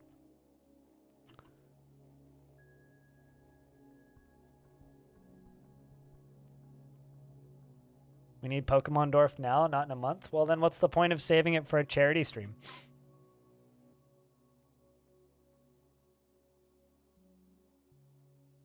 No, it's always been the 3rd. Hi, back. I'm still blind. Let it be Dwarfs. It is Dwarfs. Dwarf and Adam. Big F. How thing. Although I will say this, and I've said this many times before, you want it to be June. Because June is when the Summer Games Fest happens. Summer Games Fest is when Kit Fox originally announced Dwarf Fortress's premium version. And they will be announcing more things during Summer Games Fest, which leads me to believe if we're going to get a release date this year, it'll probably be announced in June.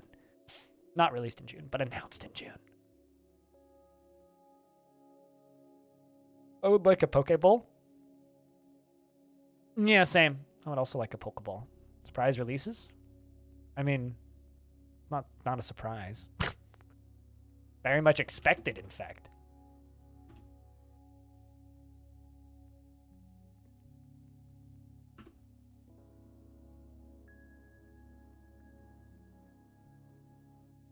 Let's let you out.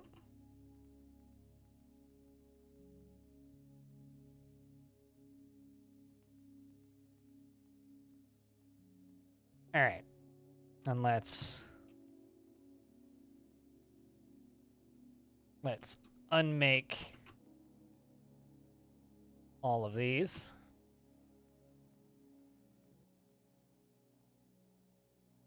Which means I'll probably just punch him a bunch, right?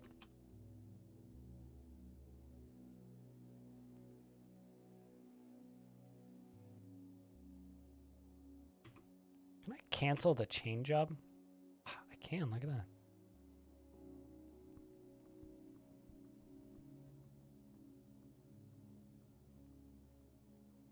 Can't suspend it? That's unfortunate. I mean, I've never played that mod, so I don't know. But apparently there's like a trading card minigame for adventure mode.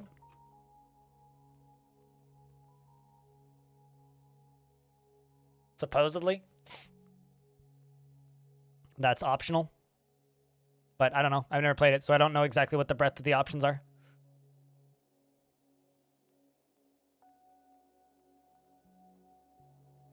Captain of the Guard, are you drunk? I mean, yes, you're a dwarf, so probably, but what are you doing?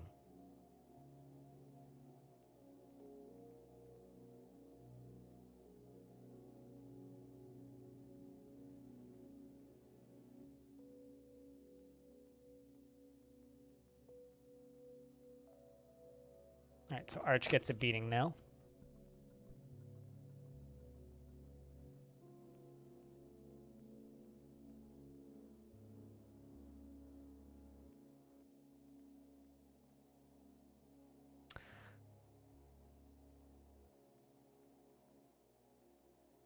But I don't know. I want to see a Pikachu blow an arm off of a dwarf and blood spray everywhere. I mean, naturally. And I also want to see, like, random rock Pokemon I've never heard of just, like, make a violent explosion erupt out of nowhere and bits and pieces of things fly everywhere. I want to witness that. What can I say? Well, you're gonna go clean yourself, so that seems fine. Didn't get beaten that badly, but at least you've been released from prison, so that is a positive thing. Hello, Madunho. How are you? Hope your weekend and or no, did you miss what we were talking about in the first place, Idgaff? There's a Dwarf Fortress Pokemon mod. And I will simply show the example GIF again. So here, I'll start it over.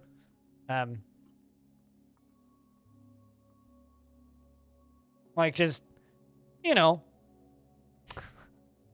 I don't know what could possibly go wrong with having these all over your various forts.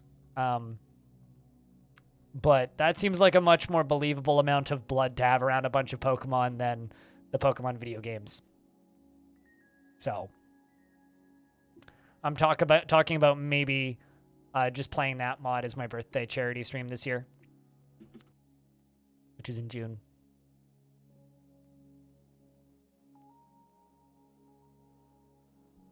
Wait, what? Hey, Do It has given birth to a girl named Stintad. Does anybody want to be the brand new baby girl? Any takers, chat? Especially if you don't have a dwarf in the fort already.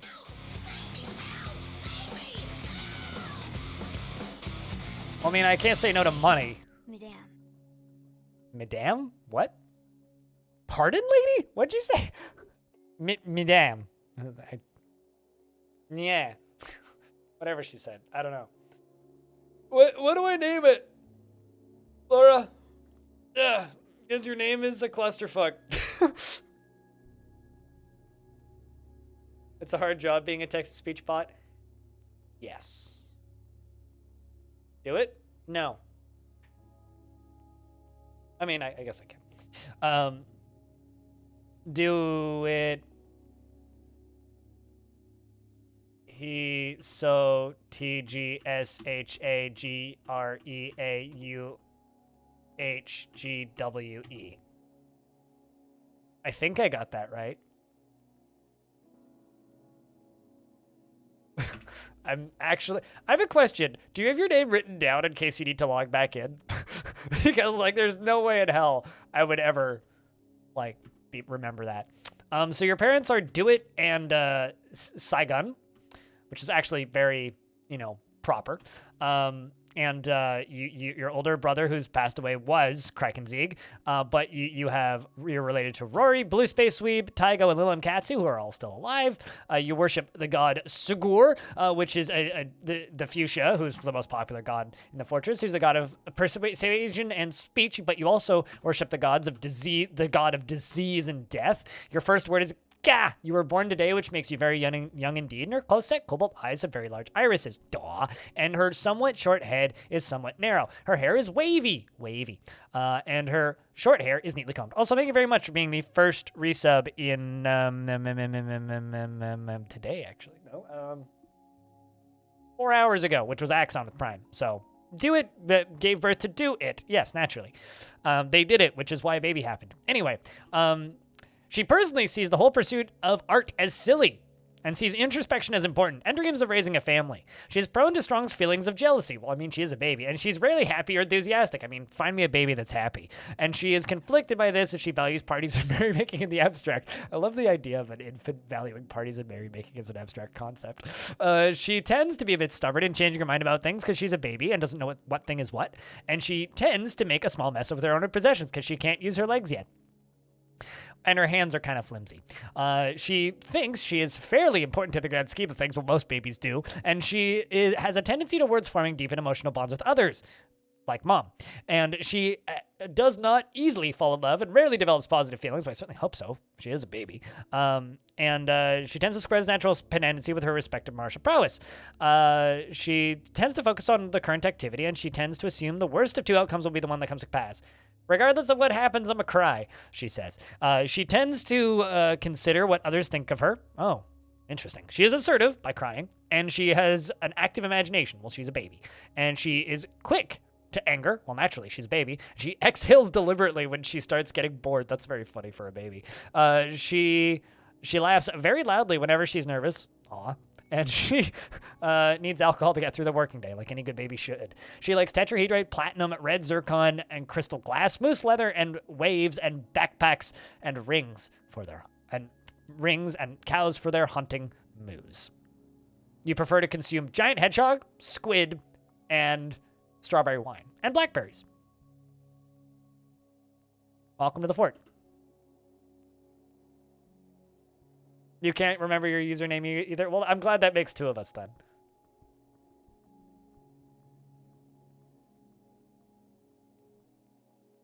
Types in do it. Twitch username is already taken. Well, F slams head on keyboard for do it. It's pretty much. Pretty much, yeah. Although when I first met Laura, they had a very different username, so it's changed a couple times over the years. Because I can actually say like almost years now because you've been around for 18 months, which is a long time. Muscles without limits. You become Arnold Schwarzenegger.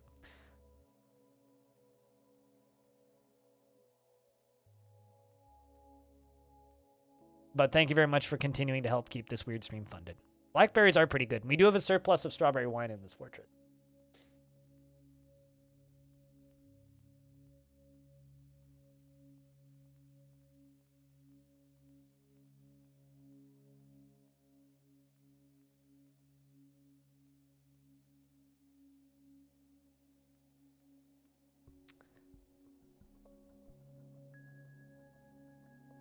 What? As in the you don't remember your username or strawberry wine? Because we have a surplus of it.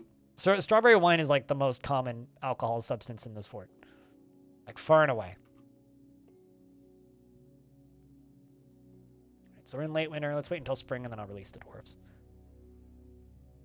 Both? Well noted.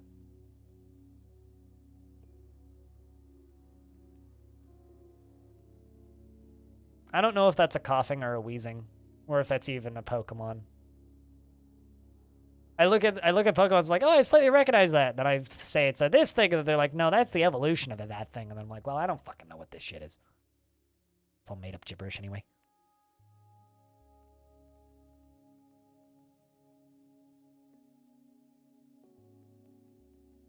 You have no idea what that one is either. Well, that's good. At least that makes two of us. You have a stupid name for one account and you copy and paste it from a document? Oh, really? I have an email that is a randomly generated 32 string of characters, which is saved in a document on my computer. And I use that email for important banking stuff. But it's like, it's literally just like a generated string of 32 characters. And whenever I try, like, I bring it into like the bank to like open up a new bank account or something, and they're like, excuse me, is this actually your email? And then I go, yes. And they're like, uppercase this, lowercase that, hyphen, number, other thing.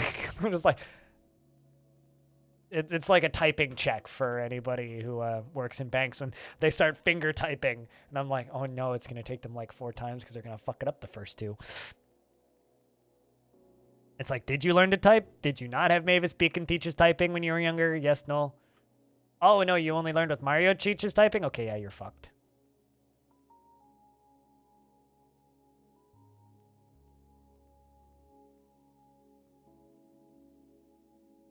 I know. But it's still a 32 string of characters, and the only way I have it written has upper and lowercase because I used a password generator to generate it.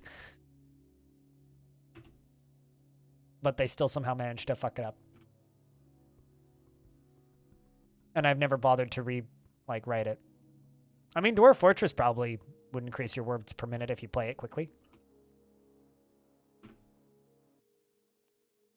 Also, I think Laura rolled us back up to 300 subs. Yay! Oh, no, never mind. It's just a delayed sub. In the grim darkness that is the far fortress, there is only dwarfs. There is only dwarfs. Thank you very much for keeping that sub alive for a 6th month. I'm actually kind of shocked that there isn't more Warhammer mods for Dwarf Fort. You only just learned that this year and you've been capitalizing your email for 20 years? I mean, whatever makes you happy at that point. Thank you very much for helping keep this weird stream funded one sub at a time. Cheers, dudes. The question is, could somebody push I May Be a Slice of Pie off of that top 3? It only costs you 2 pennies to replace that spot. Sweet. We're at springtime, meaning I can release the dwarves. Also, if you want to buy those cool sound commands that you hear sometimes, it's tier 2 on Twitch or $7 a month on the Patreon.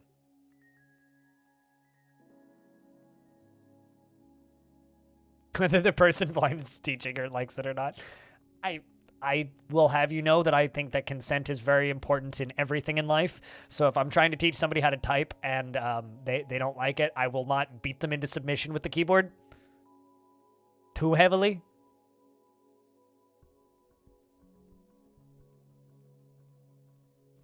Tea Earl Grey, hot.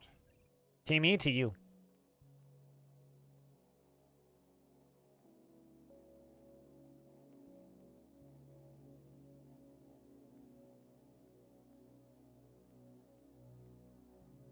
I was listening to a podcast the other day, and one of the hosts stated that he only just realized that QAnon was an actual real-world cult and thought it was just a John Delancey fan club.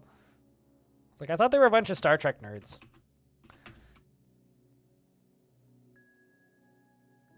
Which now makes me kind of want to start a John Delancey fan club.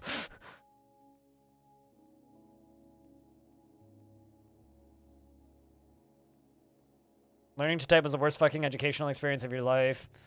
And then proceeded to spend the last 16 years on the computers. Why was learning to type so bad?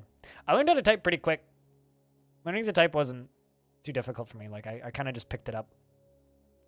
Like, I did have Mavis Beacon teach us typing and other things, but I just kind of, like, taught myself. Like, I would actually say those games didn't really help me all that much.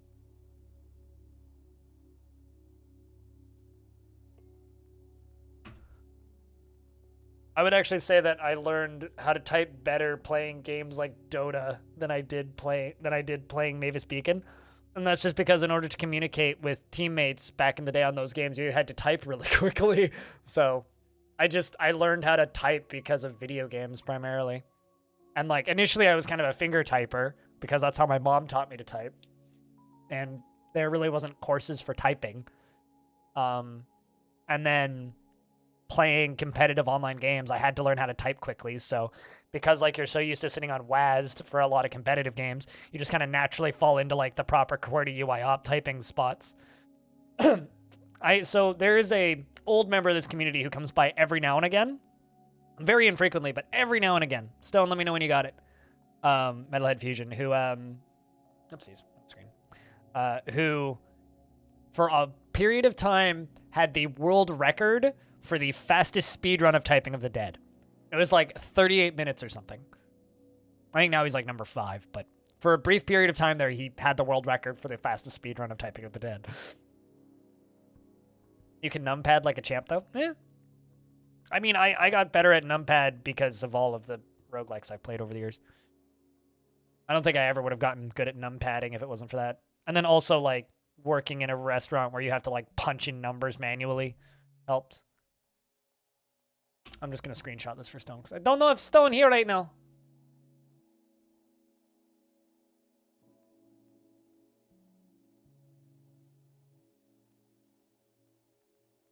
It's on Discord, Stone.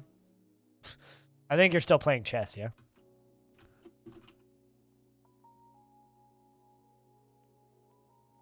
You were distracted by chess? Yeah, it's fine.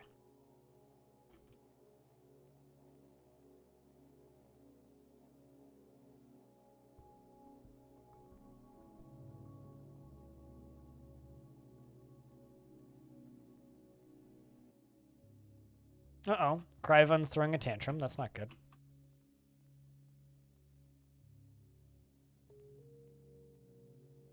Fortunately, though, you're not the toughest dwarf.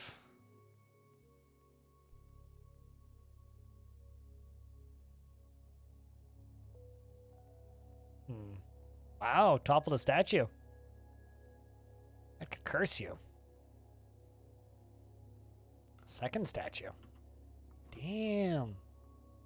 ashamed after knocking something over. I don't even think that's going to get you a prison sentence.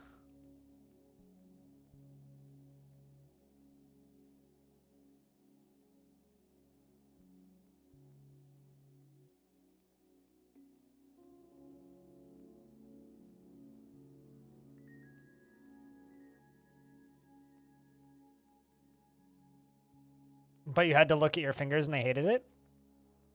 I mean, that's just something that you learn with time. That just sounds like shitty teachers to me. Which unfortunately are very common in most school systems.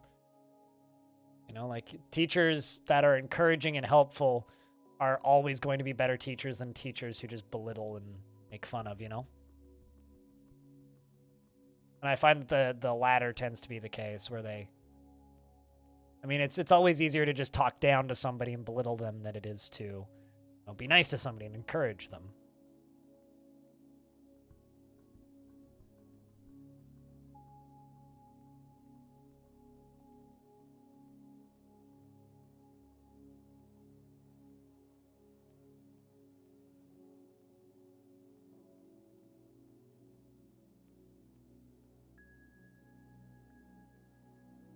Oh. That makes sense. I was like, why am I selecting a bed right now? Because I hit the wrong button. It doesn't look like anybody saw the crimes that Criven committed. So we're almost at a year of time spent. So I'm kind of looking at the clock right now, chat, and I'm thinking we do another 40 minutes to an hour of this fort. Then I go do lunch, and at that point, then we have a decision to make as to whether or not we play more dwarfs today or if I switch games. I'm kind of leaning towards switching games today, and then tomorrow we can just start with Theater Vaults, the other fort. I think that's kind of the plan. I really want to play more Shotgun Chess, so I might actually play some more Shotgun King for a little bit, do some theory crafting and some gameplay of that, and try and get a win. And then this evening we'll play some other stuffs that I think are interesting. We got a few options.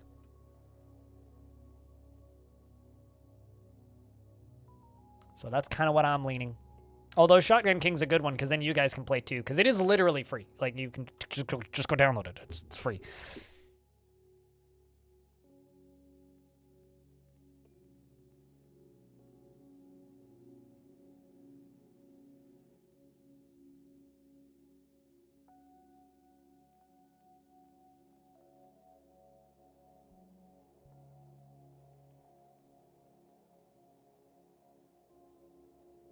Let's get some of this going.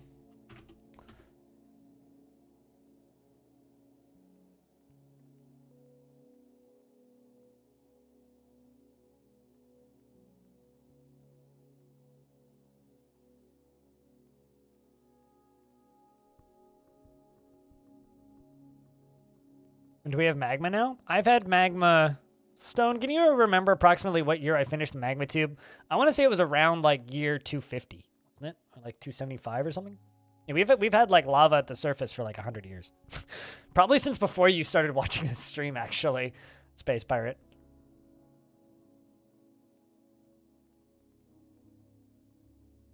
But yeah, this right here in the center of the screen is a tube full of lava that goes all the way down here.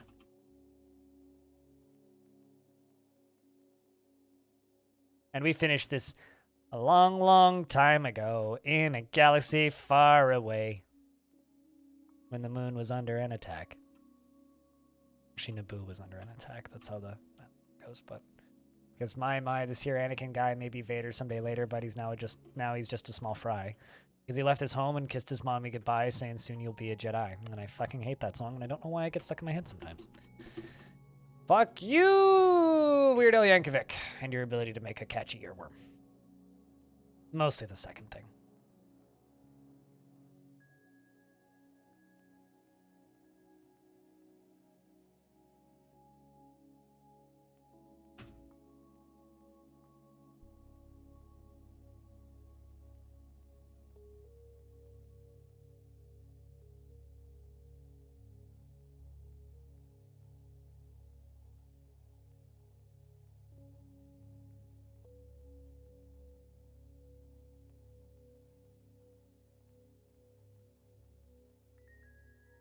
All right, well.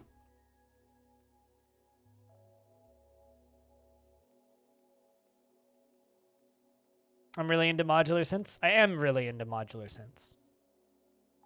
Although, unfortunately, that hobby had to slow down due to financial realisms. I do still buy stuff for them. I just don't talk about them very often because it's a very slow pace, and I realize that talking about them constantly does something which is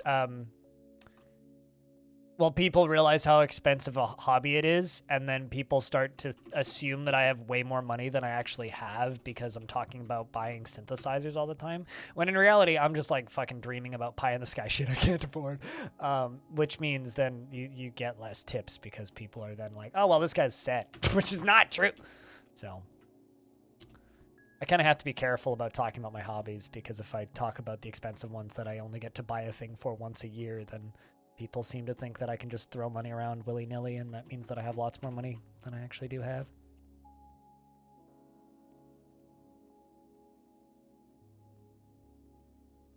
Are you as dense as I think you must be, Axon?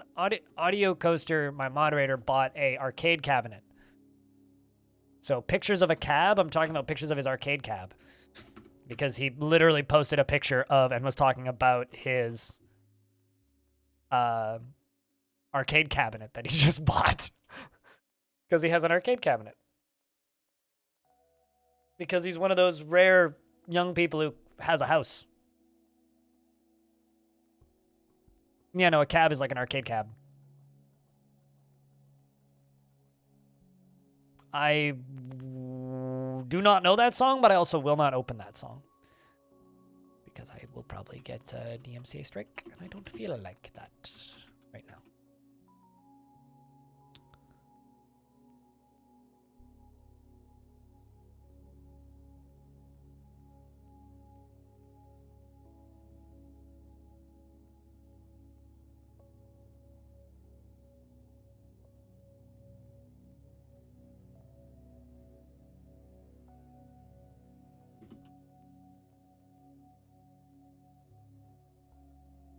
I don't know how much stuff I have. I just know that I have stuff to make bismuths, so.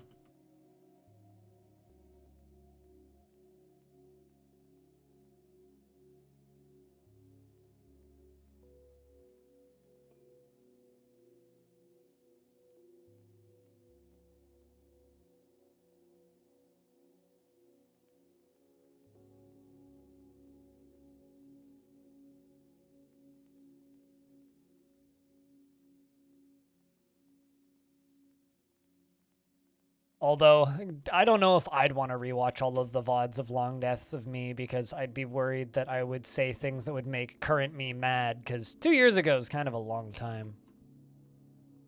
But, you know, this is what it is. It's immortalized up there.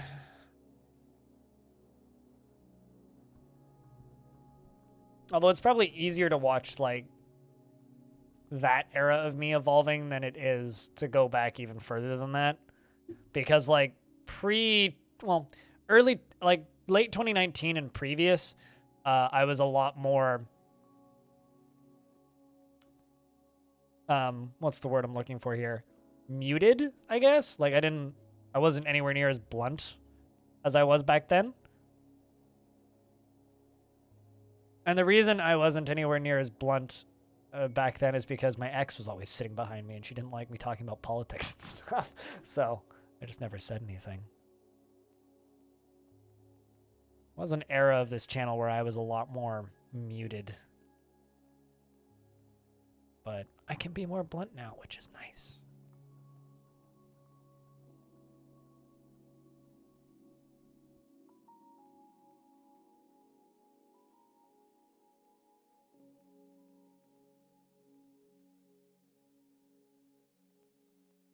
And the elves have arrived to trade.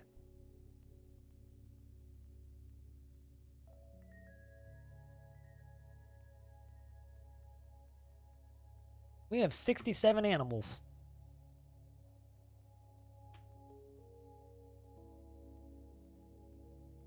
You know, I was a Star Wars fan for many years of my life, Stone.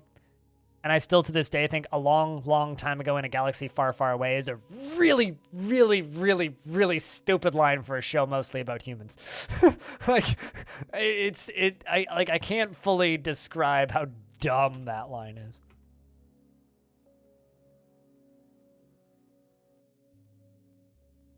Is an absolute banger. Yep, and I've pre-ordered the record for it, and I haven't even listened to the music yet. I was like, well, more of that. Okay, throw the money on the table. Supposedly it's shipping this summer. We'll see. Yep, I saw that pop up, and I immediately pre-ordered it. So I also I've moved all of my work records into the cabinet right beneath the record player right here now. So instead of having to walk around into the living room and get them out of there, they're now just right here. It also means that my I don't have to bend over as much now to reach my classic rock records because they're one shelf higher now because they're where the work records used to be. Or the stream safe records used to be, I guess, is maybe a better term.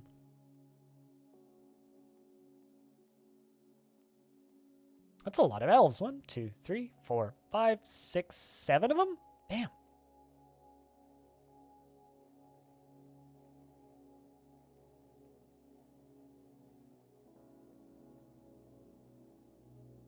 Just due to the sheer amount of humans. Yeah, it's there's some elements of Star Wars where you're like, right, yes, this is science fiction fantasy, not like a science fiction show.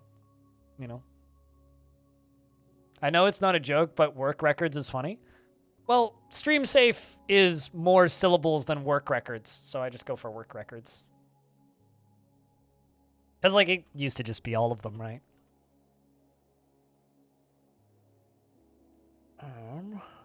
See, they brought a green tree frog.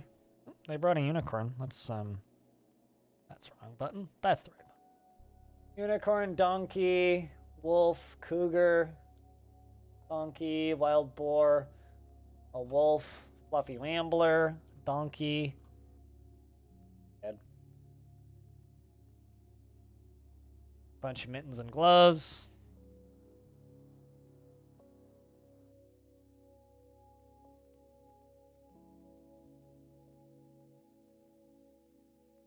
And why are the humans the only ones that are allowed to be multi-generation, not on homeworld? Like, I'll say this about Star Wars. You like Star Wars? That's fine. Enjoy Star Wars. Don't think too hard about it. Because the second you start to think too hard about it, it stops being fun. It just gets really, really, really frustrating.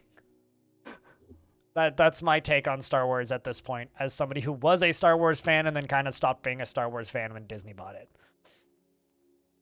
Like, I was a fan of the first of that original trilogy. I really, really enjoyed it. And I liked some of the books and some of the video games around it. Didn't really like the prequels. Like, they were fine, but they're just kind of cheesy garbage. And since then, they've just gotten worse and worse and worse. And I've heard that Mandalorian's good, but like they've spoiled the well on that one for me, I think, at this point.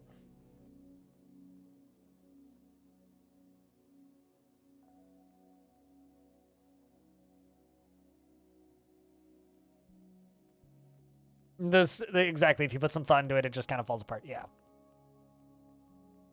Like, Star Wars is one of those series where I half expect one of the movies to end at some point with, like, Disney, I guess, at this point, writing George Lucas in and saying, fuck this shit, and throwing this, like, script out the window and walking out the door and setting the building on fire, is kind of how I expect, like, if Star Wars ever actually ends, that's how it will end. It will just be, like, one of the directors just writes themselves in the movie and just says, this is stupid, this is garbage, I quit.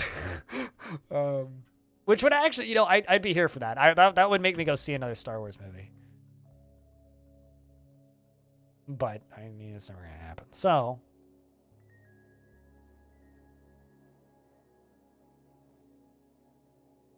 as much as I enjoy certain elements of Star Wars, it's just not worth it. And you know what? I can believe it's not butter. It doesn't taste anything like butter. Ah! Not that that has anything to do with Star Wars. I just wanted to tell you that I can't believe it's not butter. There we go. Done trading with the elves now.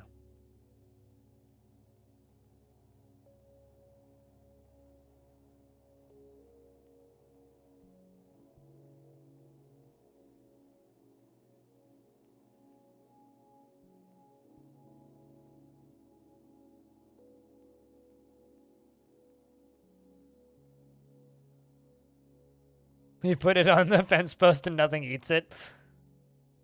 You shouldn't eat it either.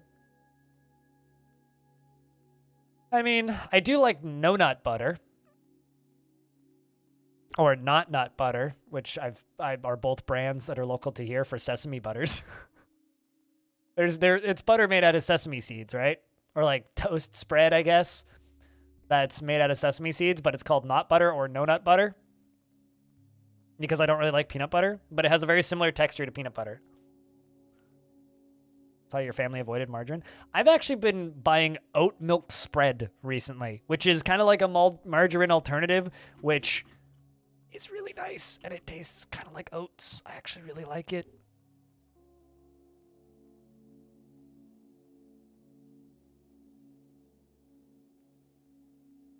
But yeah, if you put food out on the ground, bugs should eat it. And if bugs don't eat it, it's probably just edible flavored plastic.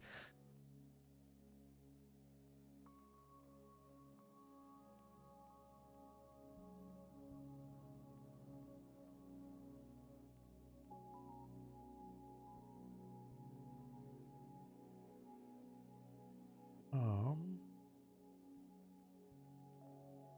9 Kimberlite currently.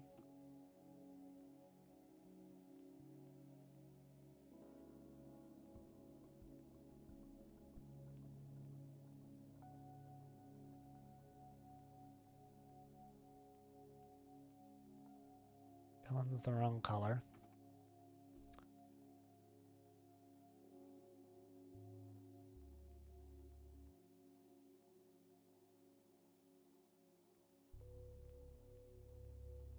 Star Wars falls apart at the slightest scrutiny. No, it really does. Which it's weird because it's like there's so many better sci-fi franchises around it, but Star Wars is the one that took off. I guess because it's also like, you know, the most bombastic and accessible, I guess. Right? Because it's literally just a space western. But like it's easier to get into than most space westerns. So, I don't know.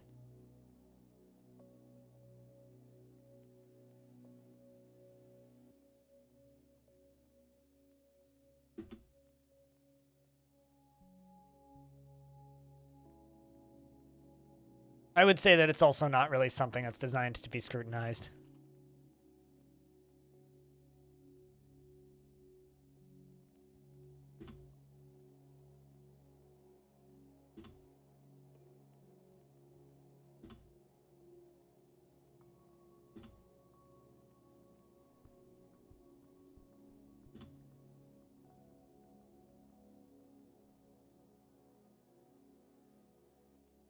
I mean, Stellaris is do-it-yourself sci-fi story, so I don't know if it's fair to say that that's the best, because it could be the best or it could be the worst, you know? I would argue that something like the writing in Endless Space 2 is better than Star Wars. That's not exactly a high bar.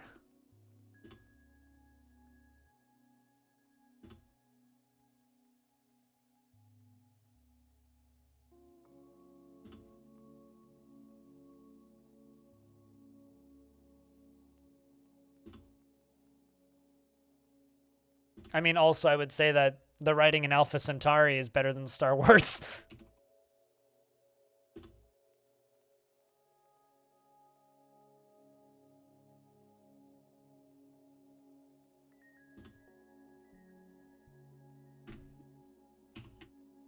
That was Cloak that I got rid of.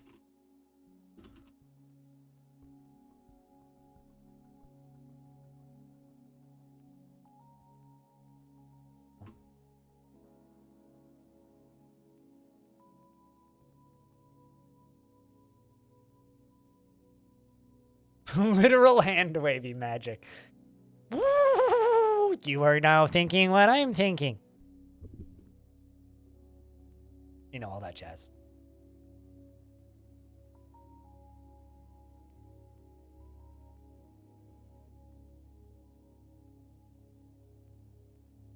I mean, You're Breathtaking is the best thing to come out of Cyberpunk 2077. Because without You're Breathtaking, it would have just been Cyberpunk that came out. Instead, we got Cyberpunk and good Keanu Reeves memes.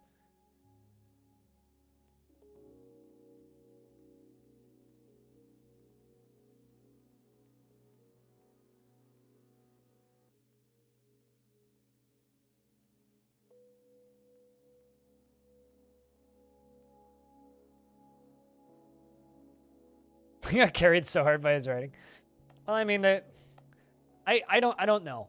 I guess we'll have to wait until their next major release before we'll know if they actually got carried very heavily by the writing or not.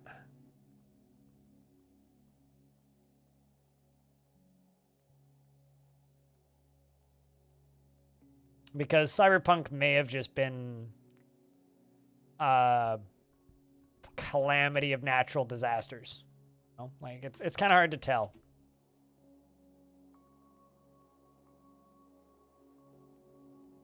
Between whether or not it was just poor planning and organization and quarantine and crunch and all that.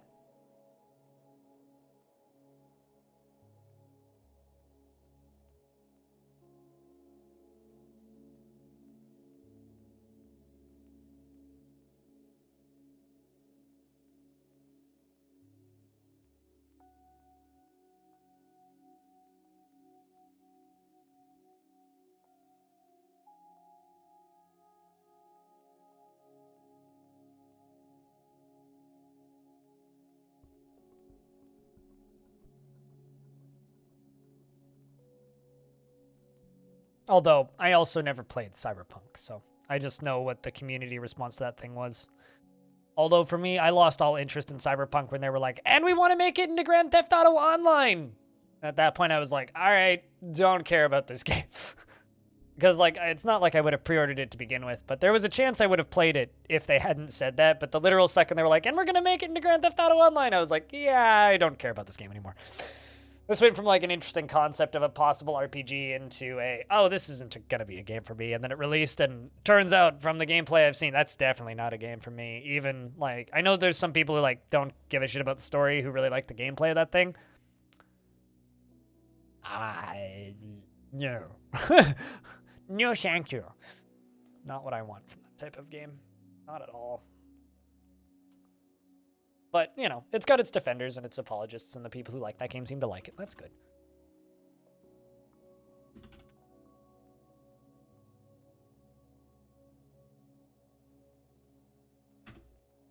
Apparently F23, not 9.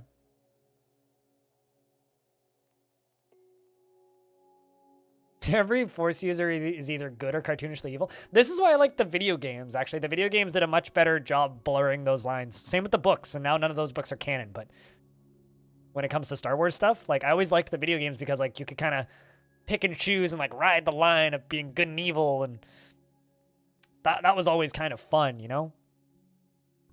Yeah, like, Star Wars, like, this game's real old now, but, like, do you have any idea how much I would give to have the guys over at our good friends over at in the realms of New Blood, the first-person shooter publishers who put out like Dusk and that game that's just Hexen and Ultra Kill and all those hyper-fast first-person shooters? I would give so much for them to get the license of the original Star Wars Dark Forces, because this, I'm not even shitting you, chat, was the first-person shooter I ever played. The original Dark Forces. Like, for everybody, it's like, oh, it was Doom. It's like, nah, mate.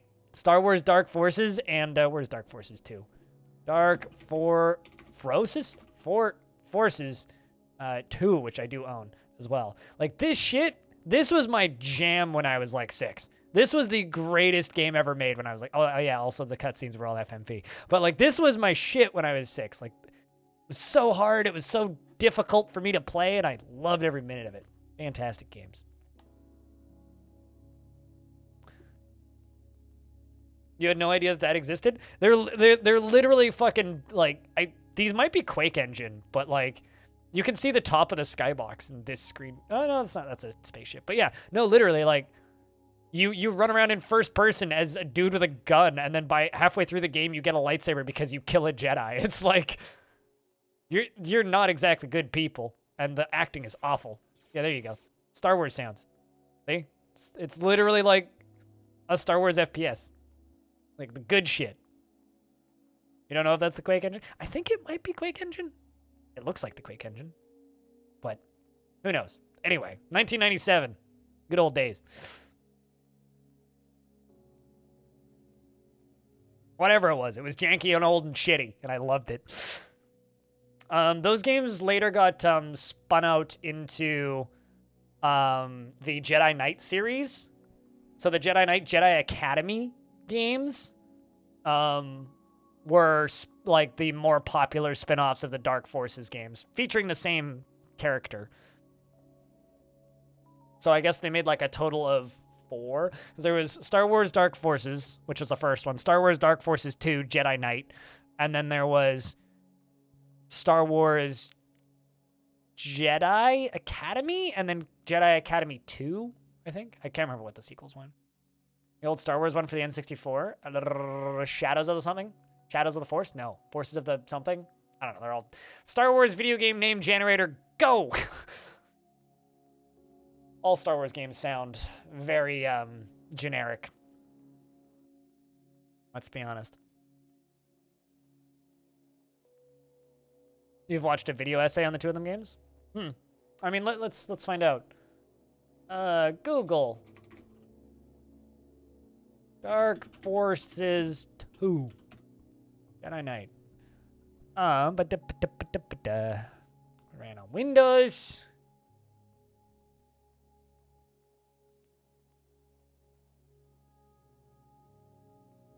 Oh, no, okay, so chat, get this. So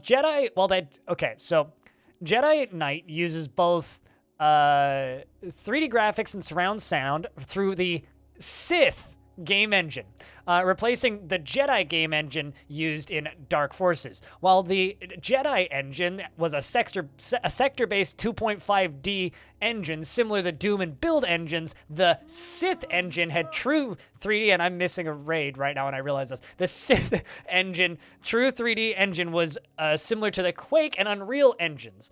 So they had their own fucking engine that they called the Sith engine. That's awful. But Super Noodle, thanks for the raid. Chat's already got you a round of beers. Thank you very much for the raid. Cheers. What were you playing? Hi. What's up? Hope your stream was good. The Sith engine, yeah. I guess this is back when like people would make an engine and just name it after the thing they were doing previously. Oh, you're playing some Dwarfs too. I got you. I wasn't staring at the directory today, but I hope that your fort was good. Hope that things were exciting. This is Longdeath, so this is a fortress that we are keeping alive for 1,000 years in game, and currently the fortress is 387 years old. Currently. Well, naturally. Staying on brand 100%. Well, I mean, it's better than calling it like the Wars engine, but seriously, Super Noodle, thanks for the raid. And chat, if you guys want to, I guess, see more dwarfs. Go follow Super Noodle. 39 whole people. That's better than 38 people. It's better than 38 and a half people. Because then you'd be on level with 2.5 men, which, you know, was an excellent show, especially after he started banging 7-gram rocks. Why do I keep going back to fucking Charlie Sheen today? What's wrong with me? But it's just nice to see other people streaming dwarfs, dude.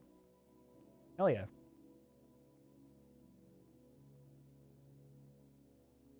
That's okay. I'm sure we can provide at least 39 beers, right, chat? And if you're not legal drinking age, then we'll just do what you do every time you go to adult entertainment and just put in the wrong age, you know? Please don't break laws, especially if I tell you to.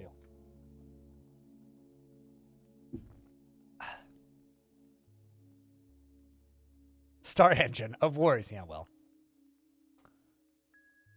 You'd stream more, but by the time you get to about the 200 population mark, it starts chugging. What, the game? Well, I mean, if you have a older PC, turn down your population, because you can do that very easily. Or alternatively, just build smaller forts.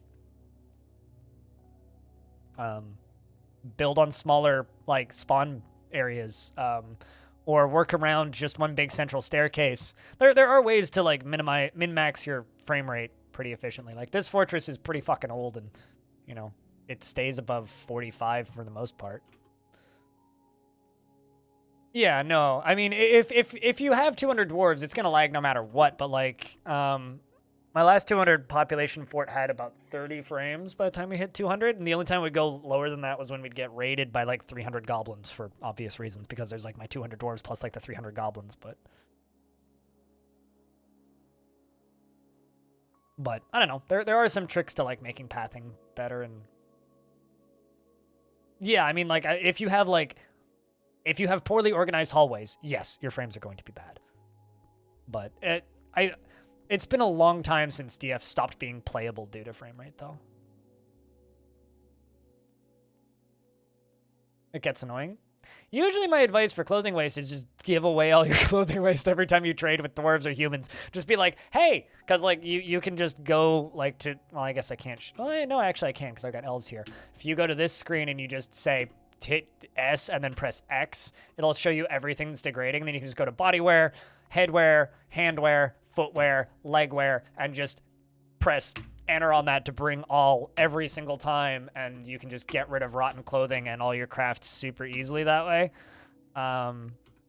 Which is how I've kept the frame rate on this fort up. Although this fort's old enough now that bins are starting to degrade into nothing, and I have to keep selling bags now because they're also degrading, so high floating rotten clothing, I'm still blind. Hey, I'm probably won't be able to play any duck game this weekend unless it's on Sunday. Squawk. You never thought to search X? For whatever it's worth, Space Pirate, I ran this fort for about 250 years before someone in chat was like, you know, you can just search by X. And I was like, what? Ah! I still haven't, like, realized that. Well, it's because wooden items degrade, Super Noodle, but it takes about 400 years for them to degrade. So, unless you're keeping a fort alive for 399 years, you're never going to have a problem with it. Otherwise, everything that's made of wood degrades. Doors, cabinets, chairs, bins, beds, boxes. I'm looking for something else that starts with a B. Buckets.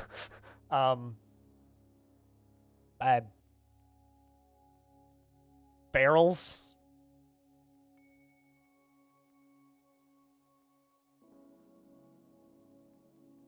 100% not, because you already 100%ed it. I don't know. I mean, if you want to play a game on a weekend, I'm around. Okay, allow me to rephrase. I'm down to play multi-game this Sunday. Because I will be gardening on Saturday. And then in the evening, I will be watching a family thing. Hi, Cool Dan.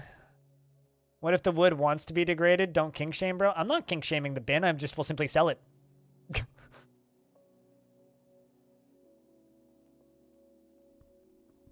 Yeah, well, I mean, beds you'll need to replace. Like, I've replaced all of these beds once, and as you can see, they're showing some wear again. I replaced these beds about 200 years ago, and the reason I replaced them about 200 years ago is because dwarves started to complain that their beds were of lower quality and falling apart. So, that was a problem. Clothing is more of an issue, though, because, like, clothing degrades in just a couple of years. Also, bodies will, like, completely decompose and vanish over time, but it takes, like, 350 years again for bones to degrade, so they'll just be skeletons for a really long time. But, like, no normal human being should keep a fort alive for 1,000 years. Like, this fort's ridiculous. This fort is absolutely ridiculous. But yeah, no, over on this channel, we stream Tuesday, Wednesday, Thursdays, and it's usually a lot of DF at the start. And we stream about 12 to 14 hours per stream on average, I would guess. So not a problem. Atom Smasher works just fine, yeah. I use Atom Smasher for, like, food, like, what's the word? Food disposal for rotten foods and bits of butchered things that we don't need to make into soap. Because, like, once you have leather and you have cow soap everywhere and cougar soap and unicorn soap, do you really need More soap. So. Ah, and it didn't run with Proton. Well, hopefully it does.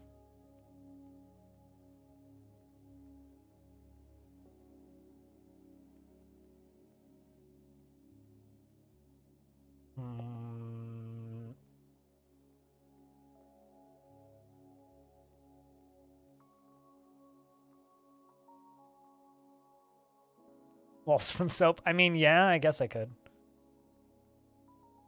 You just have tons of tallow. See, I'd throw out the tallow once I have enough soap. But I also have, like, what, I guess 70 animals now. Should probably butcher a bunch. Let's get rid of all these cougar cubs.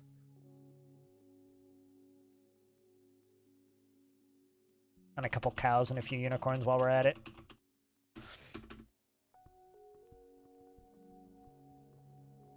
Yeah, but I have tallow automatically set to be dumped. It's not, I know I can turn it into food, but it has a tendency to fill up my food stockpiles. Oh, also, in regards to barrels, I forget that barrels exist sometimes because I literally never use them. I only ever use rock pots for things. Just because barrels do degrade and rock pots don't. If I am making barrels, I'm making them out of, like, lead or iron or something. Which is almost more like dwarven strength training than, you know, actual functional things.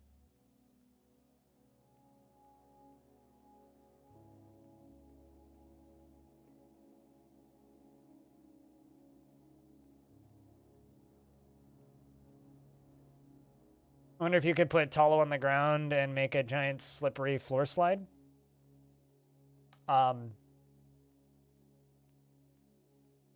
Yes. Featherwood pots are handy. I like featherwood wheelbarrows because they are the fastest wheelbarrow in the game. Because based on wheelbarrow material, they can be slower if they're heavier. And also because they can carry, like, because sometimes dwarves are dumb and they like to just pick up the wheelbarrow and carry it to a stockpile, right? Whereas, like, a featherwood wheelbarrow is like the lightest material in the game, so it's essentially just like a balsa wood wheelbarrow. So they just like pick it up, throw it over their shoulder, and run at normal speed, which is real nice. Instead of like this dwarf going with the metal wheelbarrows that I have a tendency of making. So, but unfortunately, I don't have any feather wood on this map.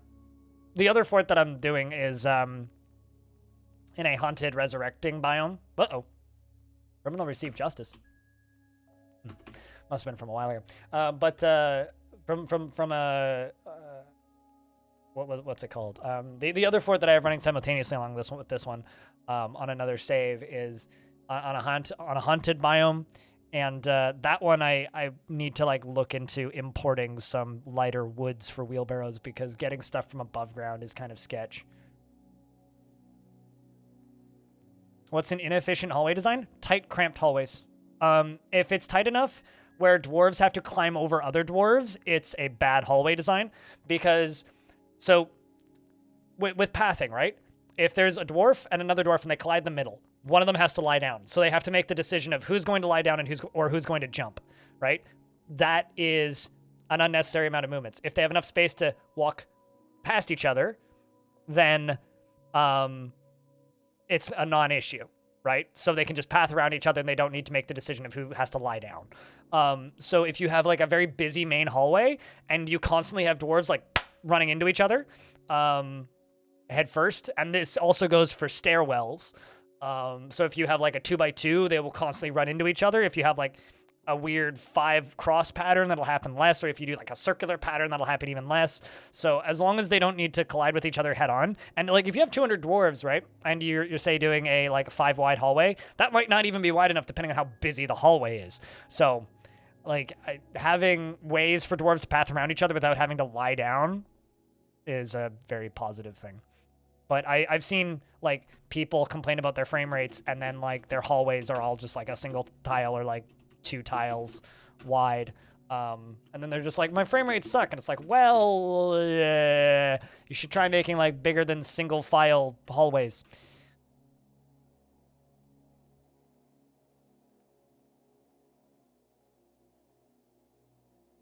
Doesn't matter 90% of the time they're dicking around in the tavern. I mean, dwarves need to do that. Being in the tavern's important.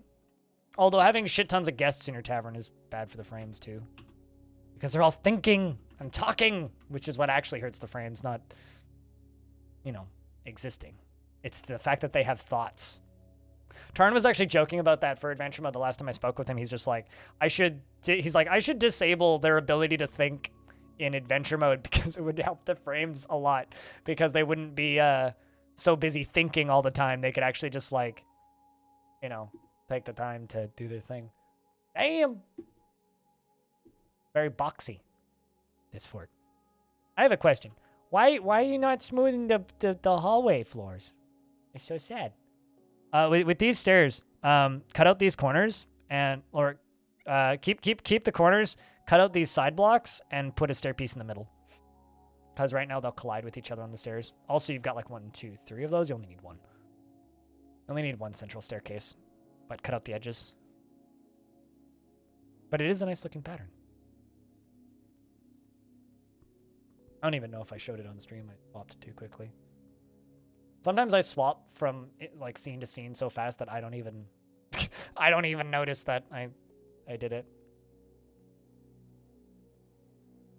Low priority, gotcha. Yeah, nice fort. Give Super Noodle a follow for more fort.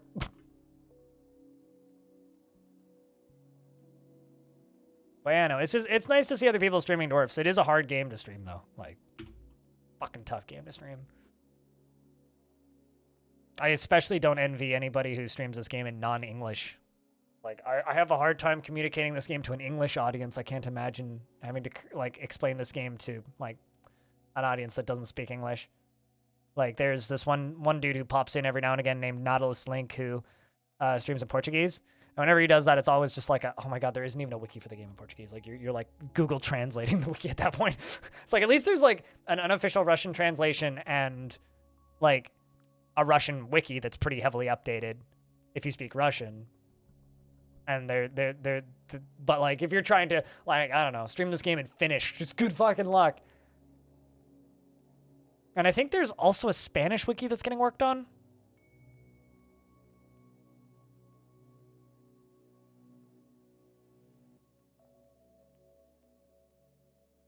The main reason you got it all set it up the way you can so you can designate houses super fast. Yeah, no, I mean, I don't like to make squares because I find squares boring. So I make weird patterns and shapes because I have to look at them. And the logic that I say to chat is, if I have to look at it, I have to not get bored of looking at it. So I don't care if it takes me 15,000 years to designate all these bedrooms, because I want to be happy with looking at it when it's done. And if I don't like looking at it, then I'm not going to enjoy this process. And if I don't enjoy this process, then I'm going to get bored. And if I get bored, I'm not going to play Dwarfs very long. Crutches. Come on.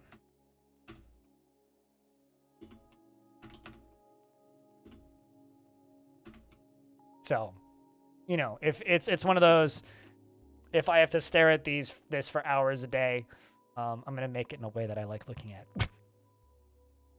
Which is why my forts always end up being these super elaborate, massive, like, sprawling, open things with a fucking labyrinth in the middle. Because, like, I need to make things. Like, even in my other fortress, like, somebody tuned in, I don't know, like, it was like an hour and a half after I'd been, like, struggling dealing with undead birds that kept dive bombing us. We finally got the fortress to a point where, like, we're kind of stable and building stuff. And someone tunes in and they go, wow, that's not fair. I'm like, I'm sorry, what's not fair? He's like last time I was here, you were struggling because it's an undead fort. I'm like, okay. And then they're just like, and now you're just, like, over here fucking playing Minecraft. Like, you just swapped games. Like, how are you just building stuff casually? I'm like, well, I got the enemies under control. We got a decent enough military to fend off the undead. So, like, you know, I'm just building a castle now. Because, like, there's a point where I just kind of stop wanting to, you know, do things, I guess.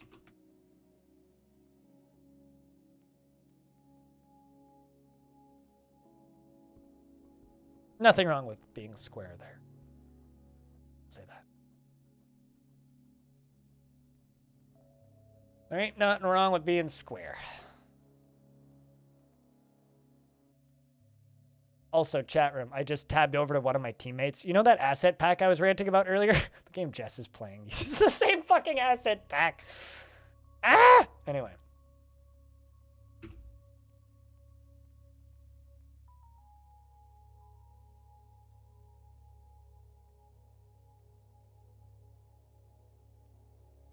I literally tabbed over to Jess's stream for like 2 seconds and squinted at the game that she was playing, and it's like, oh, she's...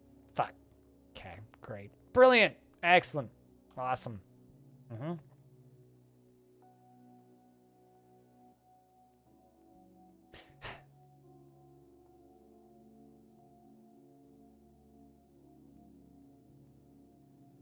Oh, well. What can you do? The answer is not a whole lot. I can, however, stand up and go use the restroom. So I'm going to go do that. Back in a sec.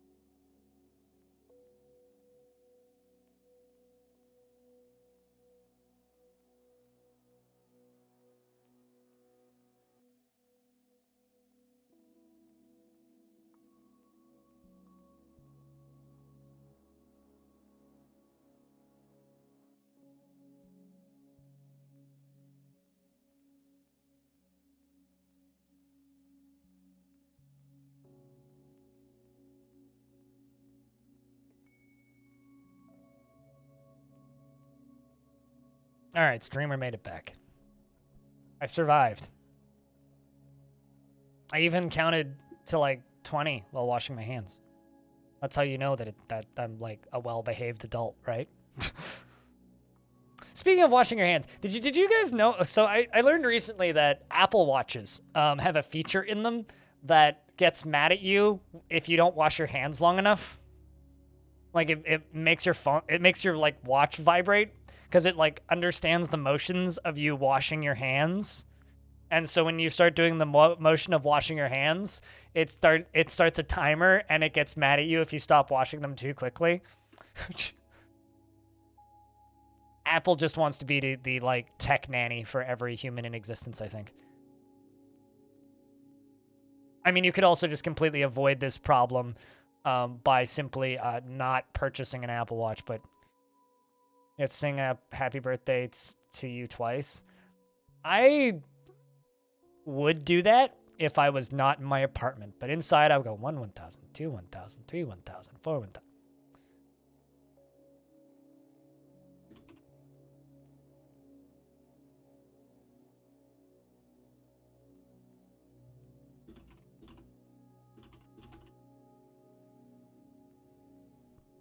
Hey, Wogarden. How is things? I hope good. I hope that your weekend was swell, and I hope that you didn't miss me too much.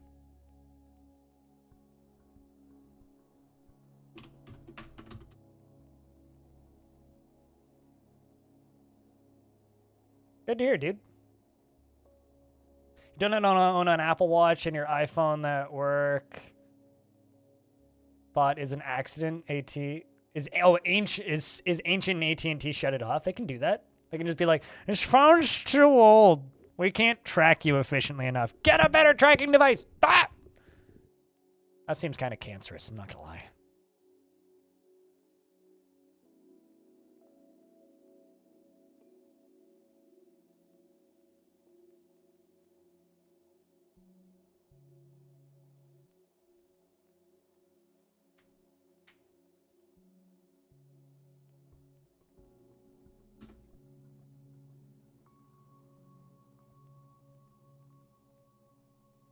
Pretty chained up. You're working on a Cogmind album this week? Ooh.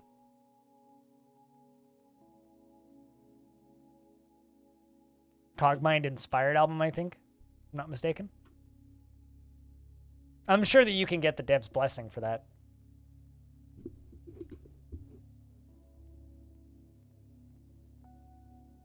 Writing music based on the video game Cogmind.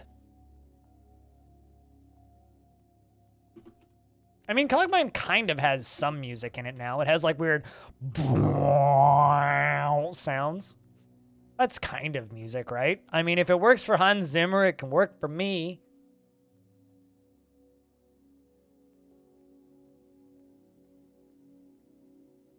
Although I kind of feel like Cogmind music would be very akin to the music in Annihilation. Have you seen Annihilation, Lowgarden? Because if not, you should listen to that soundtrack. even if you haven't seen it, you should listen to that soundtrack. The soundtrack is something else. It's kind of the premier weird, like hummy, long, ominous tones that makes your skin crawl. I need to watch that movie again. I think that movie's like going onto the annual watch list. It's like up there with Mad Max Fury Road and the first Matrix. It's like I just need to watch that movie once a year now, I think.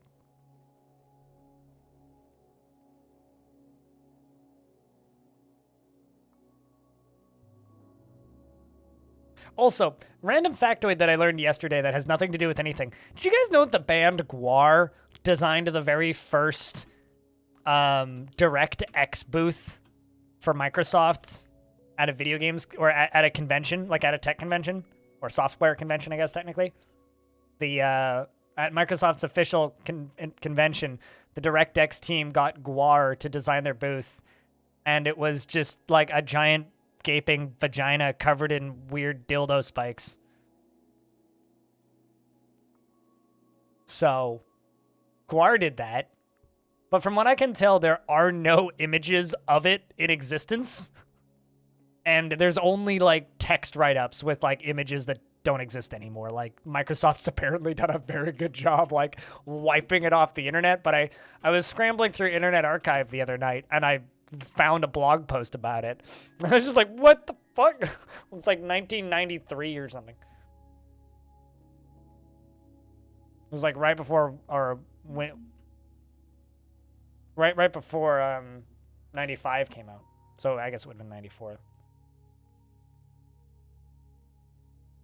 Owen, why did you just decide to send me a notification for a YouTube comment I got 4 days ago? So, yeah, that's a thing that I learned.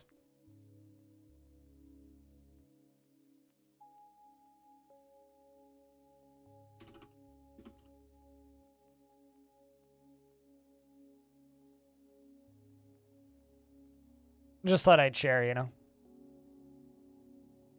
Also, yes, very Gwar-ish.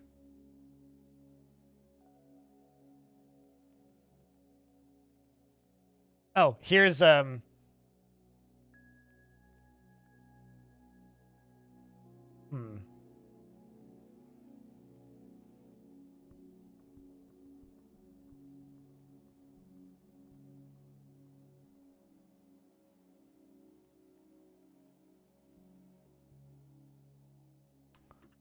here's a blog post about it.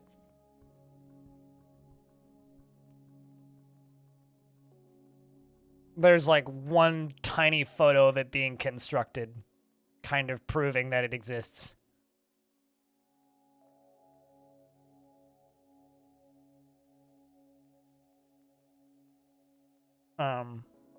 So yeah, that existed. That was a thing that happened. Shoutouts to Gwar, I guess. For keeping things weird. They got a dinosaur livestock animal from Morrowind to design or something. Have you ever heard of the band Gwar? I'm assuming not, Stone. Here, let me look up a photo of Gwar for you.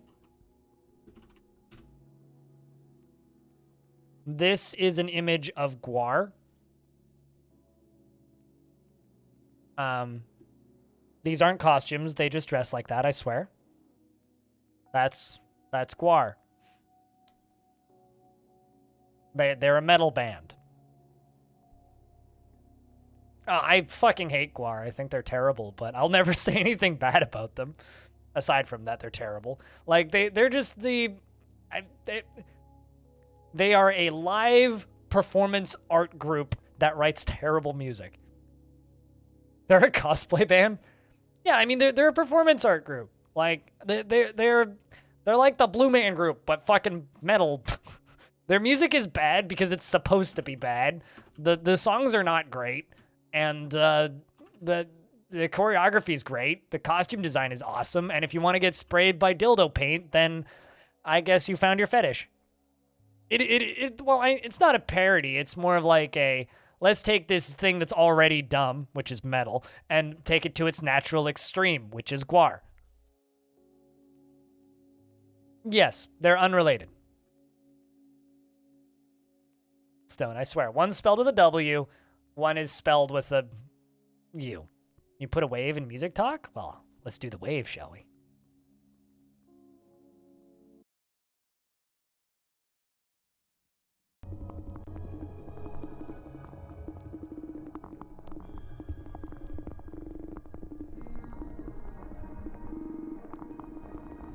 Okay, so as somebody who has very expensive headphones, that gives me ASMR feels in a not comfortable way. Yeah, that's my feedback on that. But I think ASMR tingles are not a positive thing. Like, it makes me want to leave the room, so. Aside from that, kind of cool sounding, though.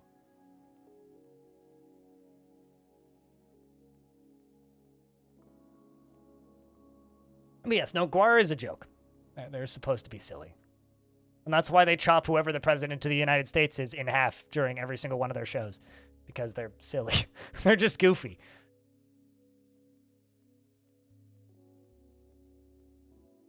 Yeah, it's like directly behind the back of my neck. Or the stereo field. Wherever you put it. I don't know where it is, but... Gotta put on some old school D&B. I'll only play music that I know I can play without getting anything muted or struck or all that crap. But yeah, no, like the like whatever that dot synth that you've got in there that's making like the rattling sound is, it's like literally, it sounds like it's at the top of the back of my neck, which is not a pleasant place for audio to be. Like that, the problem is with ASMR tingles for me is there's been points in my life where I've had an active sex life, and when you're used to that, those kind of tingles are because someone is licking my ear, not because I'm listening to music. So if I'm listening to music and it does that to me, it's not okay. And I feel like I'm being assaulted, and I don't like it.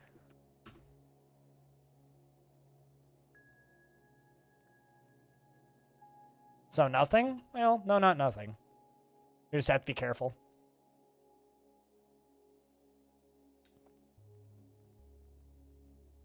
You just got to do your research, primarily.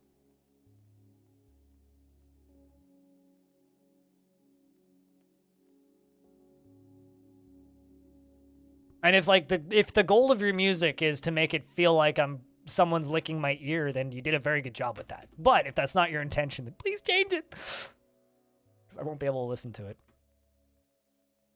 Because it'll make me weirdly annoyed and also aroused. And make me want to leave the room. Speaking of things that don't make me aroused, thank you very much for the 6 months. Definitely not licking your ear. Thank you. Appreciate you for not licking my ears. But seriously, thank you very much for keeping that sub alive for a 6 month. That's half a year, dude. Cheers, man. Welcome back. Oh, yeah. Do I not have any? Where's my fucking... There's my Kimberlite. I was looking for my goddamn Kimberlite. I'm like, where'd my goddamn Kimberlite go? Ah.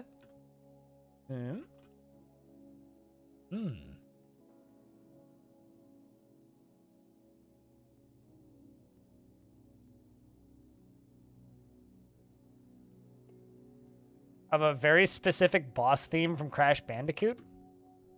I can tell you for a fact I've never played a Crash Bandicoot. Well, I played Crash Team Racing on the Game Boy, which was a really bad port of Crash Team Racing. That's it. Which I don't quite think counts as a Crash Bandicoot game. Although I think I actually own some Crash Bandicoot games now because I think they came in a bundle I just bought. Like those remakes, I think. Or maybe I'm confusing that with Spyro. Spyro I have played. Played quite a few Spyro games.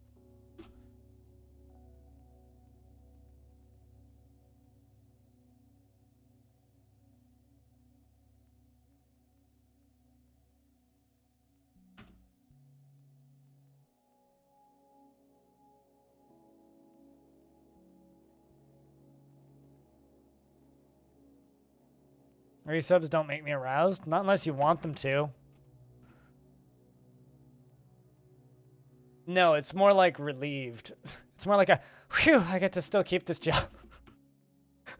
Because I will be honest, there are times where it's like I can go, like it's a little bit demoralizing, you know, streaming for like 8 or 9 hours in a day and making like $6. So resubs make me happy, but no, they don't make me aroused. Sorry if I'm disappointing you.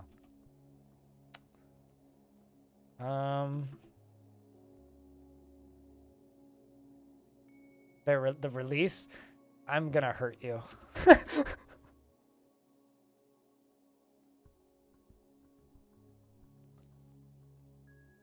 Get out of here with your fucking tantric bullshit. And drink more coffee.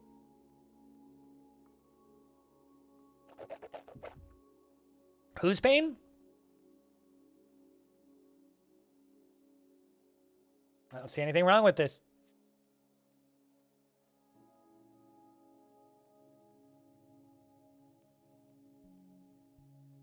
It's just a bunch of beautiful give stockpiles. At least they're just give stockpiles and not take stockpiles. It's all about sharing. This week on Slaves to Armok, Axon gets banned for making annoying jokes. Nah, it's that kid I never. They're all out of order? Well, I mean, that's...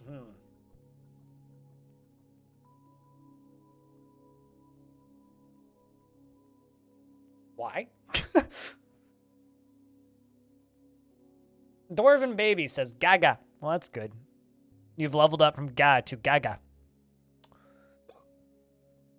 Of course, that's the most important text announcement we could have while the game pauses to save.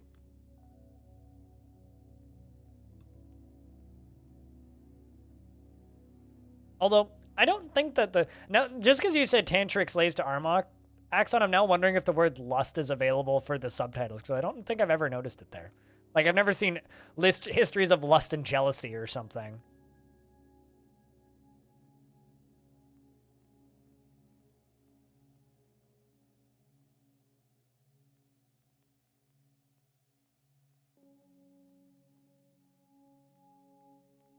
Now I'm, like, genuinely curious. Although one of my favorite ones was Histories of Violence and Heresy, which was kind of great. I was like, awesome.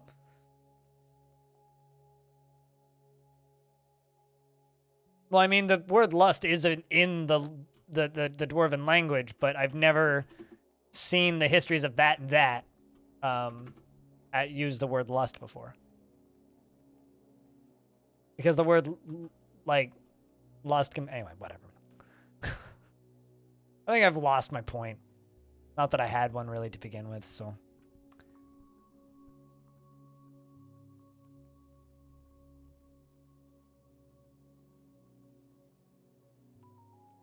This has either been a very entertaining ramble for the last 30 minutes, or someone is, like, getting ready to wind up and punch their monitor because they're so annoyed at listening to me talk. Well, that's usually how my streams go.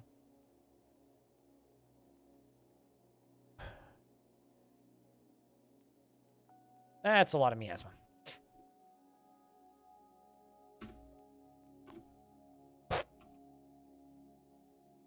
Okay, what's rotting then? Ah!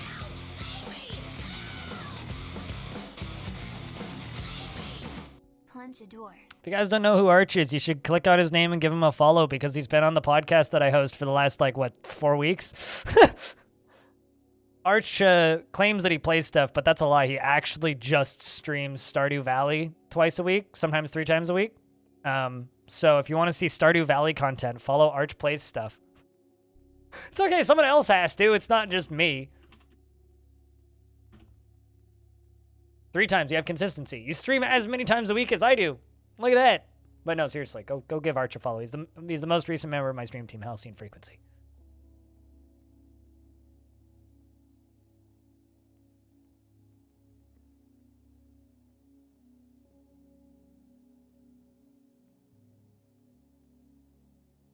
The most recent slave to join the team.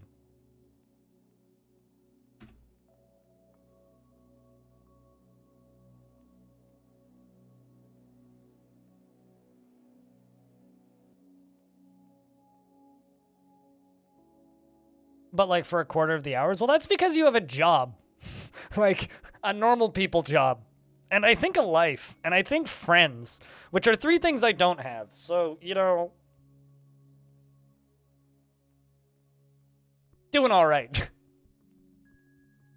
Man, minutes ago we were talking about, you know what? Never mind. I don't know if you were here during that conversation, so. I think it's time to stream with hair down for a little bit. I never do this, but let's do this for a little bit. Hair down. You just plopped in, chat? Don't tell them what we were talking about a few minutes ago. My hair is long? You didn't know? Bah.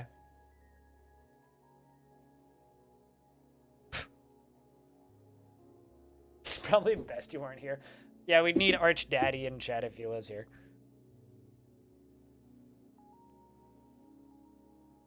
What'd you miss?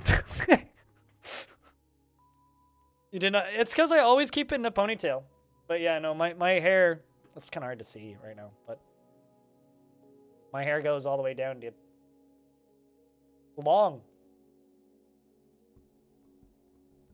I could be the Grudge for every Halloween. Or something. But then I'd actually have to not wear black and gray. I'd have to wear white. Great hair? Yeah.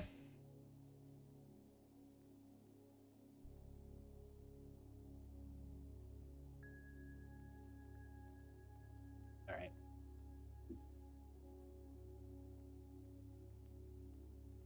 All right. Humans are here to trade. Hello, Adelda.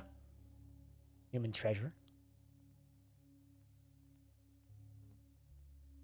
It's time to trade stuff efficiently.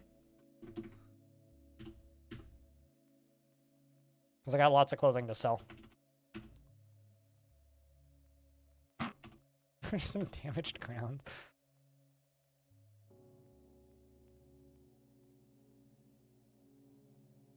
You were gonna go to the store and for a pizza and then you realized that you have leftovers from lunch. Did you not have Domino's when you got here? Or am I thinking of somebody else? I'm pretty sure you're just I have pizza when you first showed up at the beginning of the stream. And so you were gonna go to the store and buy another pizza? I think you need to limit your pizza intake. I'm not judging, but if you were gonna go get another pizza, maybe instead of getting another pizza, you go to the store and get some vegetables. And put them on pizza. But, you keep founding settlements. People keep founding settlements linked to yours and you don't know why. Do you have a baron? Illas says, on behalf of the Merchants Guild, let me extend my greetings to your people. There is much to discuss. Rules the same as yours. What request do you have of our merchants? Yes.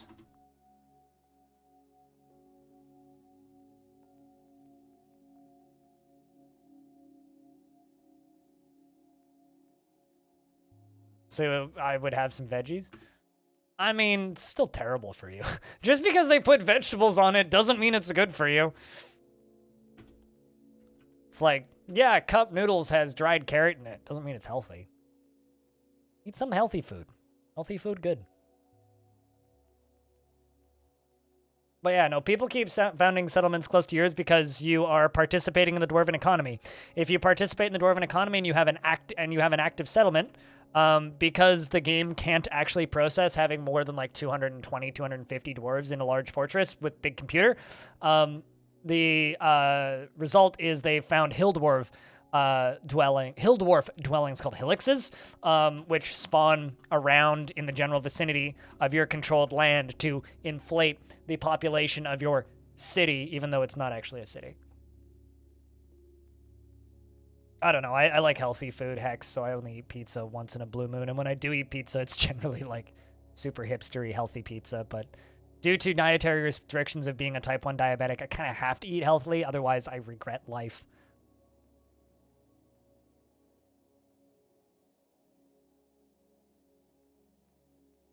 I don't know. I'm cool, damn. I don't know.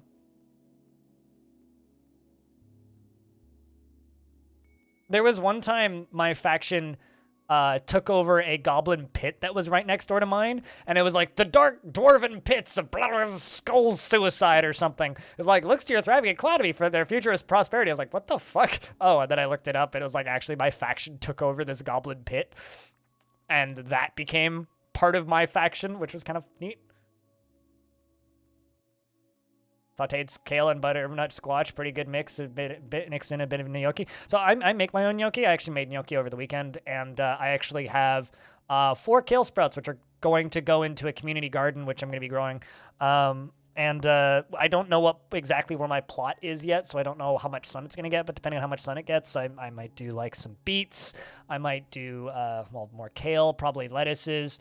I got to look into things that I can harvest consistently throughout the year that don't, like, you know, just kind of get eaten. So, like, probably not going to do any, like, thing like cabbage or anything, but still need to figure out what we're going to grow. I know my mom says she wants to grow some fall squash, so maybe we'll get some butternut squash. Probably zucchini is likely. My porch generally has arugula, various lettuces, spinach, and cannabis on it. And lots of spices and teas and other various greens and things that can go into stuff. You're gonna hop into a good friend stream for a bit, catch you there. Well, I'll be on all day, you know me. I don't grow tomatoes. I don't get enough sun on my porch. I might get enough sun in the garden, but that would be redundant because my mom has a greenhouse, and the greenhouse, also, people have a tendency to steal tomatoes if I were to plant them on my porch. So my mom's greenhouse outputs so many fucking tomatoes it doesn't even matter. I don't have any space on my porch to do root vegetables. So I'm gonna see if I can do beets, or potentially potatoes on the like new potatoes, like baby potatoes, in the garden plot. But we don't know how much space we actually have until Saturday. So. Well, I mean, we know how much space. We just don't know where in this space it's going to be. So depending on how much sun it gets, it will dictate whether or not we do surface or root vegetables. Gnocchi? Yeah, gnocchi is one of those weird words that people mispronounce. I want to say I learned how to say gnocchi from Gordon Ramsay on Kitchen Nightmares at some point. It's like, why would you have microwave gnocchi? I was like, what the fuck's a gnocchi? And I Googled it. I was like, oh, I know what that is. Time to grow watermelon? That's like limited space. What are you going to grow? Corn!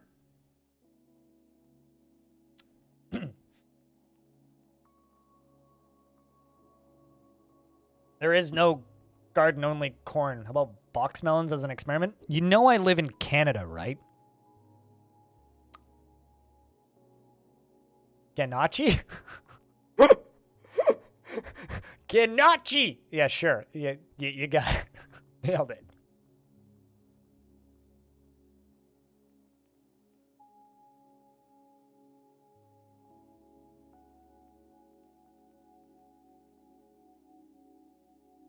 I would rather, I mean, if I really want to go somewhere that's all corn, I would just go to Alberta. And you know what? Frankly, I don't want to go to Alberta, so I'll stay far away from Ohio.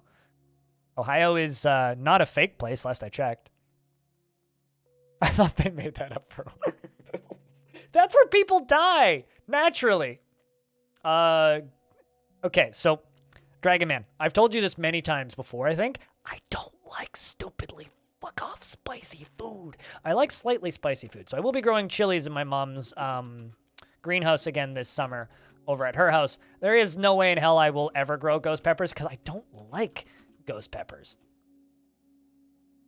I like flavorful spicy food. I don't like spicy food that does the equivalent of setting your hair on fire, punching you in the nuts, punching you in the gut, and then slapping you upside the face, and then breaking your skull open. No, it's too cold for paprika. You guys need to realize we got snow yesterday. Just to give you an idea of where I live. It snowed here yesterday. So some stuff can be done in greenhouses, and I will do like mild chili peppers in my mom's greenhouse and make my own chili powder, but I don't like hyper spicy food. I do not like hyper spicy food. I like flavorful food. Hyper spicy food is not flavorful.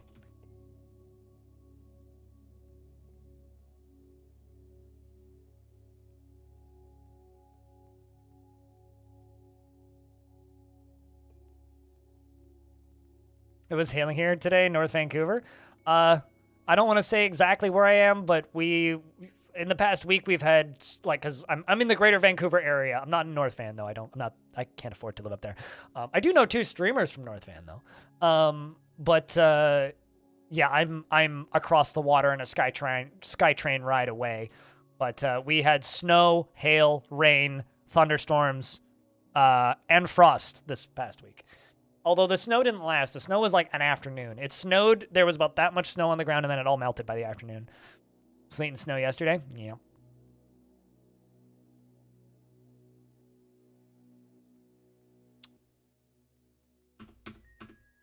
I should have checked what's in there.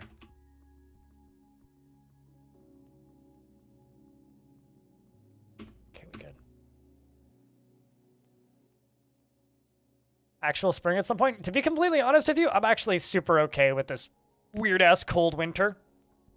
Or a cold spring, because it reminds me of like '07. And this is kind of my favorite style of weather, when it's just like not nice, but also not winter, you know? I like this kind of halfway weather because I'm dreading when shit gets hot. Because when stuff starts to get hot, my apartment becomes unlivable and I have to run my AC 24/7, which costs me like, it makes my power bill go from about $60 bi-monthly to about $350 bi-monthly. And as somebody who has a hard time affording rent some months already, it's not exactly fun.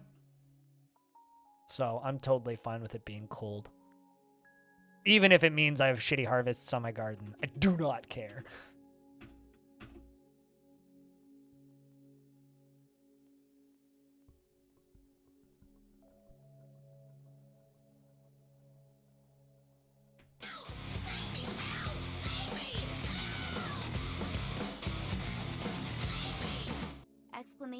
Counter alert. That's my favorite mod for Counter-Strike. Thank you very much for keeping that sub alive for a 4th month. Welcome back. Rest in peace, Report Spotter. Jack, can I get a big round of beers for Tekken? And go follow him on YouTube. And Twitch. That too.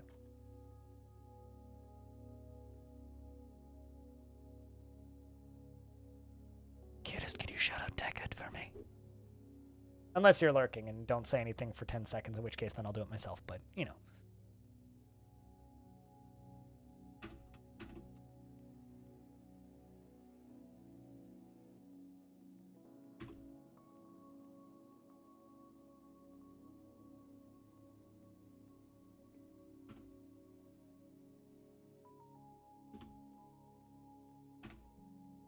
Go follow Tech in chat for more Dwarf stuff. Thanks for teaching you how hospitals work. Out of context, that's very funny. What would I say my favorite thing to grow is? Well, I mean, right now I'm seeding basil. Fair to say weed. My favorite thing to grow.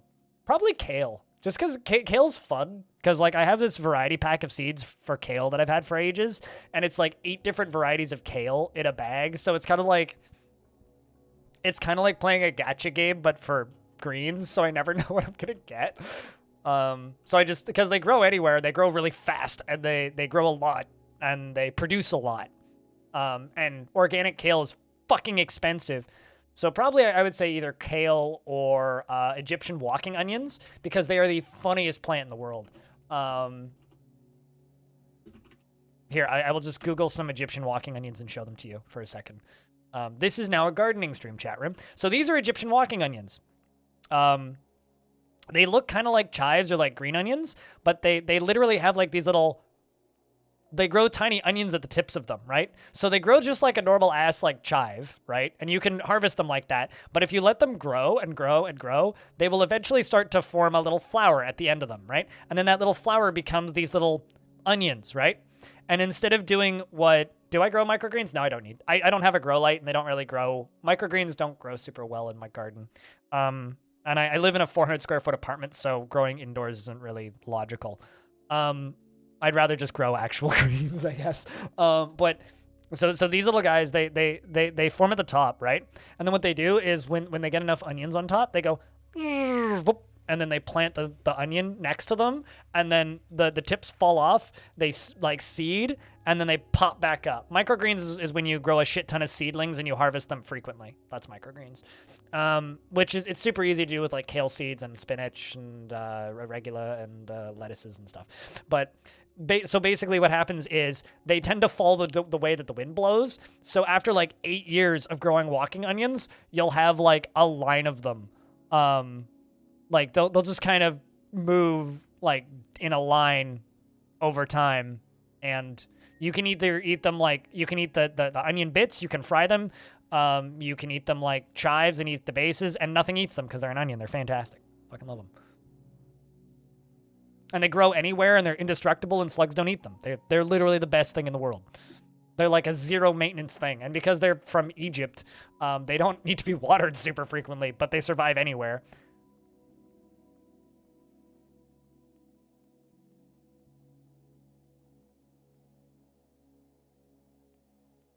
Parisian carrots. I think my mom grew those once. Cool, Dan.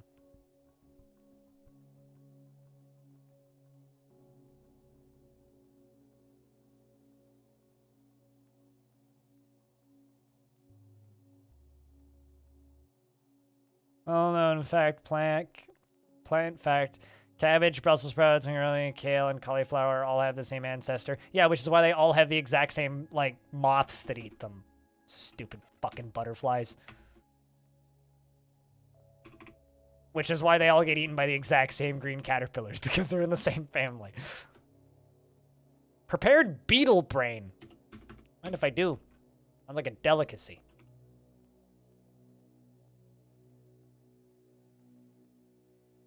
Mustard family, which is why mustard also gets eaten by the same thing. I actually gave up growing mustard because mustard just gets demolished too quickly by pests. And before you say, no, I'm not going to spray them with pesticides.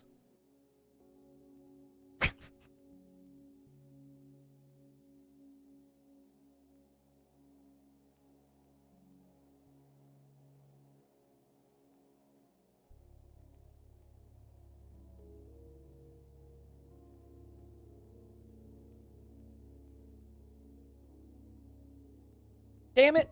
Don't have 300 subs again. Somebody's sub ran out. Edge.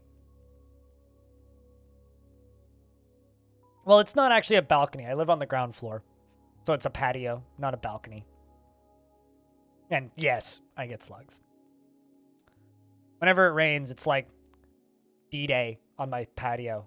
So I have to like, whenever it rains in the summer, like when it's warm rain, I have to like go out there with an umbrella and squish slugs. Every single time it rains. It's kind of fun, though. It's like real-life tower defense. If only I could, like, build a little Lego Mindstorms robot to, like, shoot, like, little harpoons at them or something. Just go... Be much more efficient.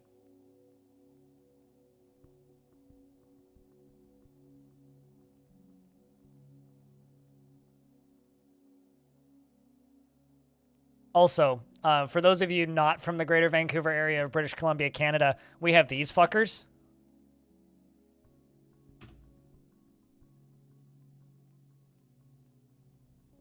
I get these on my patio sometimes.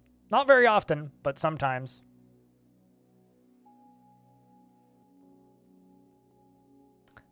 All right. But yeah, no, we have these fuckers. They're like huge. They're huge. Like, like, they're huge. And they're They're huge. Like ginormous. I'm looking for like a banana for scale, but yeah, there are native slugs. Black slugs are an invasive species. Your ex wanted one as a pet. I understand why it's your ex, but yeah, no, they are. Banana slugs are native to here. Yeah, but they're also not the most common around here, which is sad. Like, those should be the only slugs that we find around here, but...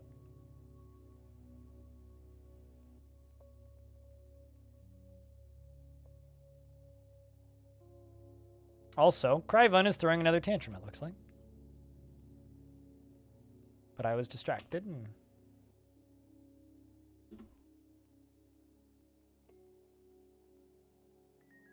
Oh, this can't end well. Where are you headed, you? I mean, I think giant African snails are pretty great, but that's just because they massive snail. Slugs are just ugly. No, don't you do what I think you're gonna.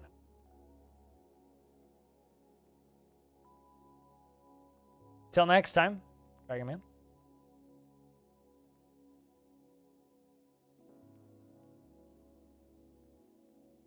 I understand irrational fears of stupid things. Oh, perfect. You knocked over a statue right where everybody saw you. Attack the armed humans. Yeah, like I said, oh no, don't do what I think you're gonna do. It's okay. He just has like something against statues, so.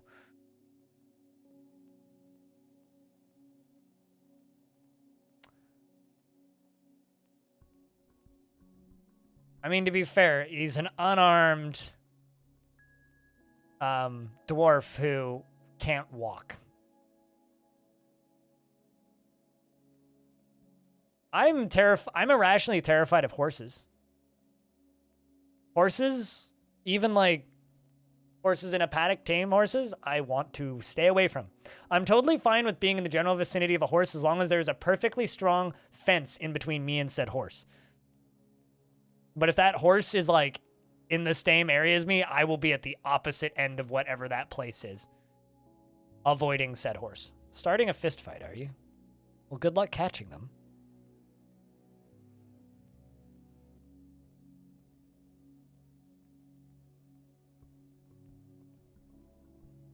I mean, you could also be describing humans. Tekid. You could be describing almost any animal, actually. You used to have a cooking class with a girl who was deathly afraid of waffle irons. This reminds me of like that one class, one of those, one or two classes I took in high school. Who'd you just beat up? Taylor, yeah, it's the mayor. Left hand is broken.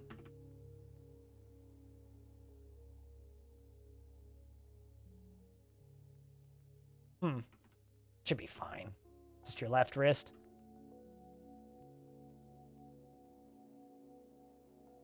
Socializing. Good luck. Comes Axon.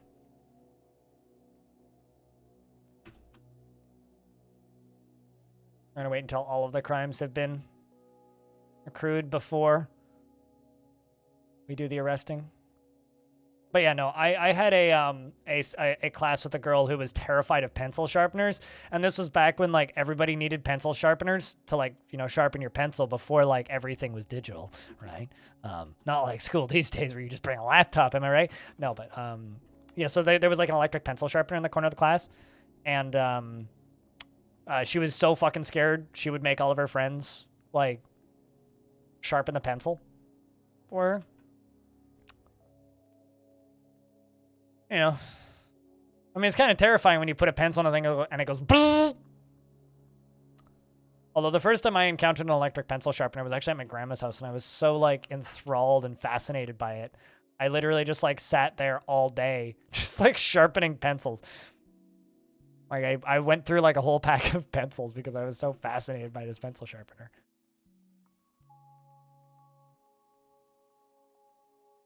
Yeah, my dad had a hand crank one, which is what I was used to growing up. My dad had a few of those. I think he had like 2 or 3 even. But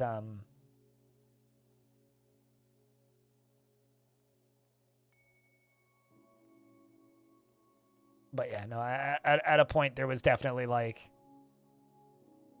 suddenly electric pencil sharpeners started showing up all over the place.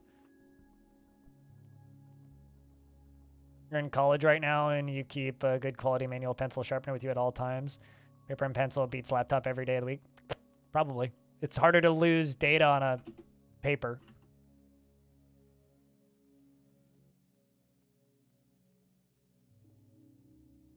I diagnose you with physical injury.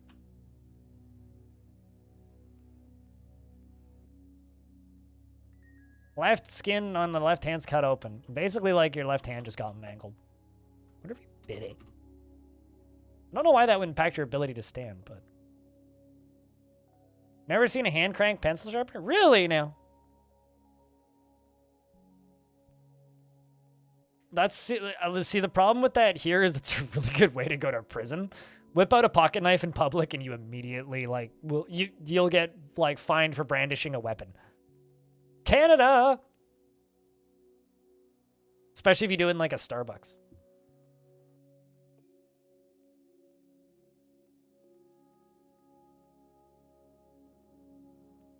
You have a manual hand drill? I mean, I don't know.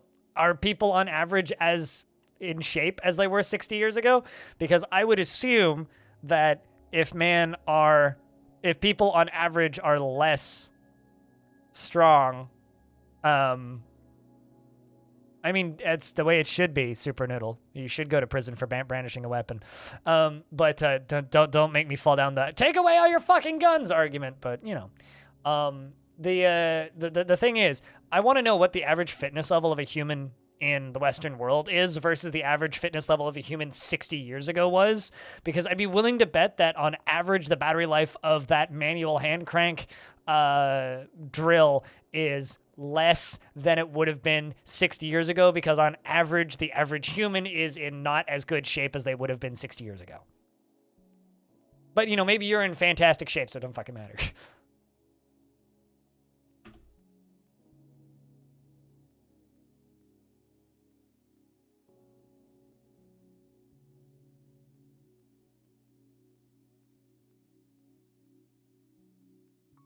True, okay, yeah. If you're just using it for drywall, then I probably would just use a chopstick and a hammer at that point. Or just like, you know, a nice pen. Bang! Or a screwdriver even.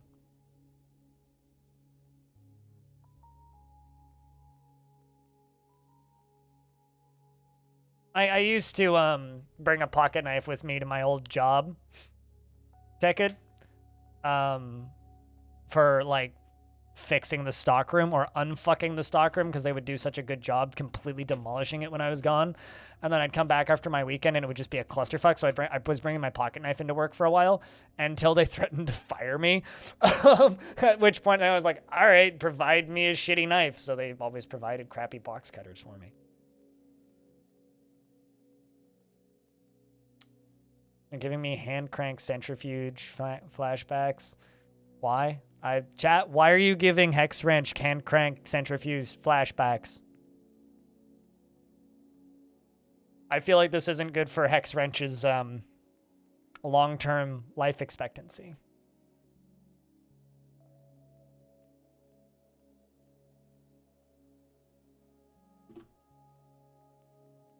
Speaking of long-term life expectancy, how are you doing, Hex Wrench? I hope that we aren't triggering too many horrible memories. Only some. I can promise you that. We'll only trigger some horrendous memories from your past. Where the razor blade was fitted into a piece of bent metal and slotted into a little metal tube with a screw to hold it in place. No, it was the basic plastic ones that fell apart after a week of use. That also had the permanently attached non-replaceable blade. Whatever company makes those things is making a fucking killing, because, like, oh, well, they fall apart super quickly and they're disposable, which means we don't let you rebuild it. This is a edited version of the Krug Smash tile set that was edited by my artist. The reason I got my artist to edit it is because I asked him if I could use his tile set to create content because so many people recognize it. And I don't like a lot of the graphical ones, and Humble wasn't doing it for some people. So I started using this, and I asked him if I could use it, and his response basically was, yeah, just make an edit to it. So I made an edit to it. You're reminding me of the one time I had to use my grandmother's manual sewing machine. And then just like the leg pains. But I'll bet you that thing's easier to repair than any electric sewing machine, so there's that.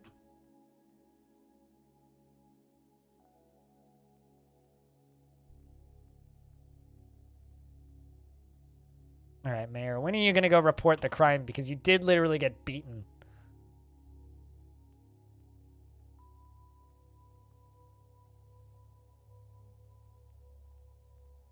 But yeah, I don't have any with clearer text. No, I'm used to this text. It's fine. If I want clear text, I'll just do this.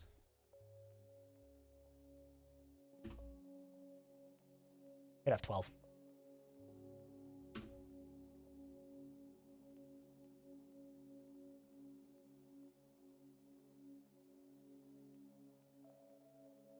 I can also do this, which has no purpose for this particular thing, but... Now we're fully vanilla. Let's go. Although I obviously still have the same colors. Dwarf. What time of year are we in? Midsummer.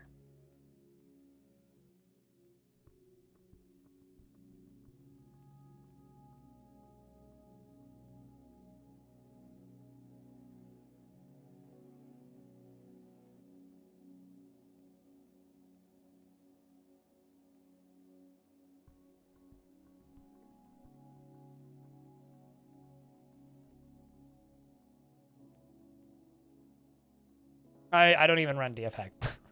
No. So what are you using, like true type? Like what text are you using?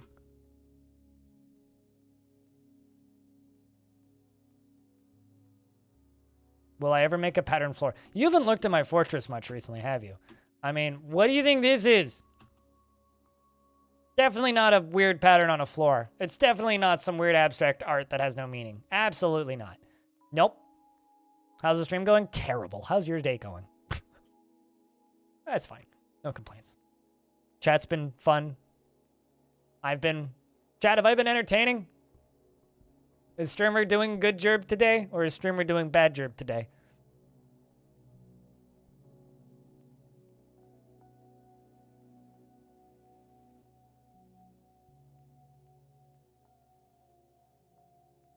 Yeah, fair enough.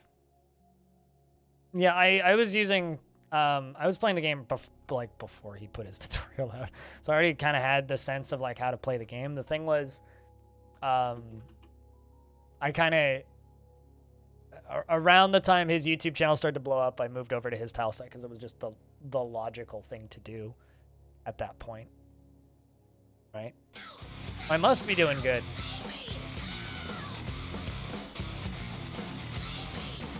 White Pony 1, thank you very much for that tier 1 subscription, bumping us back up to the 300.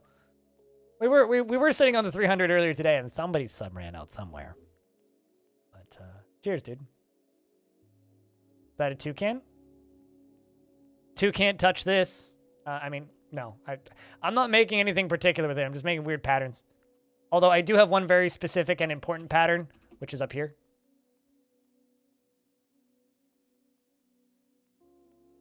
You know? That's the only pattern that was actually intentional. Everything else is just... stuff goes everywhere.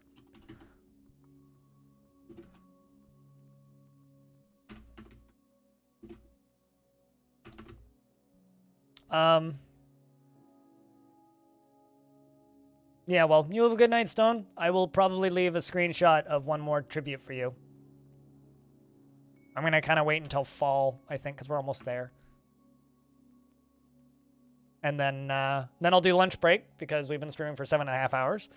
And then I think we're gonna swap games. I think we'll play some more of that chess roguelike thingy. because it's the final checkmate is just too fun. TLDR, it's like a roguelike, but you are a king from chess and you have a shotgun and you're up against other chess pieces and you have to kill them with a shotgun. You never understood why coal is fireproof? Don't ask too many questions! It's Dwarf Fortress. 999 dragons can all fit in a tile as long as one's lying down. As long as 998 of them are lying down. You like the hard edges on the text, but for some reason, Krug uses the 8x8 letter tiles for a 16x16 tile set, and you went and changed it. Fair enough. I like big, bold letters, so I don't mind them. Although, I mean, I can play this game with a tile set that's a picture of my face relatively competently. So. And I also have a tile set for Dwarf Fortress that's just everything is Nicolas Cage, if you want that. I mean, here, let me show you what this tile set looks like.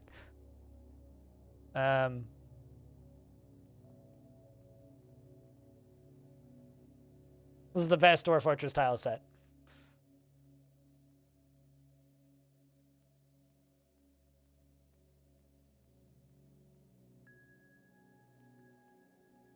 So, I mean, you know, if you want to truly experience the wonders of our one true God, you could play with that tile set. It's not as bad as you think it is, okay? It is playable. It wasn't very playable before we added the text back in. When the text was also Nicolas Cage, that was a bit of a problem. But we changed it so there was actually text, and that made things a lot better. Also, I think a giant rat just fell to their death. That's fine. Okay, sweet. Vandalism and disorderly conduct. All right, what do you get, Criven? Zetsuki, the captain of Gerd. You watched your video on that. Is the shotgun spread damage drop off consistent or random? It's very consistent in certain power-up cards change the spread to either be tighter and further range or wider and lower damage. So you can, it starts off consistent and you can change it. It'll like, if you shoot like 3 pawns in a row, it'll hit the pawn in the middle and the 2 on either side, but you can shrink it so that it'll only hit one or the other. I guess that was a beating. But I have hiccups, apparently. Where'd those come from? Body, please. Stop rebelling.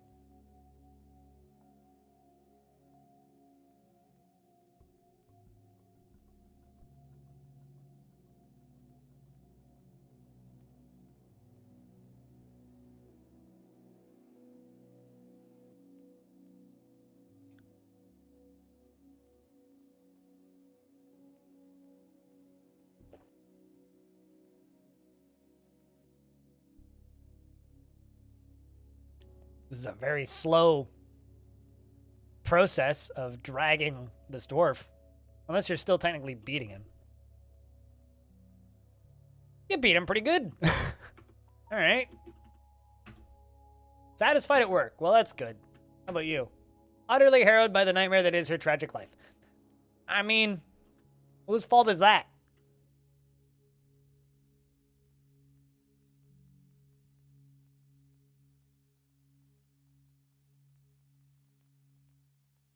Of is stacking as many dragons as possible. Never mind, of course, it's possible as Orford after all. Dragon cluttered. I mean, theoretically you could, but in order to do that successfully, I think you would have to crank up your world gen settings so that it spawns a lot of dragons.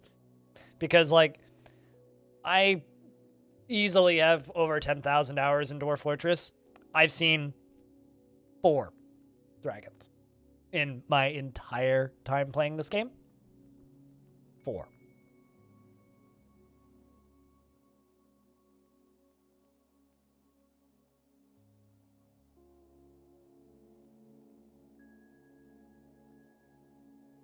But, I mean, I don't have any dragons in this fort, but I do have an Etten, a Giantess, a Minotaur, a Forgotten Beast, a Giantess, a Vampire, an Etten, a Forgotten Beast, a Giant, a Minotaur, another Giant, another Minotaur, and another Giant, and 2 Cyclopses. All in cages, or trapped, in the basement. It's okay, they live there. The Ettins refuse to make babies, which makes me sad. I was hoping we'd get baby Ettins. Now a dragon will come? God, I wish. That'd be rad. Giantess? Yep, somebody's into that.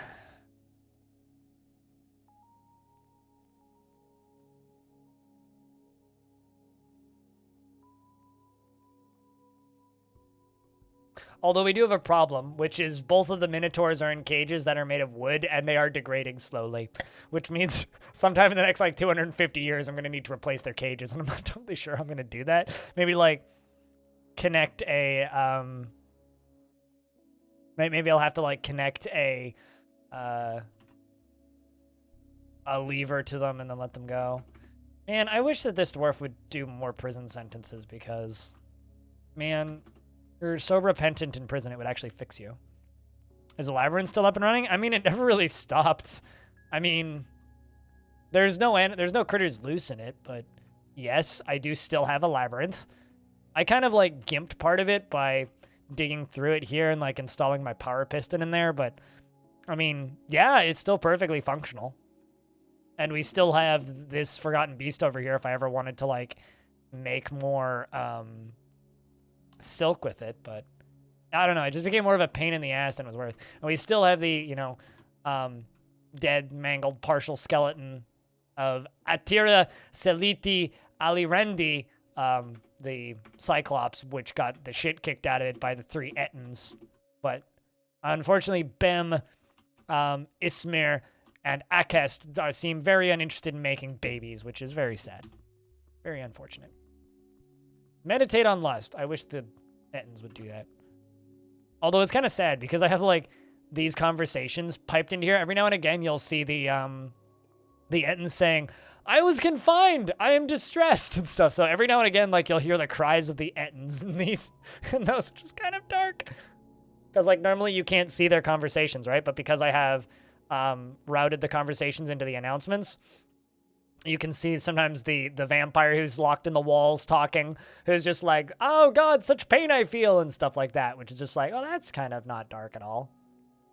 Anyway, I got into an argument with Axon. I feel resentful. Well, don't do that then. You dum-dum. Like, see, this is my vampire, who's been berserk since year like 120. Shoutouts to Zaloro, who's older than everybody else in this fortress. See, this is what prison can do to a dwarf.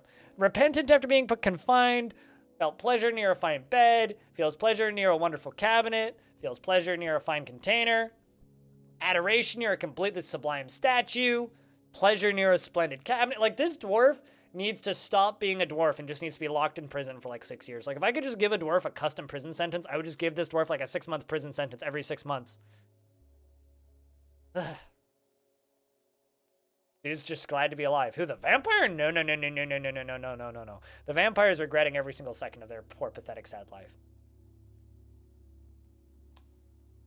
There's an immortal dude stuck in the wall. That's one of my favorite parts about this fort, is that there's just an immortal vampire just stuck in the walls that most of us have forgotten about. Just burrow her in a really nice room. See, here's the thing. She gets bored. It only works if she's chained up. It's also the only way my ex could get off. But like it only works when she's chained up because they feel repentant. That's the specific mood you need. It doesn't matter. Like I've tried burrowing her in a room, and dwarves like that I'll try like burrowing them in a temple or wherever. It's like annoyed after not getting whipped enough. It's like I need more spanking, damn it. Remember that one time that the UK tried to ban spanking, face-sitting, and whipping in porn?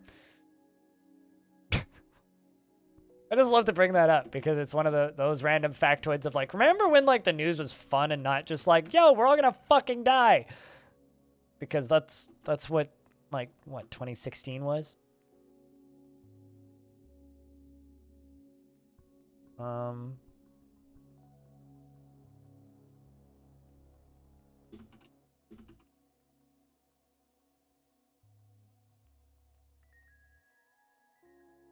Here's a safe link. I swear it's safe for work. not going to show it on stream, but the image on that article is very funny. Also, fuck CNN, but, you know, will be. Also, I mean, fuck most American news agencies for that matter. Oh, shit, I'm out of blue. I do have more rose gold, though. I have more yellow.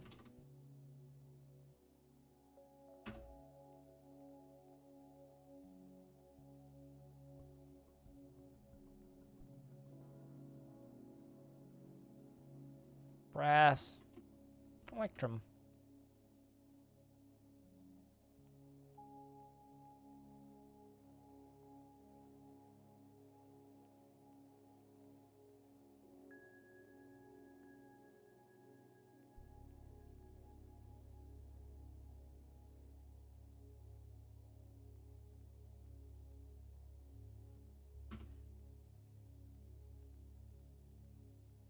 Did I turn off hauling? What? The jobs for hauling? For dwarves that get particularly moody, I manually disable hauling for them. And certain dwarves, I never even enable it in the first place. But particularly moody dwarves get hauling removed, yeah.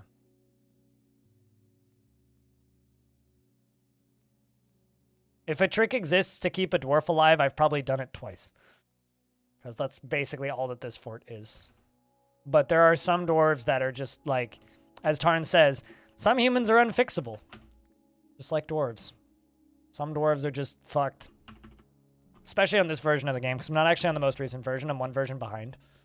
On the most recent version, like, keeping dwarves sane is a fucking cakewalk. Like, there is no requirement, basically. Like, you can just do whatever. Because Zack and Tarn nerfed moods into oblivion due to partial pressure from the community and also prep for better sieges. No, it's not Stress Hell. Stress Hell was 2 versions prior. I'm on Fun Stress. But I started this save on this version, and I kind of want to finish it on this version.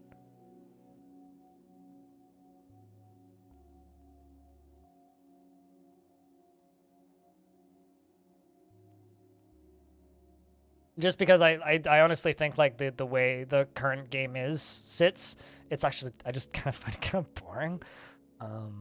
Like, there isn't, like, some of the other changes, like the better conversations and stuff and food changes are cool, but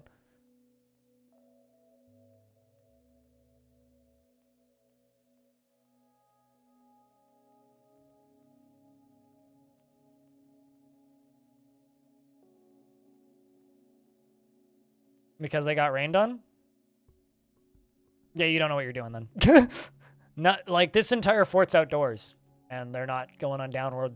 Like I haven't lost a single dwarf to rain in this whole fort. Rain is very minor, but that's okay. I know how to avoid that. Wait, what up? It's good to see you.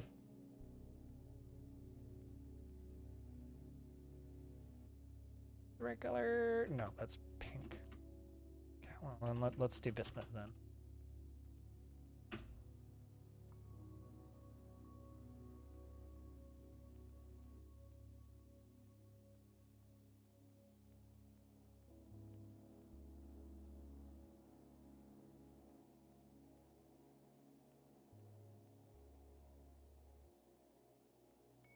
Okay, well, think about it this way, right? A dwarf goes like 6 weeks between meals and days or 30 seconds. If you spent 15 days in pouring rain, would you be distressed? Think about it that way. It starts to make a lot more sense.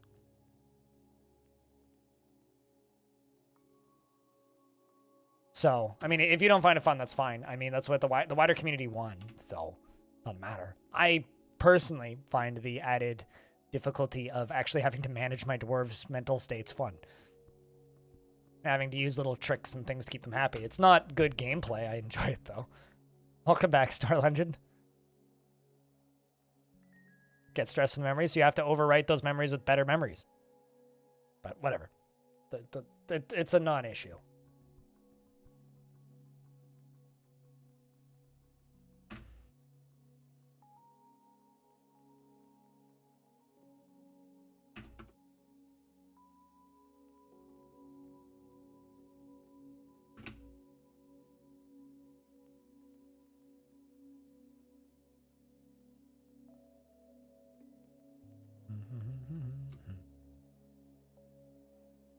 Yeah, that's not the conversation we were having, Star Legend, but that's besides the point.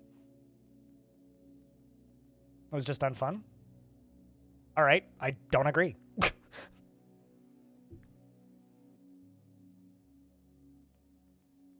Like here's this is the problem with this discussion, Super Manoodle. I understand exactly what you're saying. I don't agree. I haven't agreed with people since the first time stress became like this.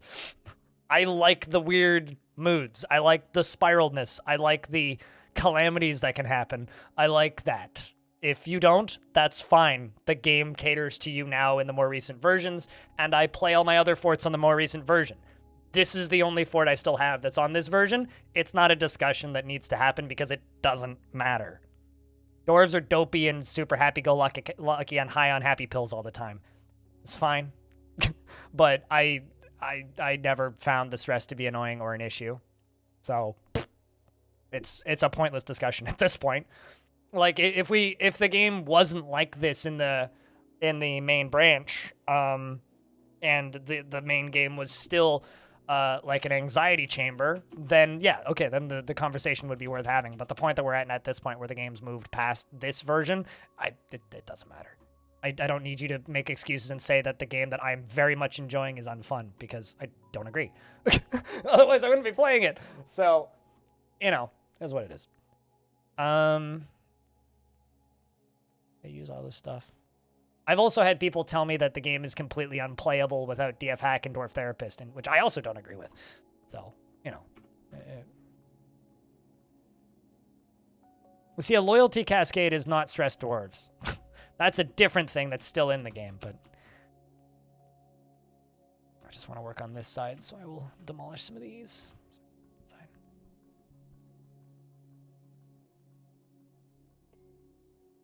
Okay, well, I see, like, there's a difference between talking about very obtuse mechanics in the game and just, like, throwing out something that's completely irrelevant to the conversation, because we weren't talking about loyalty cascades. We were talking about general stress. Loyalty cascades are caused because of friendships between dwarves, which is still a problem in the game.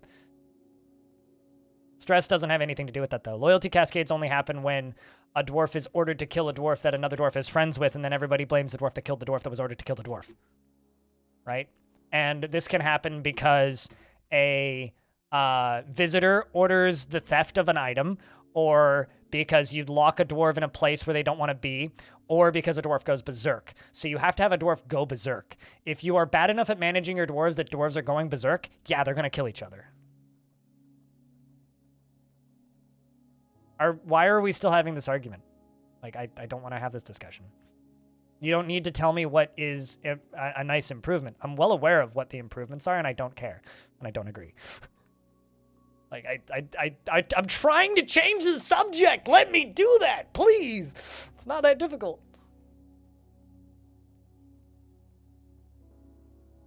You play the game the way you want and fuck off. Literally, that's the end of the discussion.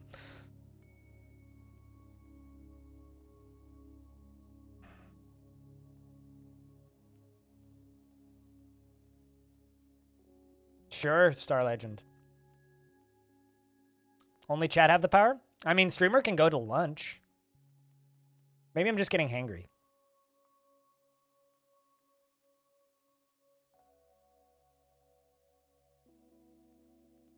You just say why you saying you do things you agree it's not unplayable without DF hack. Fair enough. I mean, I know why people use DF hack, right? Trust me, I've had people tell me I'm wrong for years. But I'm well aware why people use DF hack.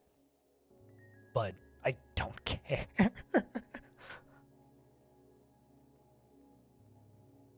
That's kind of the end of the discussion, because I don't care.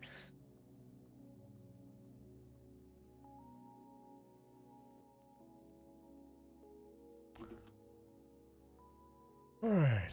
Rose gold, rose gold, rose gold, rose gold.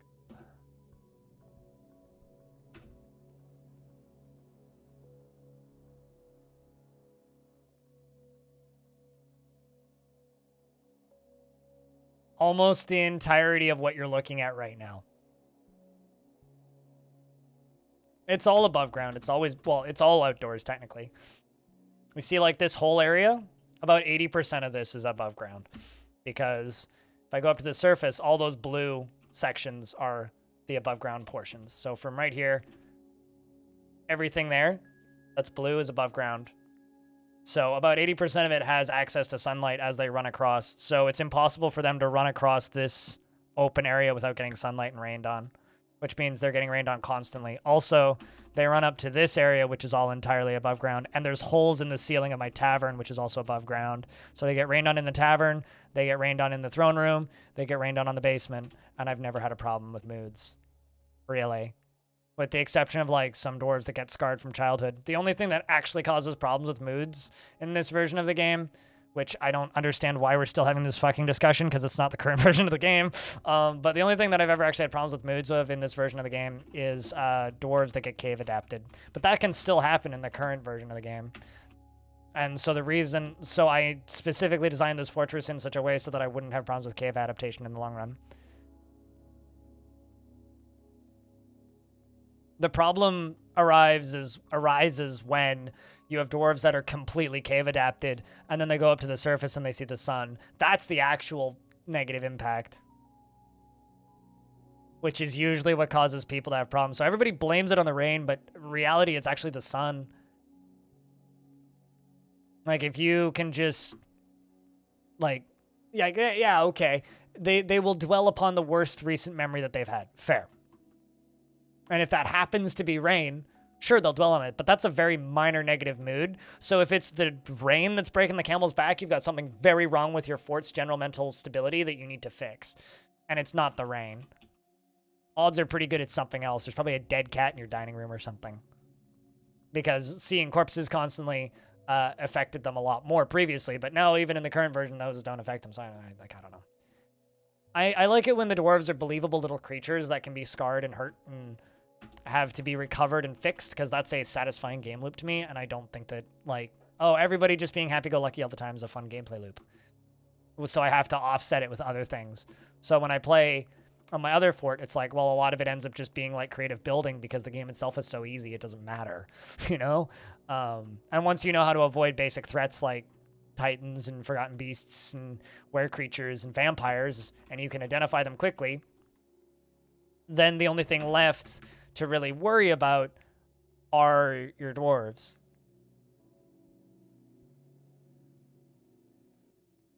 How much sun does it take to reset cave adaptation? Like 2 years. 2 years of vomiting and shitty moods.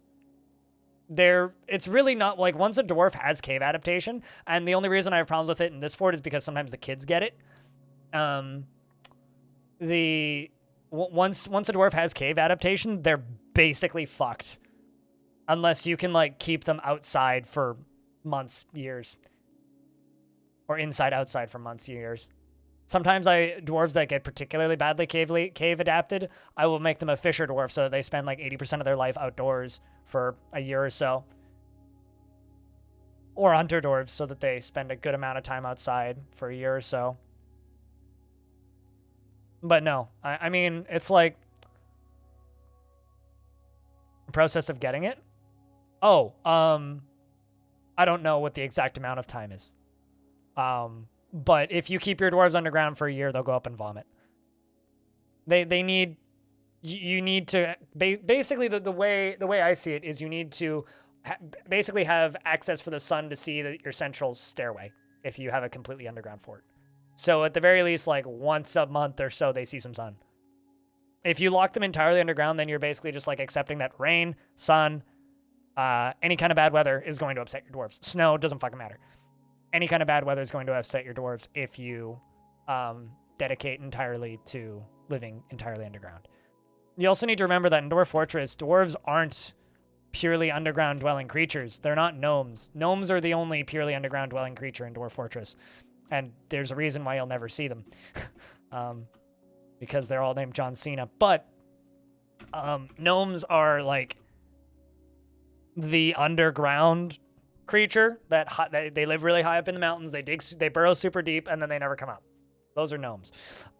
Whereas with dwarves, they're actually like, you need to remember, right? Hill dwarves exist, which are these guys. They live entirely above ground. Go play adventure mode and go explore some hillixes.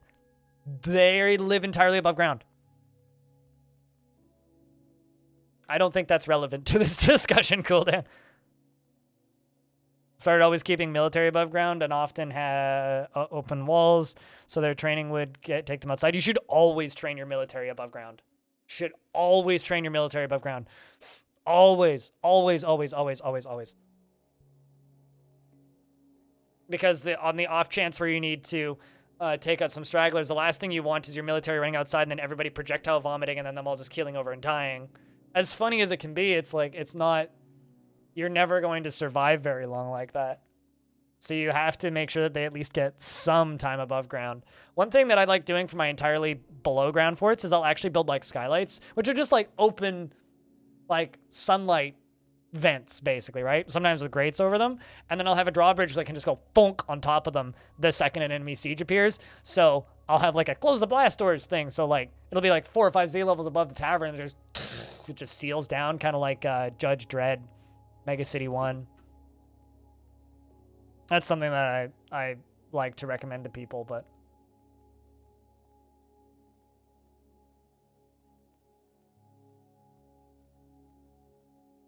it's all fun and games until someone's fell into the sun hole. I had a dwarf go splat into the sun hole once. The sun hole. Is that what we call it now? It's where the suns come out of. Do you think that having a harder siege would improve the end game for you? Like a real treat when they would bring the siege and try to destroy the structure like walls? It really depends on what I'm trying to do with the fort. Not all of my forts I want to be warmongery. Sometimes, like, Dwarf Fortress is more of a, here's the disconnect for me. Dwarf Fortress doesn't have an end game. I'd love more diplomacy too.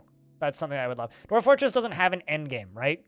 You play a fortress until you've told the story you want to tell, or you're tired of building that fortress, and then you retire it and go build a new fortress in the same world. Dwarf Fortress doesn't have a end game. And if you're trying to play Dwarf Fortress like it has an end game, you're playing the wrong game. Because Dwarf Fortress doesn't have a tech tree. So by that logic, it can't have an end game.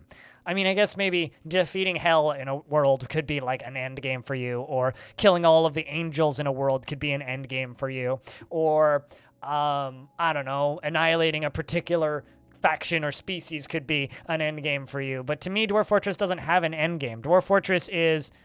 No, I don't agree with that. I mean, if that's a story you want to tell, I am Kuldan, sure. If the story you want to tell is let's bathe this world in fire and fill it up with undead, be my guest. I never like telling stories like that. Well, not totally true. I only like telling stories like that on Halloween. Right? If the way you want to tell the story is you want your fortress to end in chaos, by all means.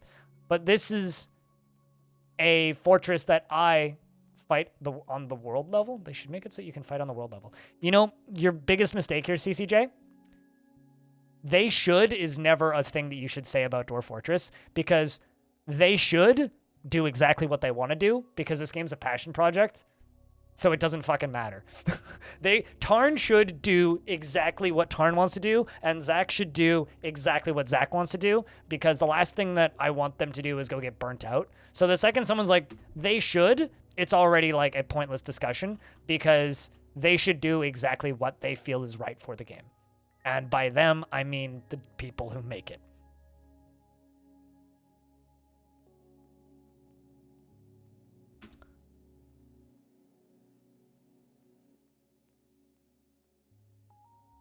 What are some different threats or challenges that you think would be good additions? Dwarf Fortress is mind-numbingly easy, so I don't think threats or challenges is where the game shines.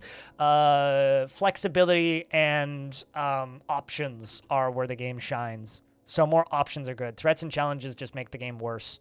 See RimWorld as an example. If you think Dwarf Fortress is about threats and challenges, you don't know me very well and you don't know the game very well. But no, I do understand what you mean. I mean, like, better sieges and the world map rewrite. Theoretically, the world map rewrite, CCJ, will allow us to embark from our mountain home and drive the wagon to your embark site, which is something Tarn wants to do alongside of the map rewrite. So, I mean, maybe at some point you'll be able to do that. I think, like, so many people just completely avoid adventure mode that, like, you miss a lot. Like, if you want to go and fight a civ, like,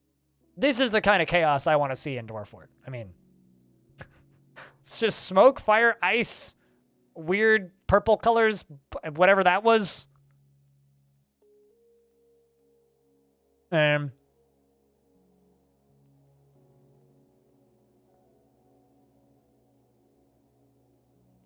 mean, it just adds a bunch of exploding monsters to Dwarfort. How can you possibly go wrong?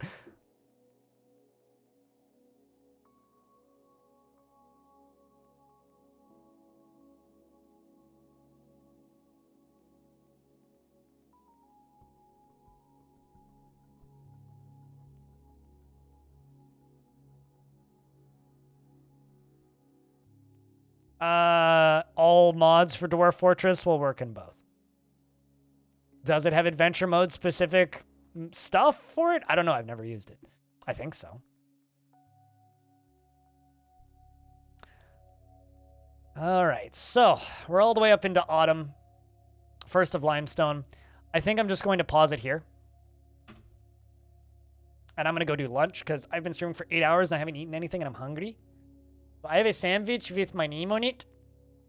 So I'm going to go eat my sandwich, chat room. But I'm not going to leave you completely high and dry. I'm going to leave you with something to watch while I go do lunch. Then when we come back, we're going to change games. We're going to go play some of that chess roguelike.